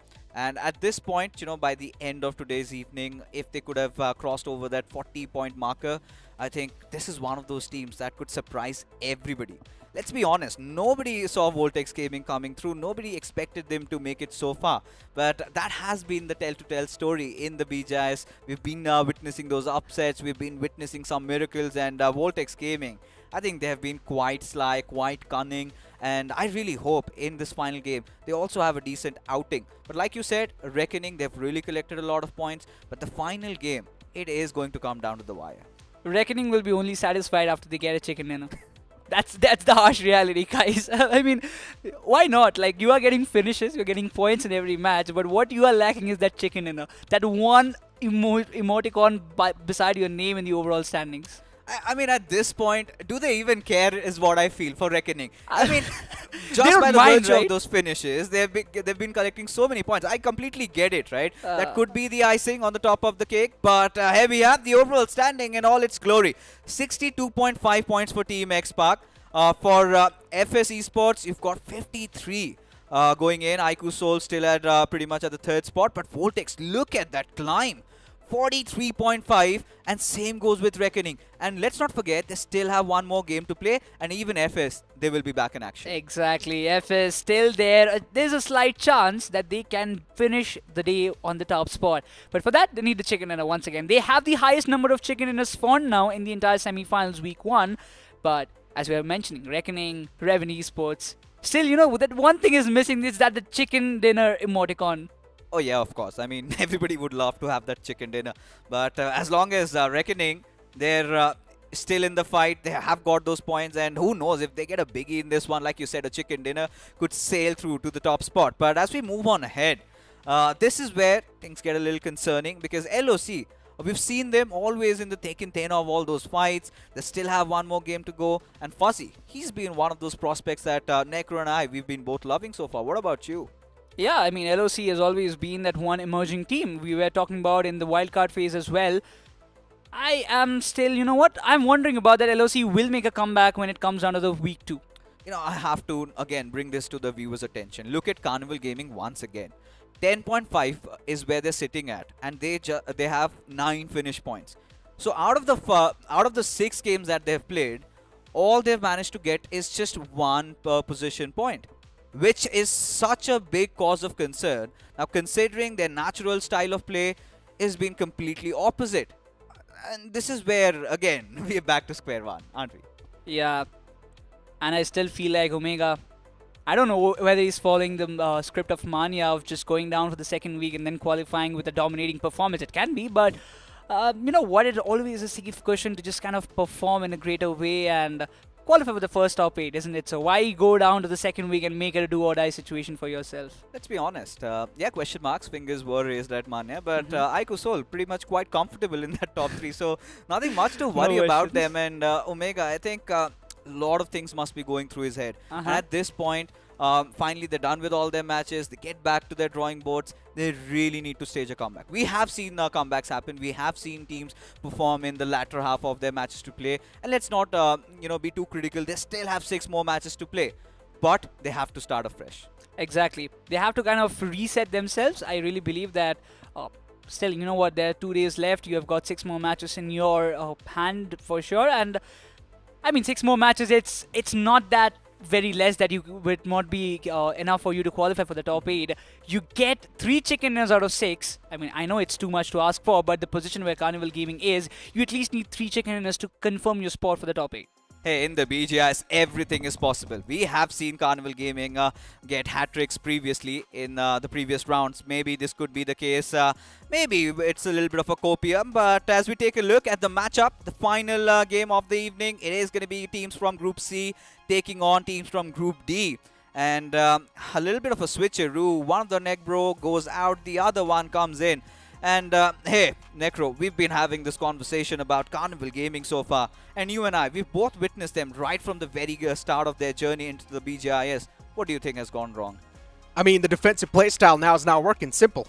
And it's all because of that semifinals week 1 pressure. A lot of these teams, they have switched up their playstyle to that defensive playstyle. And that's why CG, they just do not really have enough research on this lobby.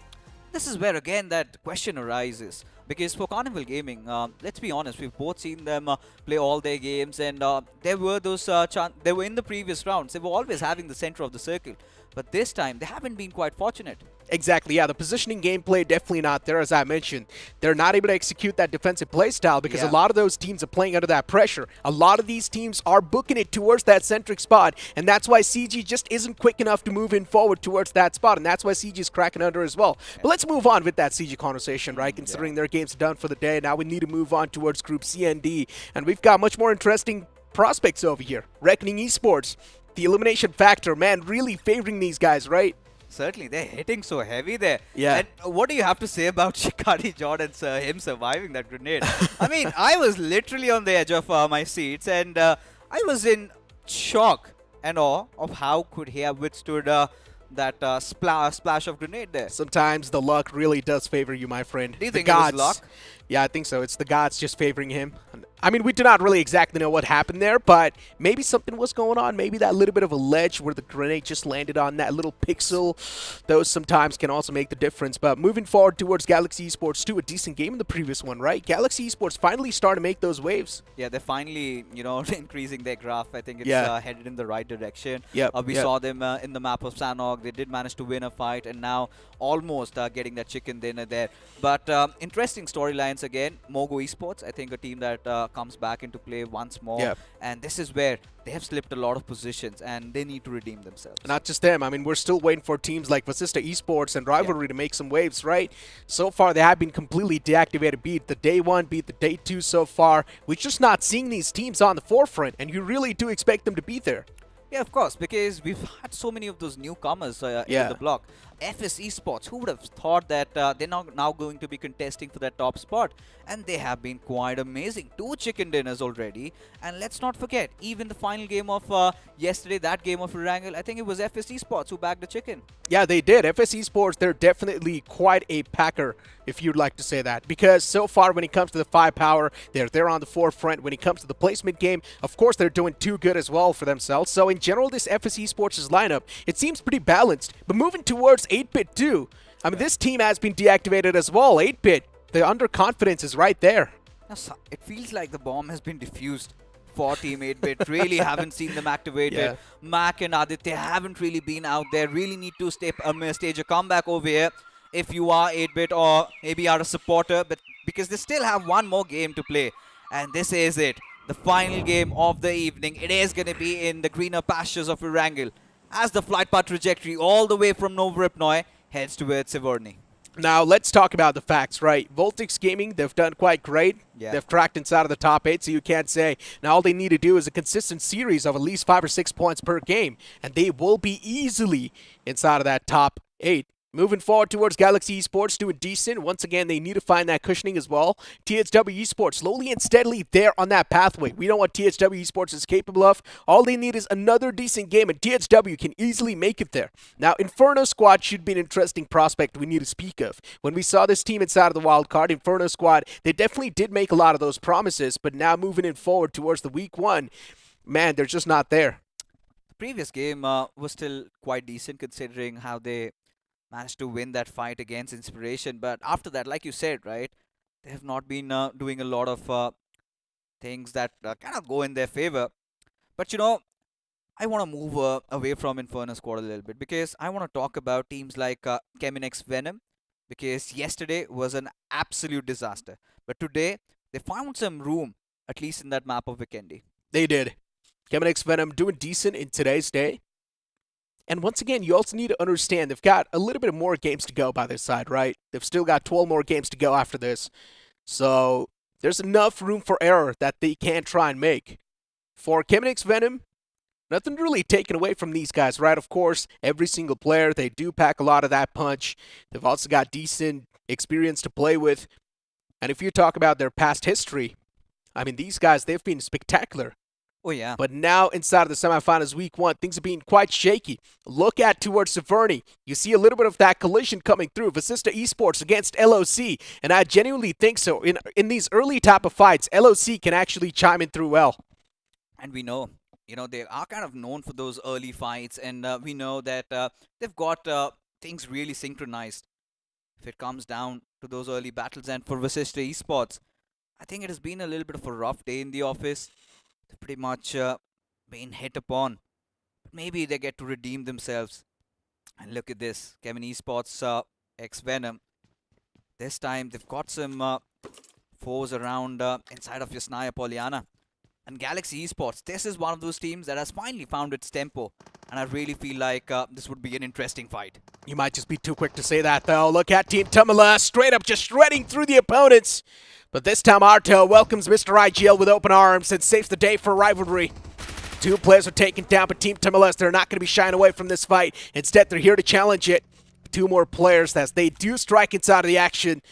Fox OP looking forward to close on up with that distance. Unfortunately, the man only has a level 2 vest, no helmet. And this is where he can be taken down. All it takes is that one single headshot to do some critical damage.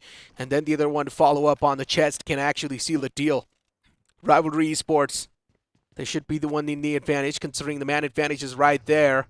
Will be a 3-on-2 as they're trying to get the revival up on, once again, one more of that fallen player. And now Team Tamala is just looking to back away. What is this blunder? I have no idea. At this point, why did they not just push up straight up when they know that there's 2 players knocked out?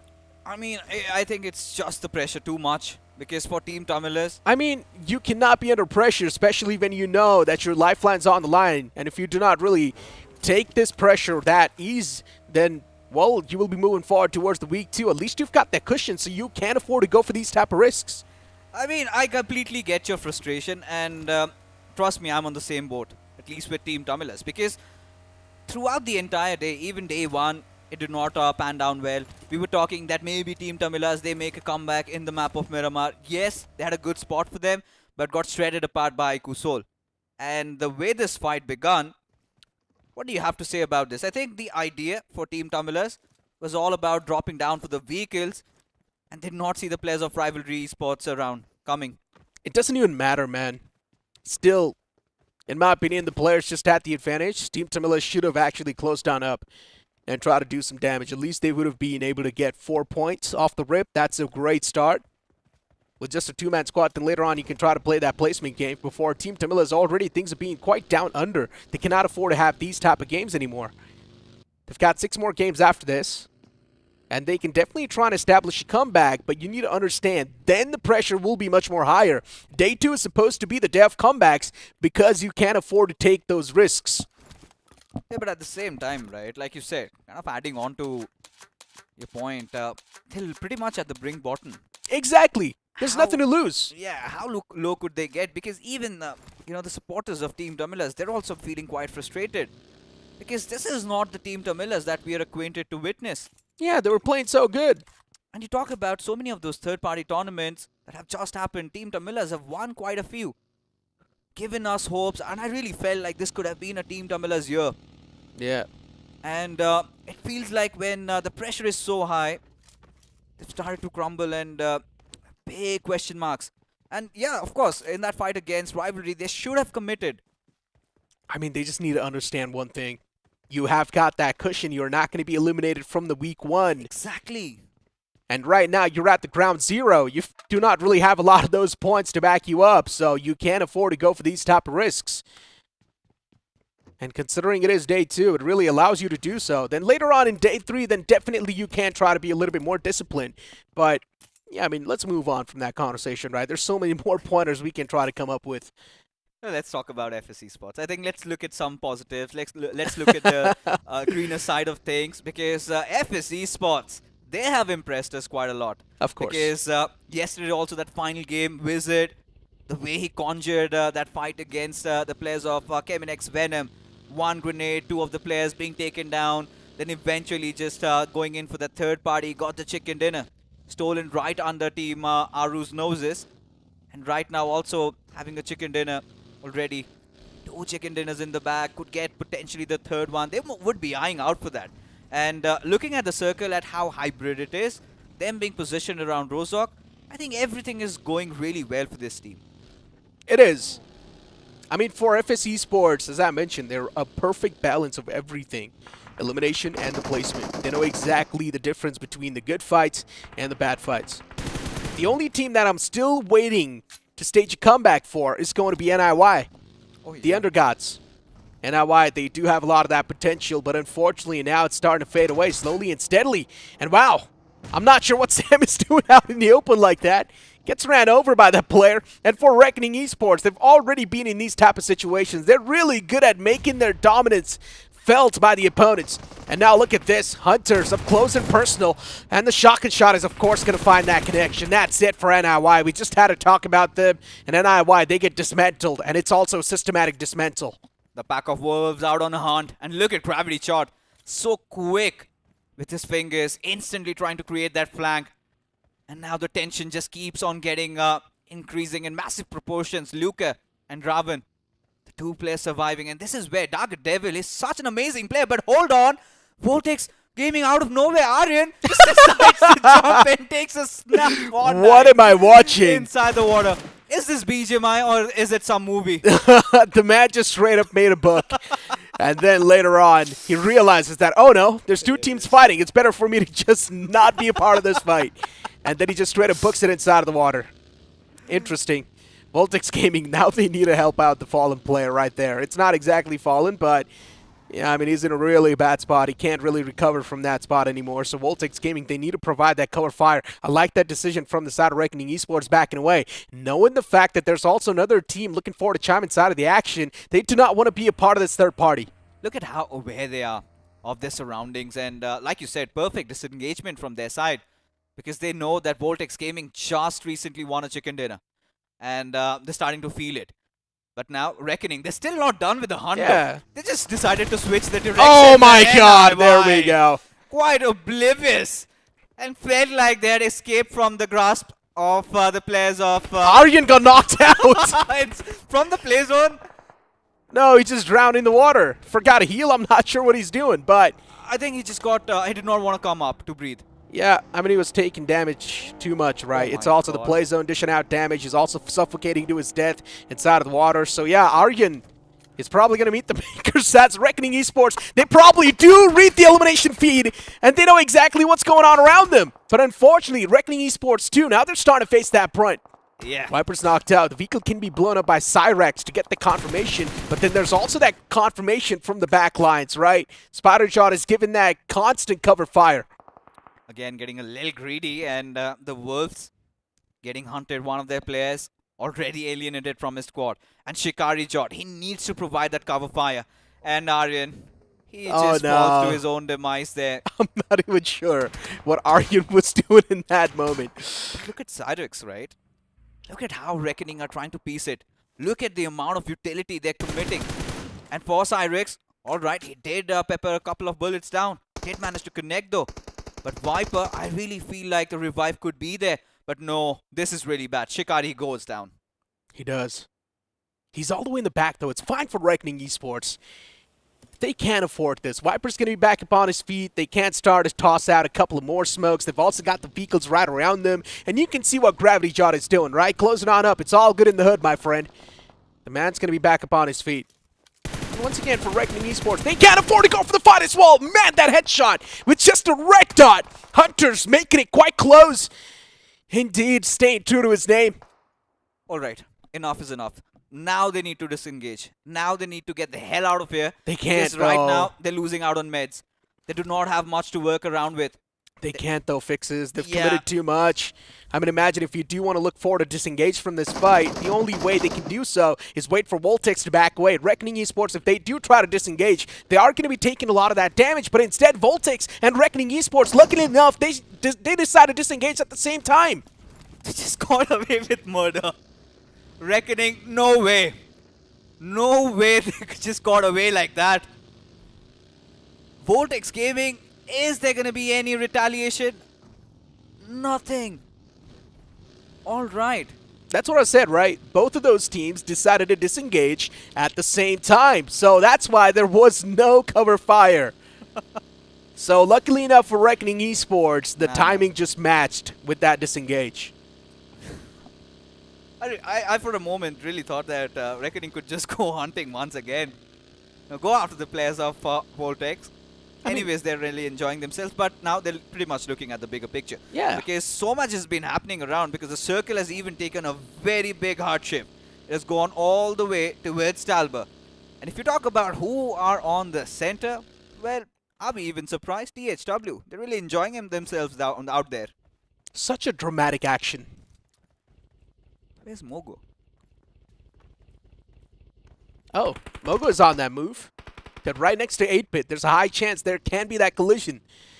Magnet Esports up against the players of IS Inferno Squad. And Inferno Squad so far not able to beam down anyone.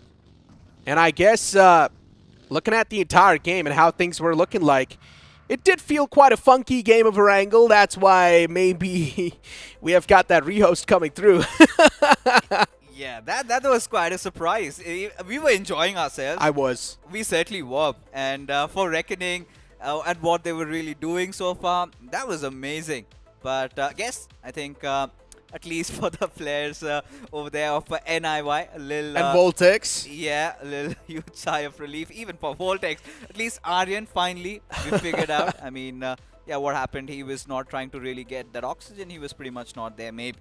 You know, these are just speculations again. No, he was there. You saw him swim to the shorelines. And after that, something happened. Yeah, and I'm not sure what exactly happened there. But yeah, for Voltex, man, in general, the decision that they made, I'm not even sure what was going on. No idea. Really no idea out there. And then they could have actually caught the players of Reckoning Esports while they were backing away. But then both the teams, they decided to disengage at the same time. But now we for sure know what's going to happen, right? Yeah. If we have a similar circle like this. Or similar fly path. I think the intention of Reckoning is pretty clear. They just want to go hammering everybody down. I love that. And I loved how they disengaged from that fight, again re-engaged. Whilst NIY, they were feeling a little settled. Yeah, finally, no more hunting season for Reckoning. They're going to go their merry ways from the backlines. They come out of nowhere. And NIY, they were caught with their pants down. But gives us enough time to talk about a couple of other teams. I think Mogo Esports is something that I want to really touch upon because Mogo Esports, it was a brilliant day yesterday. But today, I think they've not been having such a great day so far. Yeah, I mean, so far, Mogo Esports' decision, they've really been costing them their life, right? Yeah. Especially trying to replicate that same play style, even on the map of Vikendi, is something that's not going to work out. I had to talk about this, and Vikendi, considering in the first 4 to 5 stages, there's barely any move inside of the zone. You cannot really afford to stay on the edge because you know for a fact that the circle is going to be shifting away from you. It will be a drastic shift, and you cannot just hope on the luck. And even that game of Miramar, where the circle kind of shifted away from them, and you know, the opposition, so many of those teams already held on to that King of the Hill spot, and they just could not climb. And that sort of was the Achilles heels for Mogo Esports. So 2 games, really a similar type of approach. Yesterday, somehow they managed to make things work in that game of Miramar. Did get that chicken dinner, but I think that was so far been you know, the glorious things of Mogo Esports. Remainder of the days, they had been pretty much struggling. Even yesterday in that final game of Erangel, they dropped in. It was a fight against Vasista. They managed to survive though, but did take some casualties. I mean, speaking of Mogo, they're still quite close to cracking inside of that top 8, right? They're just going to be on the latter half of the board. But moving on forward towards 8-bit, they're on the last page. And this is where the real concern begins, because this last game is also going to be the survival chance for 8-bit to try and make it inside of that top 8. There's a chance for 8-bit to directly solidify that slot in the grand finals. And of course, we've got Reckoning Esports' map performance, right? And semifinals week 1 performance is not included over here. It's all about the past stages that we witnessed. Oh yes, on 130 finishes, goes on to speak volumes about how great they have been. And look at the chicken dinners, 44. Are you going to be kidding me? This is where I think even the in-game qualifier stats are also collected. I'm pretty sure with the 15 games they had to play, I guess, they yeah. must have gotten 12 or 13. Because even in round number 3, we remember, right? They had around 5 chicken dinners out of their 6. And even in round number 4, they had a couple more. And this is absolutely preposterous. These are ludicrous numbers. Let's be honest, Necro. Unbelievable stats, in my opinion. Yes. I'm not going to lie. 44 chicken dinners. And with that, you've only got 174 points. All right. I mean, you're getting somewhere. Yeah, I mean, it's a little bit unbelievable in my opinion, considering. I think it's still the in-game qualifiers maybe that data as I guess out there, but still the finishes, the numbers are pretty huge. They are. I mean, as I mentioned, unbelievable stats, and Reckoning Esports, this is what you're supposed to expect from them, right? Elimination factor, they've always been on the forefront. They're really aggressive. It feels like recently Reckoning Esports, they've had a talk with Global Esports, and they're trying to embody them. It's like, you know, they've collected all the good things about all those other teams. You talk about the position game. I think they've also got it sorted. You know, round number 3, round number 4, the stats were pretty immaculate. They were out there. They were getting those chicken dinners. And even in the finish department, they were also there as well.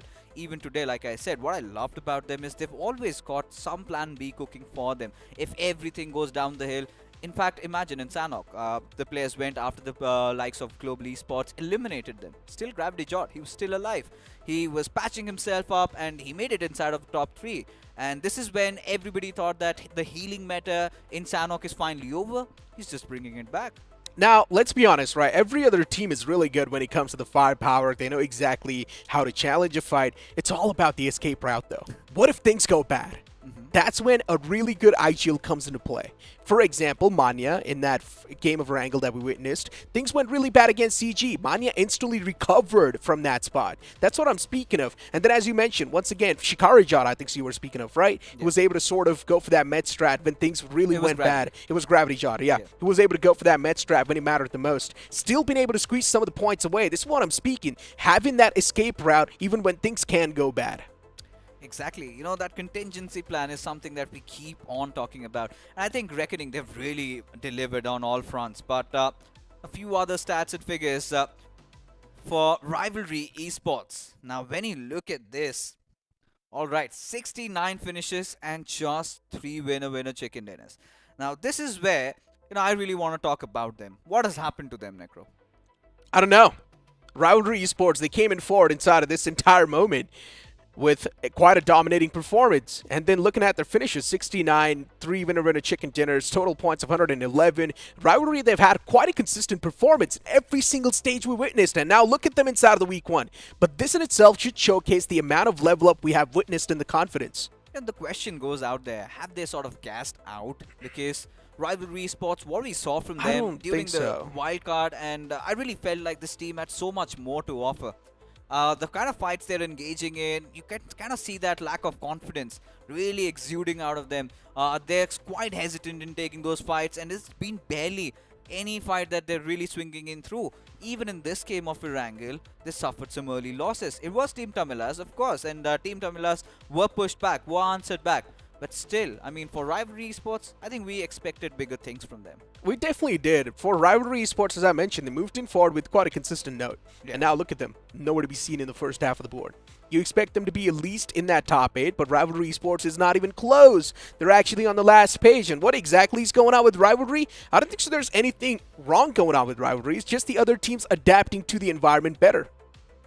I mean, does it come down to them not really being properly able to gauge the lobby of now, it's BGIS the same thing that's happening with CG. Okay, now Yeah. CG, they like to play defensive. They have been researching on the teams, nothing taken away from that, but the past stats and the past playstyle is not even close to what's happening right now. It's a complete different picture. And CG, when it comes to the adaptability on the fly, they do tend to struggle because their playstyle really asks for that analytical data, and that's where CG is crumbling down. Maybe the same thing's going on with Rivalry. Yeah, we're kind of scoffing at a lot of those things, and sometimes I really feel like the answer could be right in front of us. Maybe they're just having a bad day. And yeah, a couple of bad days, you know, loss of form, that is always there, right? Yeah, I mean, it is there. You know, you kind of keep on playing a lot of video games, and sometimes you get a lot of Williams, sometimes you barely even struggle to find. You know, it's always about having those good days, and seems like these teams are having such rough time. They are. I mean, it's a streak of bad games. It's not just one single bad game, right? I think it's And all they need to about getting into recover. the groove. Yeah, I think so. It's just all about being able to get in that groove. Still not being able to find the momentum is something that CG is also dealing with. Even Rivalry Esports is dealing with. Even Vasista Esports. They directly moved in from the round 4, right? And now look at them. Even they're nowhere to be found. And they're kind of experimenting also. We saw Austin also coming into the Yeah. picture. A few changes here and there. K47 goes out. They've certainly had their moments. But for Vasista Esports, I feel quite settled still now, because to be honest, for Vasista Esports, it's always been about those final games, right? There are the late bloomers. If you talk about how they made it from round 3 to round 4, it was that final game that they managed to get a chicken dinner in, head over towards round 4, and even in round 4, in those final games, they really got in the heat. So I think for Vasista Esports, they're still banking upon the fact, you know, the copium's still alive for them. But for the others, like you said, for 8-bit, they really need to make a big comeback. They do, man. Even Rivalry on the same page. Yeah. Teams like Galaxy Esports, if they're starting to make the waves, I'm not sure what's holding these guys back. These guys are supposed to be some of the most known names in the community, considering the orgs are quite old. And even the names that are playing in over here, they're quite known, and still something is holding them back. And that just makes us question what just went wrong. Semifinals week 1, understandable. A lot of the teams are playing it really safe, and we do not even see a lot of the action happen in the stage 1 itself, because there's so many other teams left over in the final few moments, to the point where it's complete RNG. But now, moving in towards this Erangel, I want to see some early action, and yes, the plain flat pat says. Yes, there you go. Necro already has his hands up in the air, and I really hope you guys are excited as well. The final game of the evening, and we are starting right from the very scratch. So Snovka military base towards hospital, and this time at least, Team Tamilas, they get towards Primorsk without a single casualty. I mean, let's see. Yeah, they will. Trust me. Of course they will, man. I mean, it's right there on the edge. Fixes, come on. What about you them need to being understand my drop-lashed? sarcasm. I mean, I don't think so it's going to happen. That, you know, me being a zoomer, or is it you being a zoomer and me being a boomer? We can't laugh together. Okay, well, 8-bit, they're definitely going to move in towards Fairpier. As we know, that's going to be their drop location. You've also got Rivalry moving in towards their own designated spot. Then, as you mentioned, Primorsk as well is going to be acquired by the side of Team Tamilas.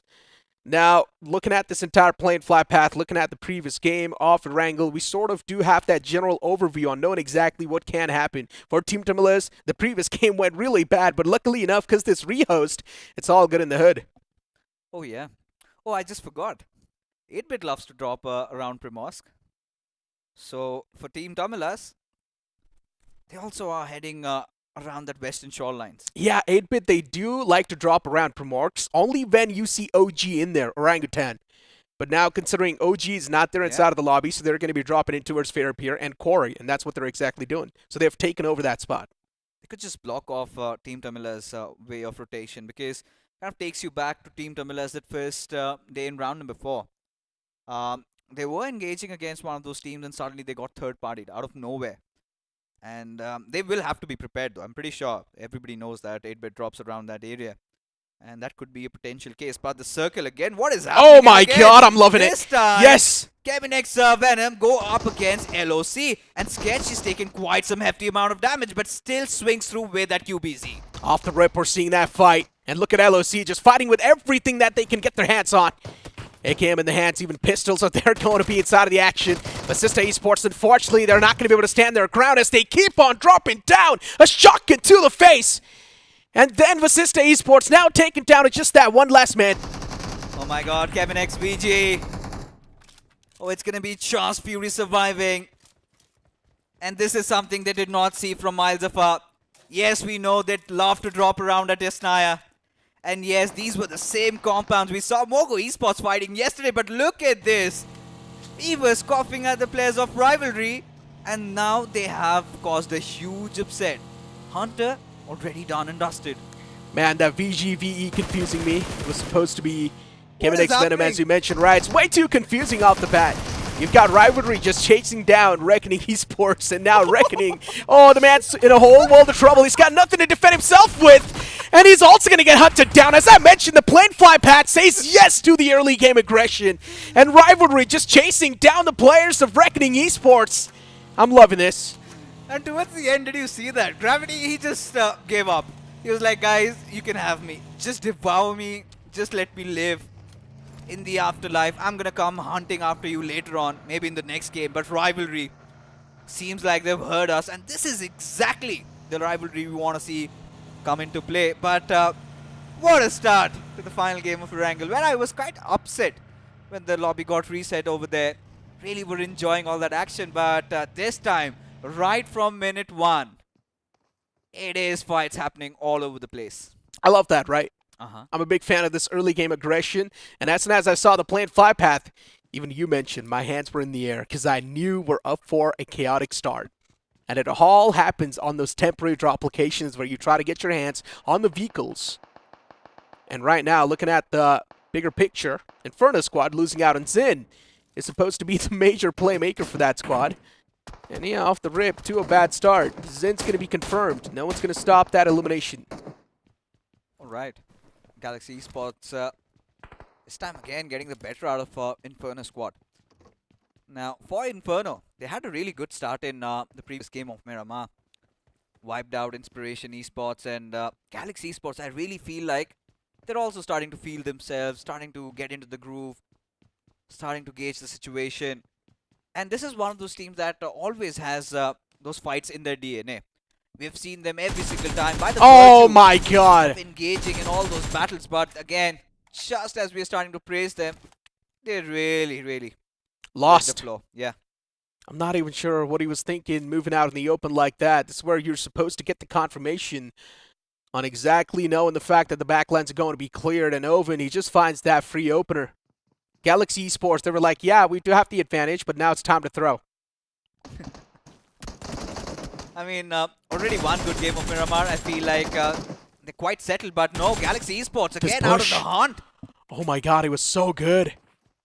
And knowing the fact that Owen's going to be peeking out from that same window, the man was left in the backlines to try and provide that cover fire. And now Owen's got 2 players charging at him. And a DBS to the face. It's a big peekaboo. But look at this duel being isolated. 2 Inferno squad being quick to capitalize, knowing the fact that there was a man providing the backup fire all by himself. But then Sarov jumps back towards the compound wall. So now the tables are going to be flipped once again, where the players will be providing that cover fire from the windows. Yeah, of course. I mean, at this point, for Galaxy Esports, look at that sheer confidence. They go in, isolate a player, get the job done, sort of somehow manage to escape. Still alive though. But at this point, Inferno squad, they know for a fact they understand that the moment they step out of cover, you've got two players of Galaxy trying to give that support that sort of really needs. At this point, he needs to patch himself up. It's all about, again, kind of forming the same smoky trail and then getting back with his teammate and then going for the push. They've got the numbers. Inferno squad exhausting all the utilities. And looking at with how things are looking like over here, there's definitely a chance this honey might start to attract some bees. And that's what is happening. Vasista Esports on that curve. Austin has got his eyes pinned on this fight. He wants to be the one to third party this entire fray.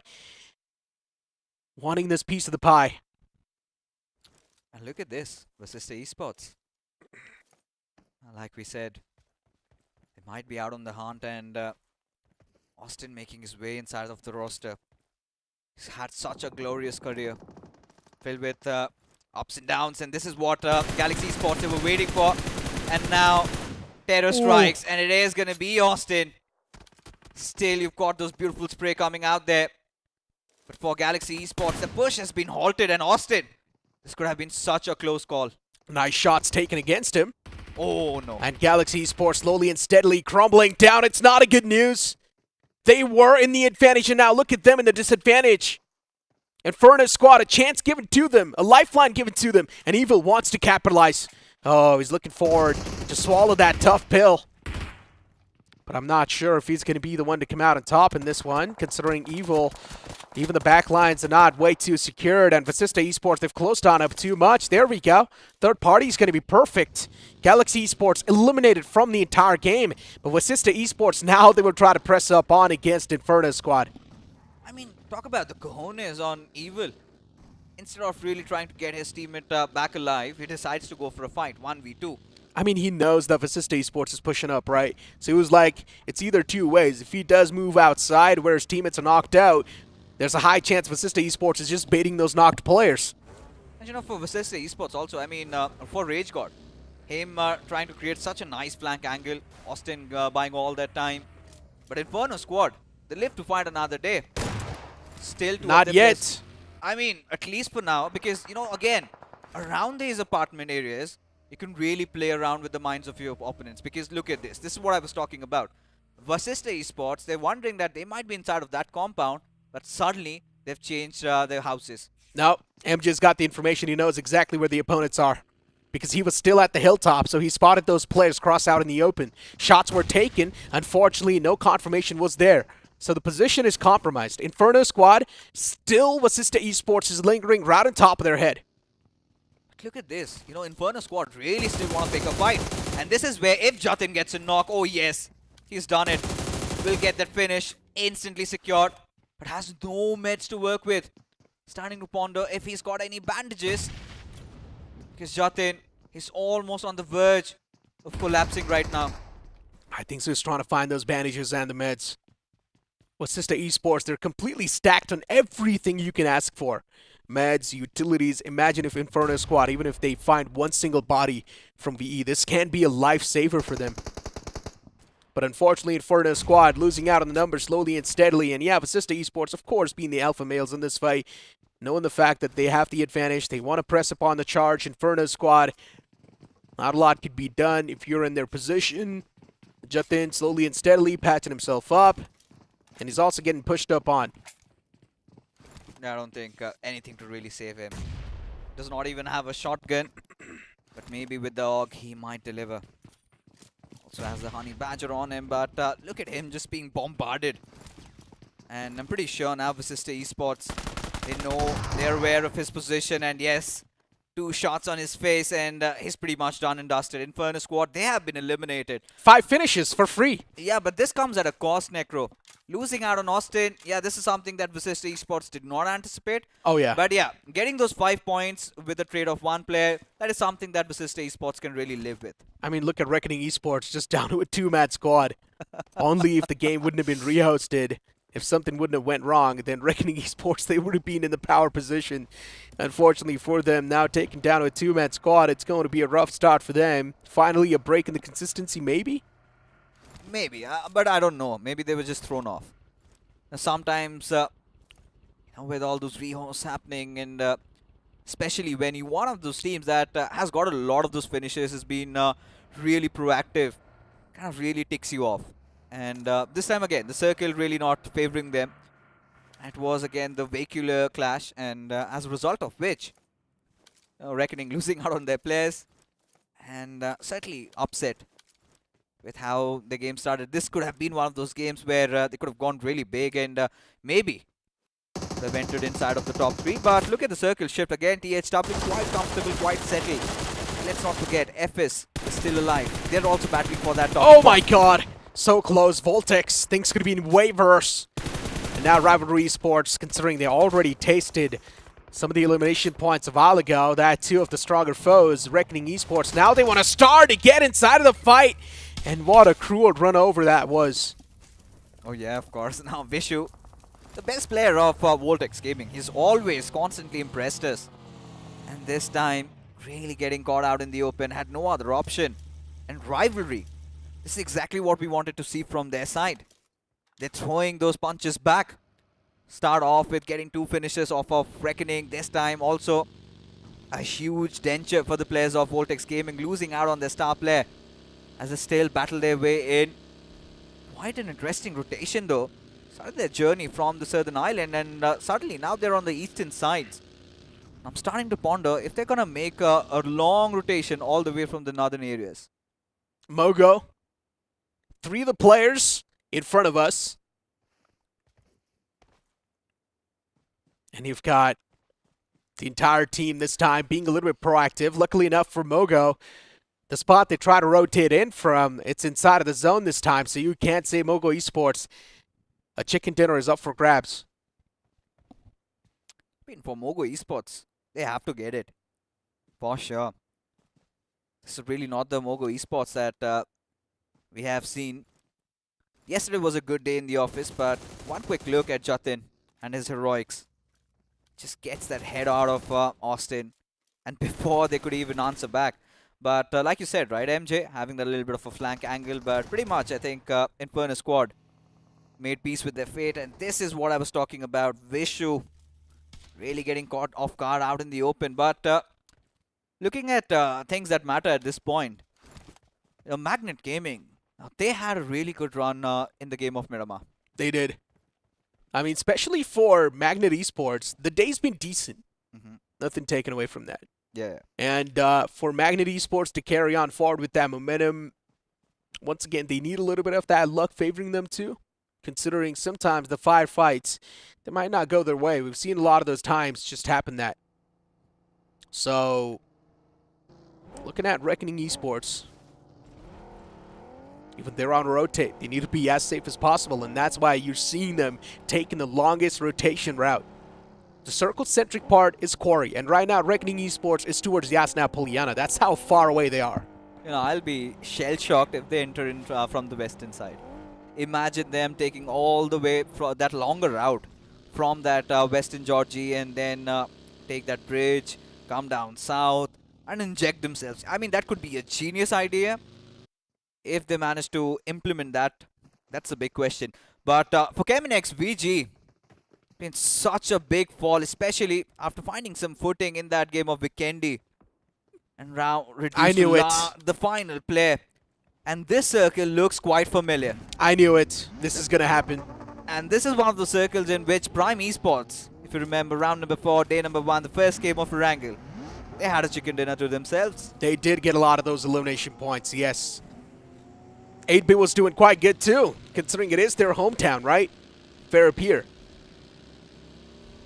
And they do not even need to move a muscle. Once again, all the 4 players, they just seem like they're around that same vicinity. They're not even doing anything just yet. 8-Bit, a chance for them to get the win in the sales, only if played right.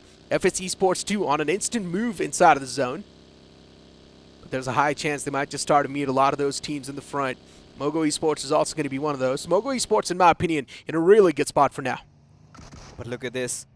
Voltex Gaming did not see this coming as the fight resumes once again. It is going to be Phoenix. Gets the better out of Aryan as the numbers keep on dwindling down. Cyrex and Himu, they have been isolated from each other. The last two players surviving. Voltex Gaming at this point trying to somehow get back together, as these Molotovs will be delaying that push coming in from the players of Rivalry. But the big question is, how can they hold on? But they decide to go on the aggressive in Cyrix. This could have been a beautiful knock, but eventually Himu, he finds that trapdoor. He manages to escape, but he's just counting his seconds. The man whiffs everything. And the nade falls right next to him. Himu, blunder. Another nade tossed into that corner. And Himu literally spots that. Nade looks behind, he knows, oh no, I'm done for. And then he just moves out. What is going on? He stares into his own death. He does. He sees his future, which is dead. You know, this kind of reminds you of that meme. At this moment, he knew he was done. Yeah. Instead of done, there's a different word. But I mean, let's not get there. yeah, My French is THW. not good. I mean, for Rivalry, yes, they're doing okay towards that 12 packs, but they still need to move inside of the zone. THW, the late bloomers, as usual. They like to rotate in late, and they like to contest that centric spot. And right now, THW is not that good of a spot. But if the circle does move up north, then THW, they will be the one to spring back to life massively. You know, show me your hands. Are you controlling the strings? Are you the one orchestrating the circle? Maybe. Is whatever you've been hoping has been turning true. You wanted to see some action. Is it that witchery that you are trying to do? You just raised your hands towards the start of the first game. I did. Were you being the puppet master? I was. I've got the strings, invisible strings, just like they do in the movies when the players are the people they fly. But for now, Vasista Esports, quite a late rotation on their trail against Reckoning Esports. And Reckoning Esports, they've taken that pit stop. Maybe they want to loot up a little bit, get their hands on some meds, and then move up once again. But this pit stop, I'm not sure why it is there. Vasista Esports to try and find a good footing inside of the zone. It seems next to impossible. All the good spots are taken away. Vasista Esports, all they can try to do now is hope for the best, cross their fingers, hope that a lot of these fights are going to be happening, and that the pathway is going to be cleared up automatically. Look at who's on their tail. It is the players of Reckoning. And at this point, I think, yeah, our speculations were right. This is some genius movement made. And Shikari and Hunter, if they can make it inside the top 3, this would be such a magical game from their side. Because pretty much everyone has written them off. And these two players, two young prodigies, you never know. They've never really stopped surprising us, and I would love to get surprised at this one, but this is where, again, Necro just fiddling with his hands, but no. He instantly changes his direction. I mean, like all the viewers would be hoping it would be a northern circle. Oh my god, 8-bit. But he's given them a shoreline. 8-bit, they've got the advantage. The most amount of advantage so far. All the other teams are now going to be surrounding 8-bit. This advantage can also mean their death, though, considering the surrounding's going to be surrounded. And you can't see 8-bit with too many enemies. And now look at what just happened to FS Esports. It's a complete ramming coming through on top of the players of FS. Too many teams wanting to duke it out against them. Team Aru, they straight up send it. But unfortunately for Team Aru, they've already taken too much damage. And now this nade's also going to be tossed in from Trey Scott. It's directly going to toss inside of that bell. That's Rivalry Esports 2. They chime inside of the fight. All thanks to that zone, considering there's not a lot of that playing area left over. And 50% of this upcoming zone is also in the water lines. But somehow it's Team Aru to come out on top. Rivalry just get decimated in the blink of an eye. All those grenades coming through. And suddenly FS, they still have the numbers afloat. But for Aru Gaming and Veyron, they have to recuperate. At this situation, it was a tough fight for the trenches, and seems like it is still far from over.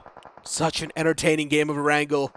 And look at Team Tumulas now. Yeah, NIY not standing a chance over there. Mr. Igil was knocked out, so at least they can get Mr. Igil back upon his feet. Team Tumulas, all the 4 players up and alive. Or now it's Magnet Esports, actually. Team Tumulas is right underneath them. And there's a high chance they can actually go for the third party as well. NIY Esports, knowing the fact that they have already lost out on that player, they definitely can try and take the revenge, but it's all down to Luke. And I'm not sure if this is going to be possible. Yeah, at this point, I'm starting to wonder what really went wrong for them. NIY, the atrocities continue as Sarwar Star player from Magnet Esports. He goes falling down, and now Reckoning. They've been snuffed out, but Hunters, look at him. This man shows no fear. He does not. Fasista Esports moving around. And you've got MJ patching himself up at the same time while he's making those moves. Fasista Esports, the late breachers in the zone, yes. But they haven't really found that good footing inside of the circle too. They might just find some open grounds, but the open terrains aren't going to be easy to contest. I think it's all about them trying to, just float through. They're still waiting for that next circle shift because not trying to really consolidate themselves. They're just trying to stay around the edges. They're still anticipating another one of those curveballs hitting. But whilst that process was going on, they've already lost out on MJ. Not a good news. LOC eyeing out the players in the front, considering he knows Fasista Esports' man was knocked out right there. And LOC, they've got all the 4 players up and alive. Look at Reckoning Esports. They've somehow find their footing in that zone. They barely do make it, but I'm not sure how well this cover is going to pan out. They've got those shacks for themselves. And LOC Esports, if they want, they can directly make a send it moment. I mean, at this point, it's already surprising they're still alive, 2 of their players. But for FS Esports, now Team Aru get their revenge. The atrocities of the previous Erangel yesterday. It is dish served cold. Crores got the final player alive. And FS just have 2 finishes to play. Oh my god, it bounced off that truck! Yeah, that grenade ricocheting, and Baron, he's got that glee smile on his face. He's so lucky to get that elimination point like that. Maybe that was planned. No, it was not. There's no way. He's just lucky. The nade bounces off of that vehicle, and it just directly goes right next to him. Oh my god. What are we witnessing? This Erangel definitely has been super entertaining. THW, all the 4 players, as I mentioned, the late bloomers indeed, but they do manage to bloom somehow every single time. They have been getting that constant point flow. 8-Bit this time being super lucky with that zone, considering they're still in the prime spot, and it's not been stolen away from them by anyone. But right behind 8-Bit, there's also Team Tamilas, and Team Tamilas now are getting challenged up by LOC. As this fight comes back to life, and Team Tamilas with the advantage, they keep on striking down the players of LOC. One more man is there in the back lines, but the constant pressure from the utilities, LOC's not able to dodge that. Oh my god, for LOC, this is a team that loves to take those fights, but this time, Team Tomilas, Manti, now this has to be a beautiful run over. He's found out the final play, and eventually once Manti falls, but it is going to be Mr. IGL who puts the final nail on the coffin. And there you have it, LOC. They're out of this game, but talking about the circle, now this is a pointer I really wanted to put out there, is that Mogo Esports really thrive in such zones. And I'm starting to have a really bad feeling about 8-Bit. This is supposed to be their game to lose. They haven't really found their form, but look at Mogo. Hold on, Phantom still on the back lines, and now maybe Mogo Esports are aware. They definitely are. But the man can still play the spoiler, right? He's got the chance to do so. Mogo Esports, unaware of the fact that there is Phantom in the back lines. Oh my god, he's actually going to find the striking advantage. Phantom, he can backstab the players of Mogo Esports. He can't chew on the hands that did try to feed him. 8-Bit, once again, the next circle shifts right on top of them. What is going on? It's godlike wildcard last day all over again, but this time it's 8-Bit. Yeah, I think, the gods really want to see that comeback script being written. Hence that circle shift towards 8-Bit. We've seen also the circle really has high chances to end around those compounds, but for Mogo Esports, oh, this is where the tension's really increasing. Phantom has such a good chance to throw a spanner to their works, but I really feel like he's waiting for them to be really vulnerable. Yes, he's got those 8 first aids to work around with, but I think he's waiting for the players of Mogo, maybe a couple of them, maybe get taken down, and that is where he wants to surprise them, inject his venom. He wants to isolate the duels, I guess. He's just waiting for the right moment to strike. But he slowly and steadily needs to try and creep and crawl his way inside of the zone. If he does not, well, then he will be eliminated.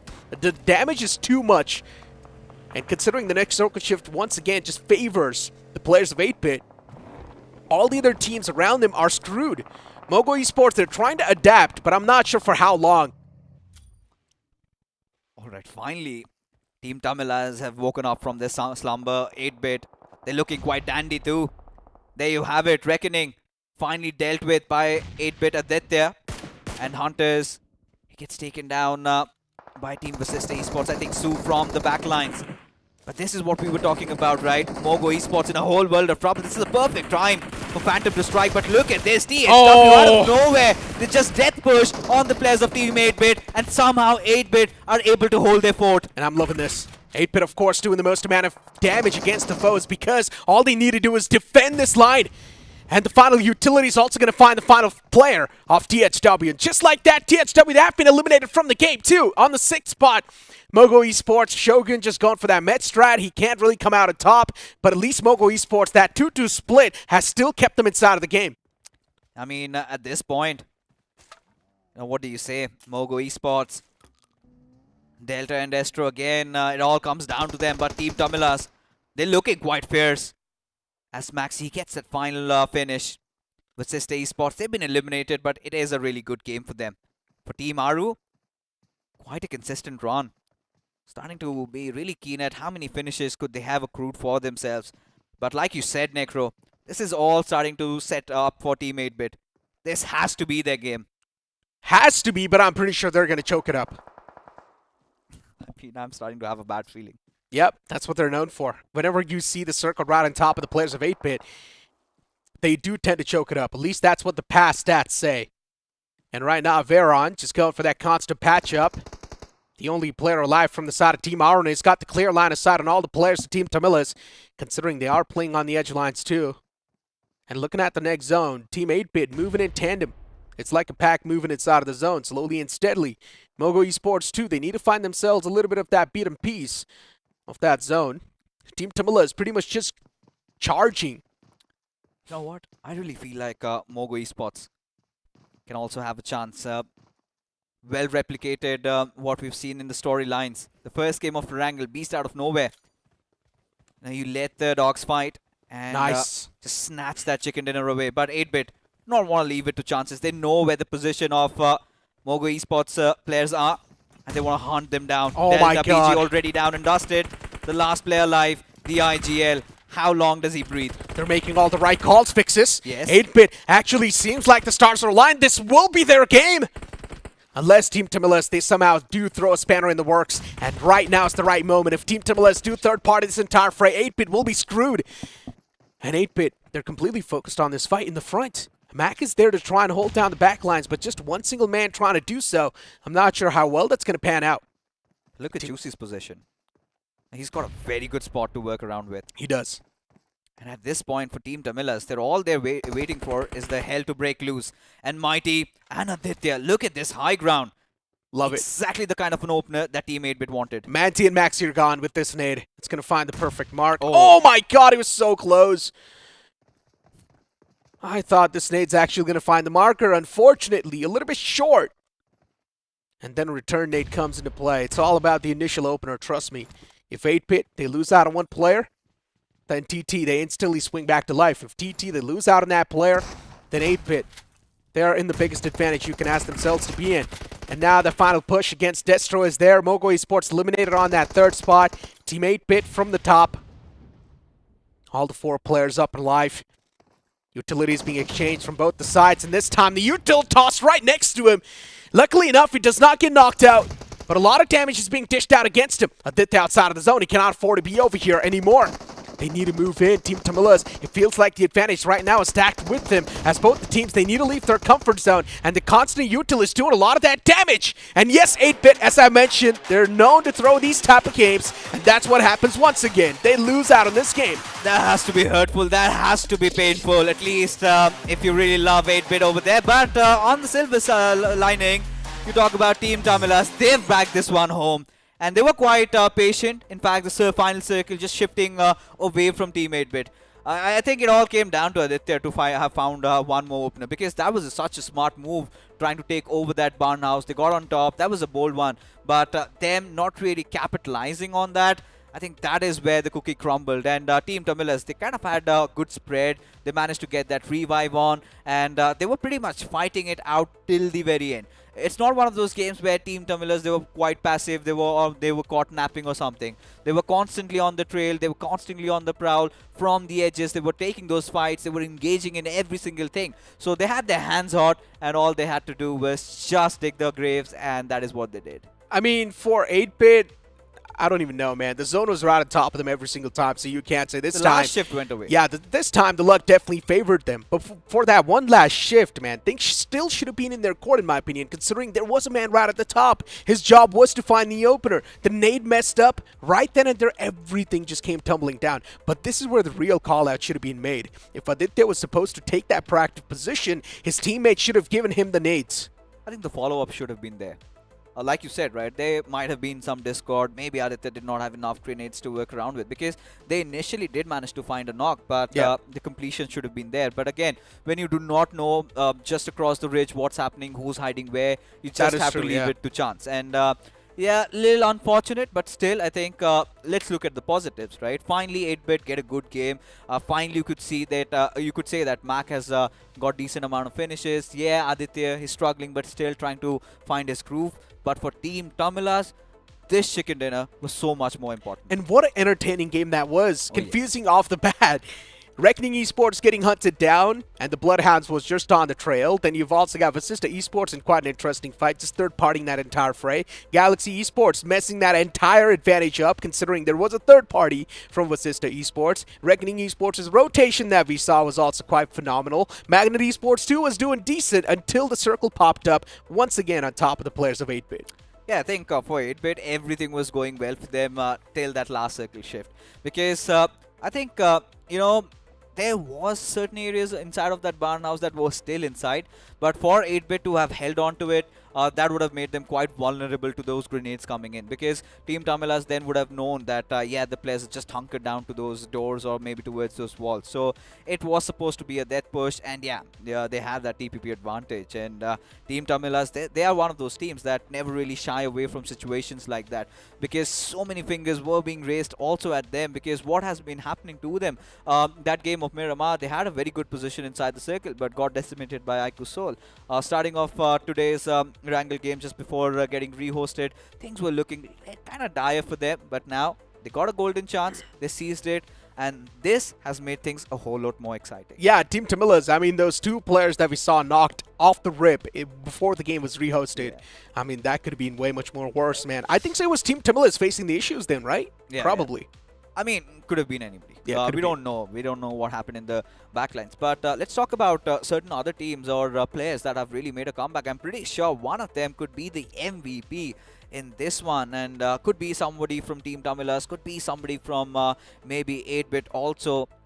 Who might have gotten the MVP? The MVP of that previous game.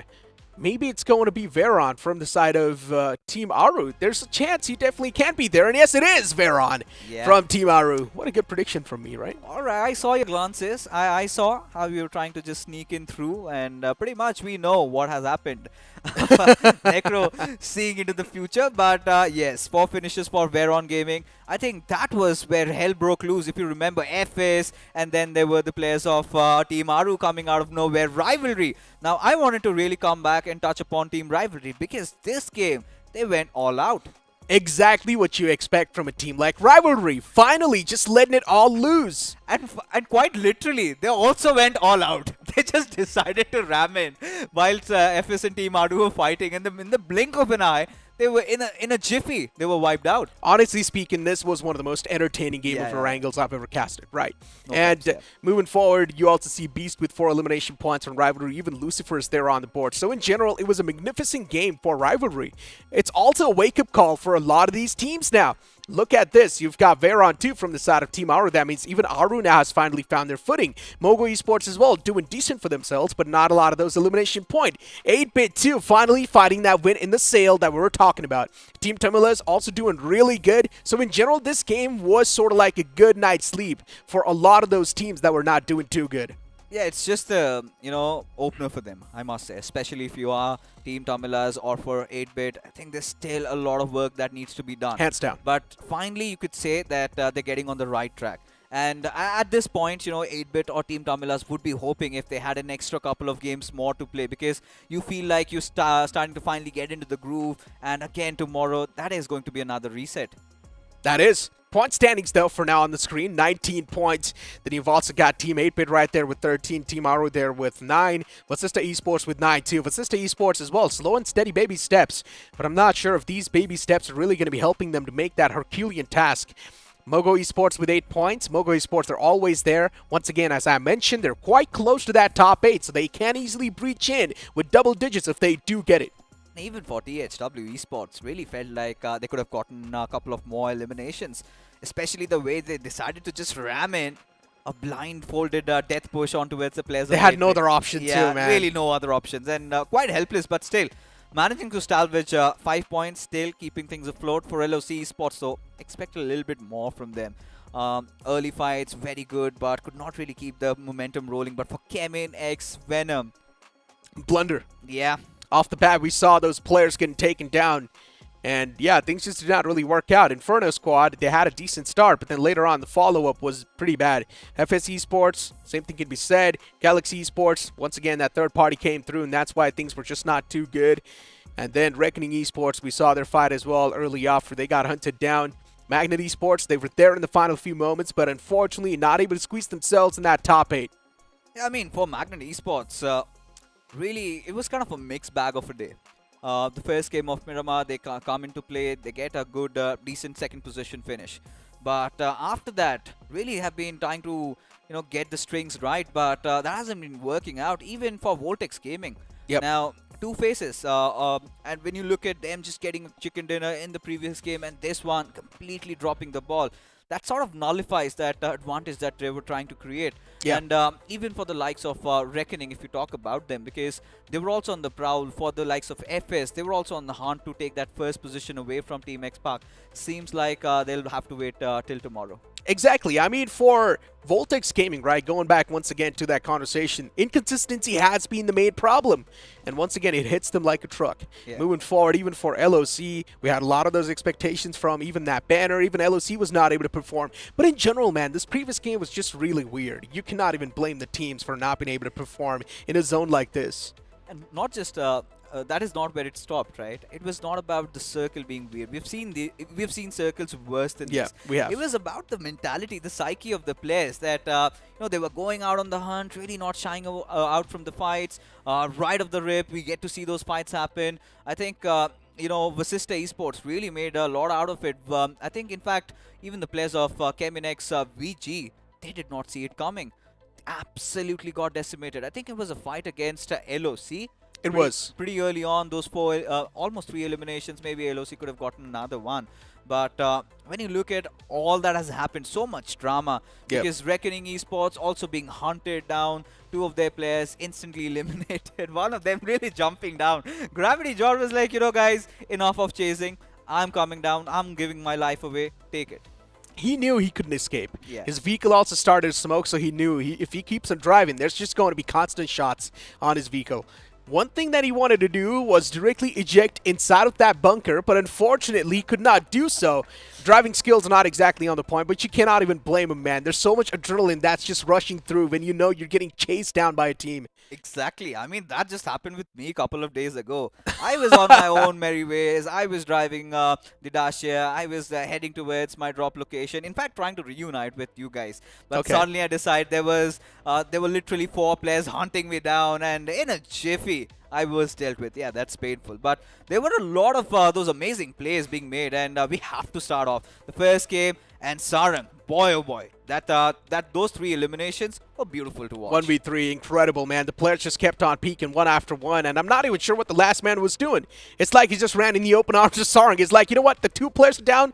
What am I waiting for? I'm going to go and join them as well. Yeah, I mean, TX always have those good first games, but eventually not really the best day in the office for them. Because look at this, followed up in the map of Vikendi, Raven Esports. And a little bit of that rivalry really building up. When you look at Raven and TX, They always usually meet against each other in Erangel, but Vikendi had some different fate for them. It did. Raven Esports, they're known for that consistency that they came up through, right? But unfortunately, in a couple of these days now, especially in this day, Raven Esports' consistency has dwindled down a little bit. And this is not a good sign for them. Yes, they're still there on the first half of the board, but it's all about being able to keep up with that pace that you showcased on the day one, because you know when it comes to that day 3 and the day 4, the competition will be even more fierce. Now finally, we're done with the halfway mark. Right, 6 matches already over for every single team, and tomorrow it is going to be that reset. I mean, there's not going to be any group reshuffling or whatsoever. Yeah. But in the mentality of the players, because we do have those late bloomers inside of this tournament. We know that Vikendi Esports are the ones that are quite known for that. Even maybe Carnival Gaming could swing in through. Who knows? Because they still have that experience, and this is where it really matters. You need to make your decisions right, and really hope that the circle also helps you out. Because yeah, for a lot of those teams, the circle has been really playing with their hearts. And 8-bit, I mean, you cannot even say anything more after that, right? Yeah. The zone once again just favoring right on top of them. As I mentioned, it just felt like Godlike's wildcard script once again repeating, right? But this time with the players of 8-bit. And that too, Godlike, that happened on the last day when it mattered the most. Right now, 8-bit, they were striving, they were struggling for that momentum, and now they finally found that. Now moving forward towards day 3, there's a high chance we might see some even more comebacks. We certainly might get to see, because today also we saw a lot of comebacks happening. Aiku Soul out of nowhere, they decided to make that comeback directly, go atop there inside of the top 3. I'm pretty sure they're still going to be holding on to that spot. Even for Global Esports, a beautiful comeback from their side. Yeah, there were a couple of slip-ups here and there. I think we saw the players of Insane losing quite some ground, quite some spot.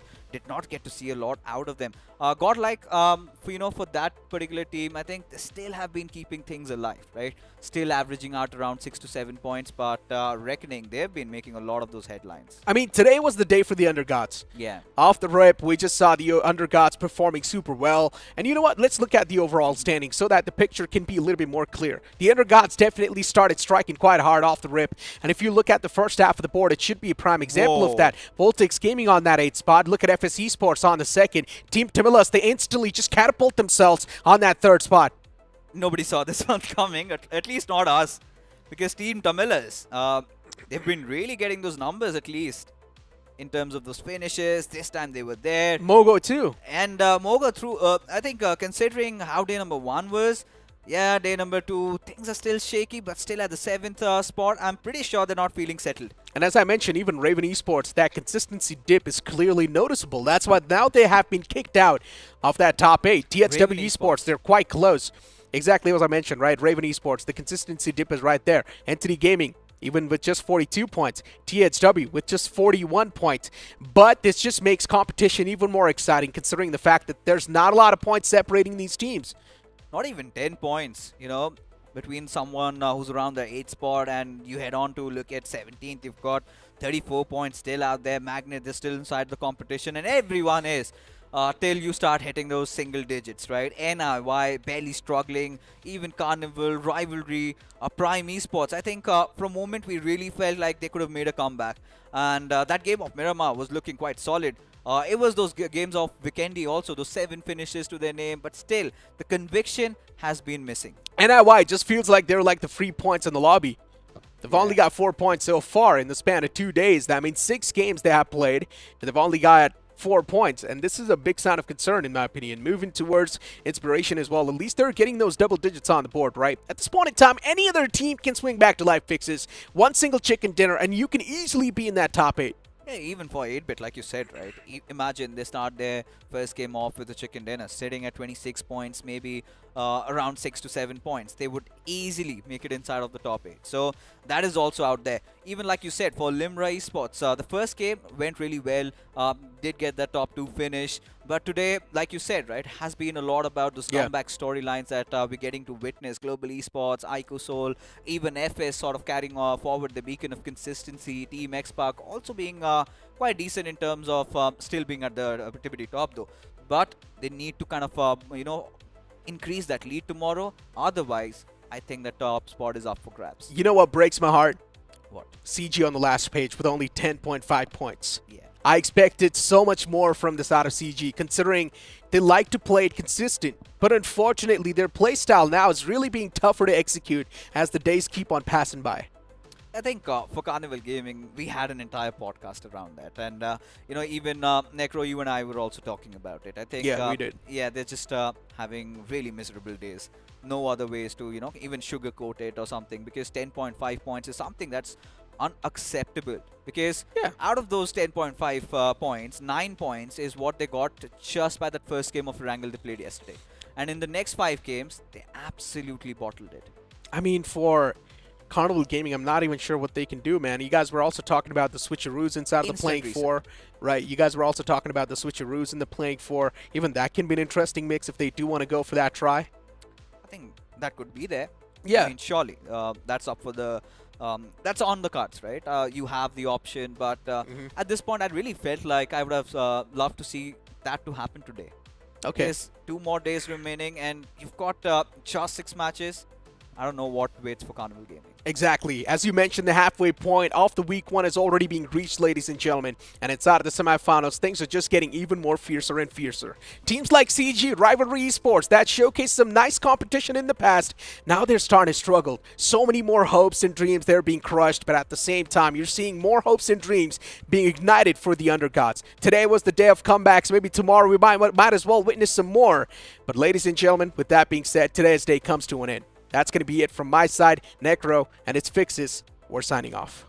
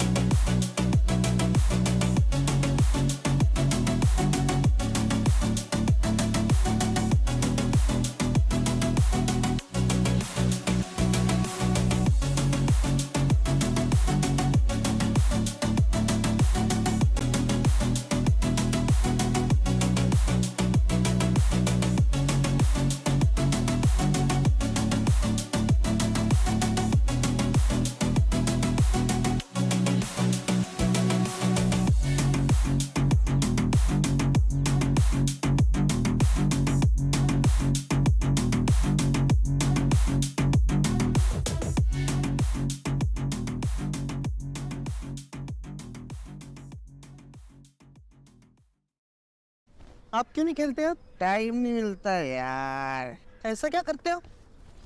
अरे यार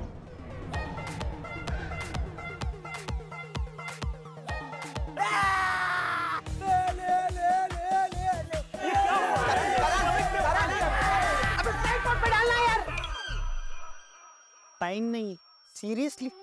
अब मैं वो player नहीं रहा। I moved on in life. कि तुम अपने दोस्तों के साथ चिकन डिनर मिस नहीं करते क्या? मुझे स्क्वाड में वापस ले लो। Reunite with your squad and enjoy new skins, weapons, and exciting updates. Download BGMI today. Yes, sir.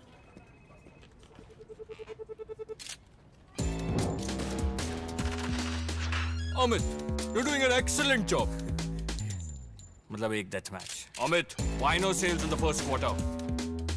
इसका मतलब 2 death match. Amit, we must talk about your performance. ये लंबा जाएगा। 4 डेथ मैच। BGMI के क्विक गेम मोड्स है, थोड़ा time, play थोड़ा BGMI। ये है बदनसीब लाल। इसने अपना नसीब बदलने के लिए काफी टैक्टिक्स ट्राई किए। कब चमकेगा मेरा नसीब? पर नसीब चमकता ही नहीं, क्योंकि हमेशा थर्ड पार्टी हो जाता है। गोल्ड स्पिन में आइटम्स जीतने के टैक्टिक्स तो बहुत होंगे, तो मेरी मान बस स्पिन करता जा। Let's get spinning. Sharma ji का दिन ही खराब था। गोल्ड फिश का देहांत हुआ और कोई मूर्ख में इस पे धर दिए फिश फ्राई। अब गुस्से में उड़ा दिए फ्रिस्बी की तरह। किट्टी को बैक स्टोरी थोड़े ही पता है, बस लपक पड़ी। फ्लाइट पाथ पर आ गई बेचारी तिवारी मैम और इस चबन्नी ने बना दिया उनके मीम। हाँ, बड़ी हंसी के फुहारे छूट रहे हैं, लो निकल ली बस। बड़ी मेहनत से बनता है थोड़ा वक्त। BGMI के क्विक गेम मोड्स है, थोड़ा टाइम, प्ले थोड़ा BGMI।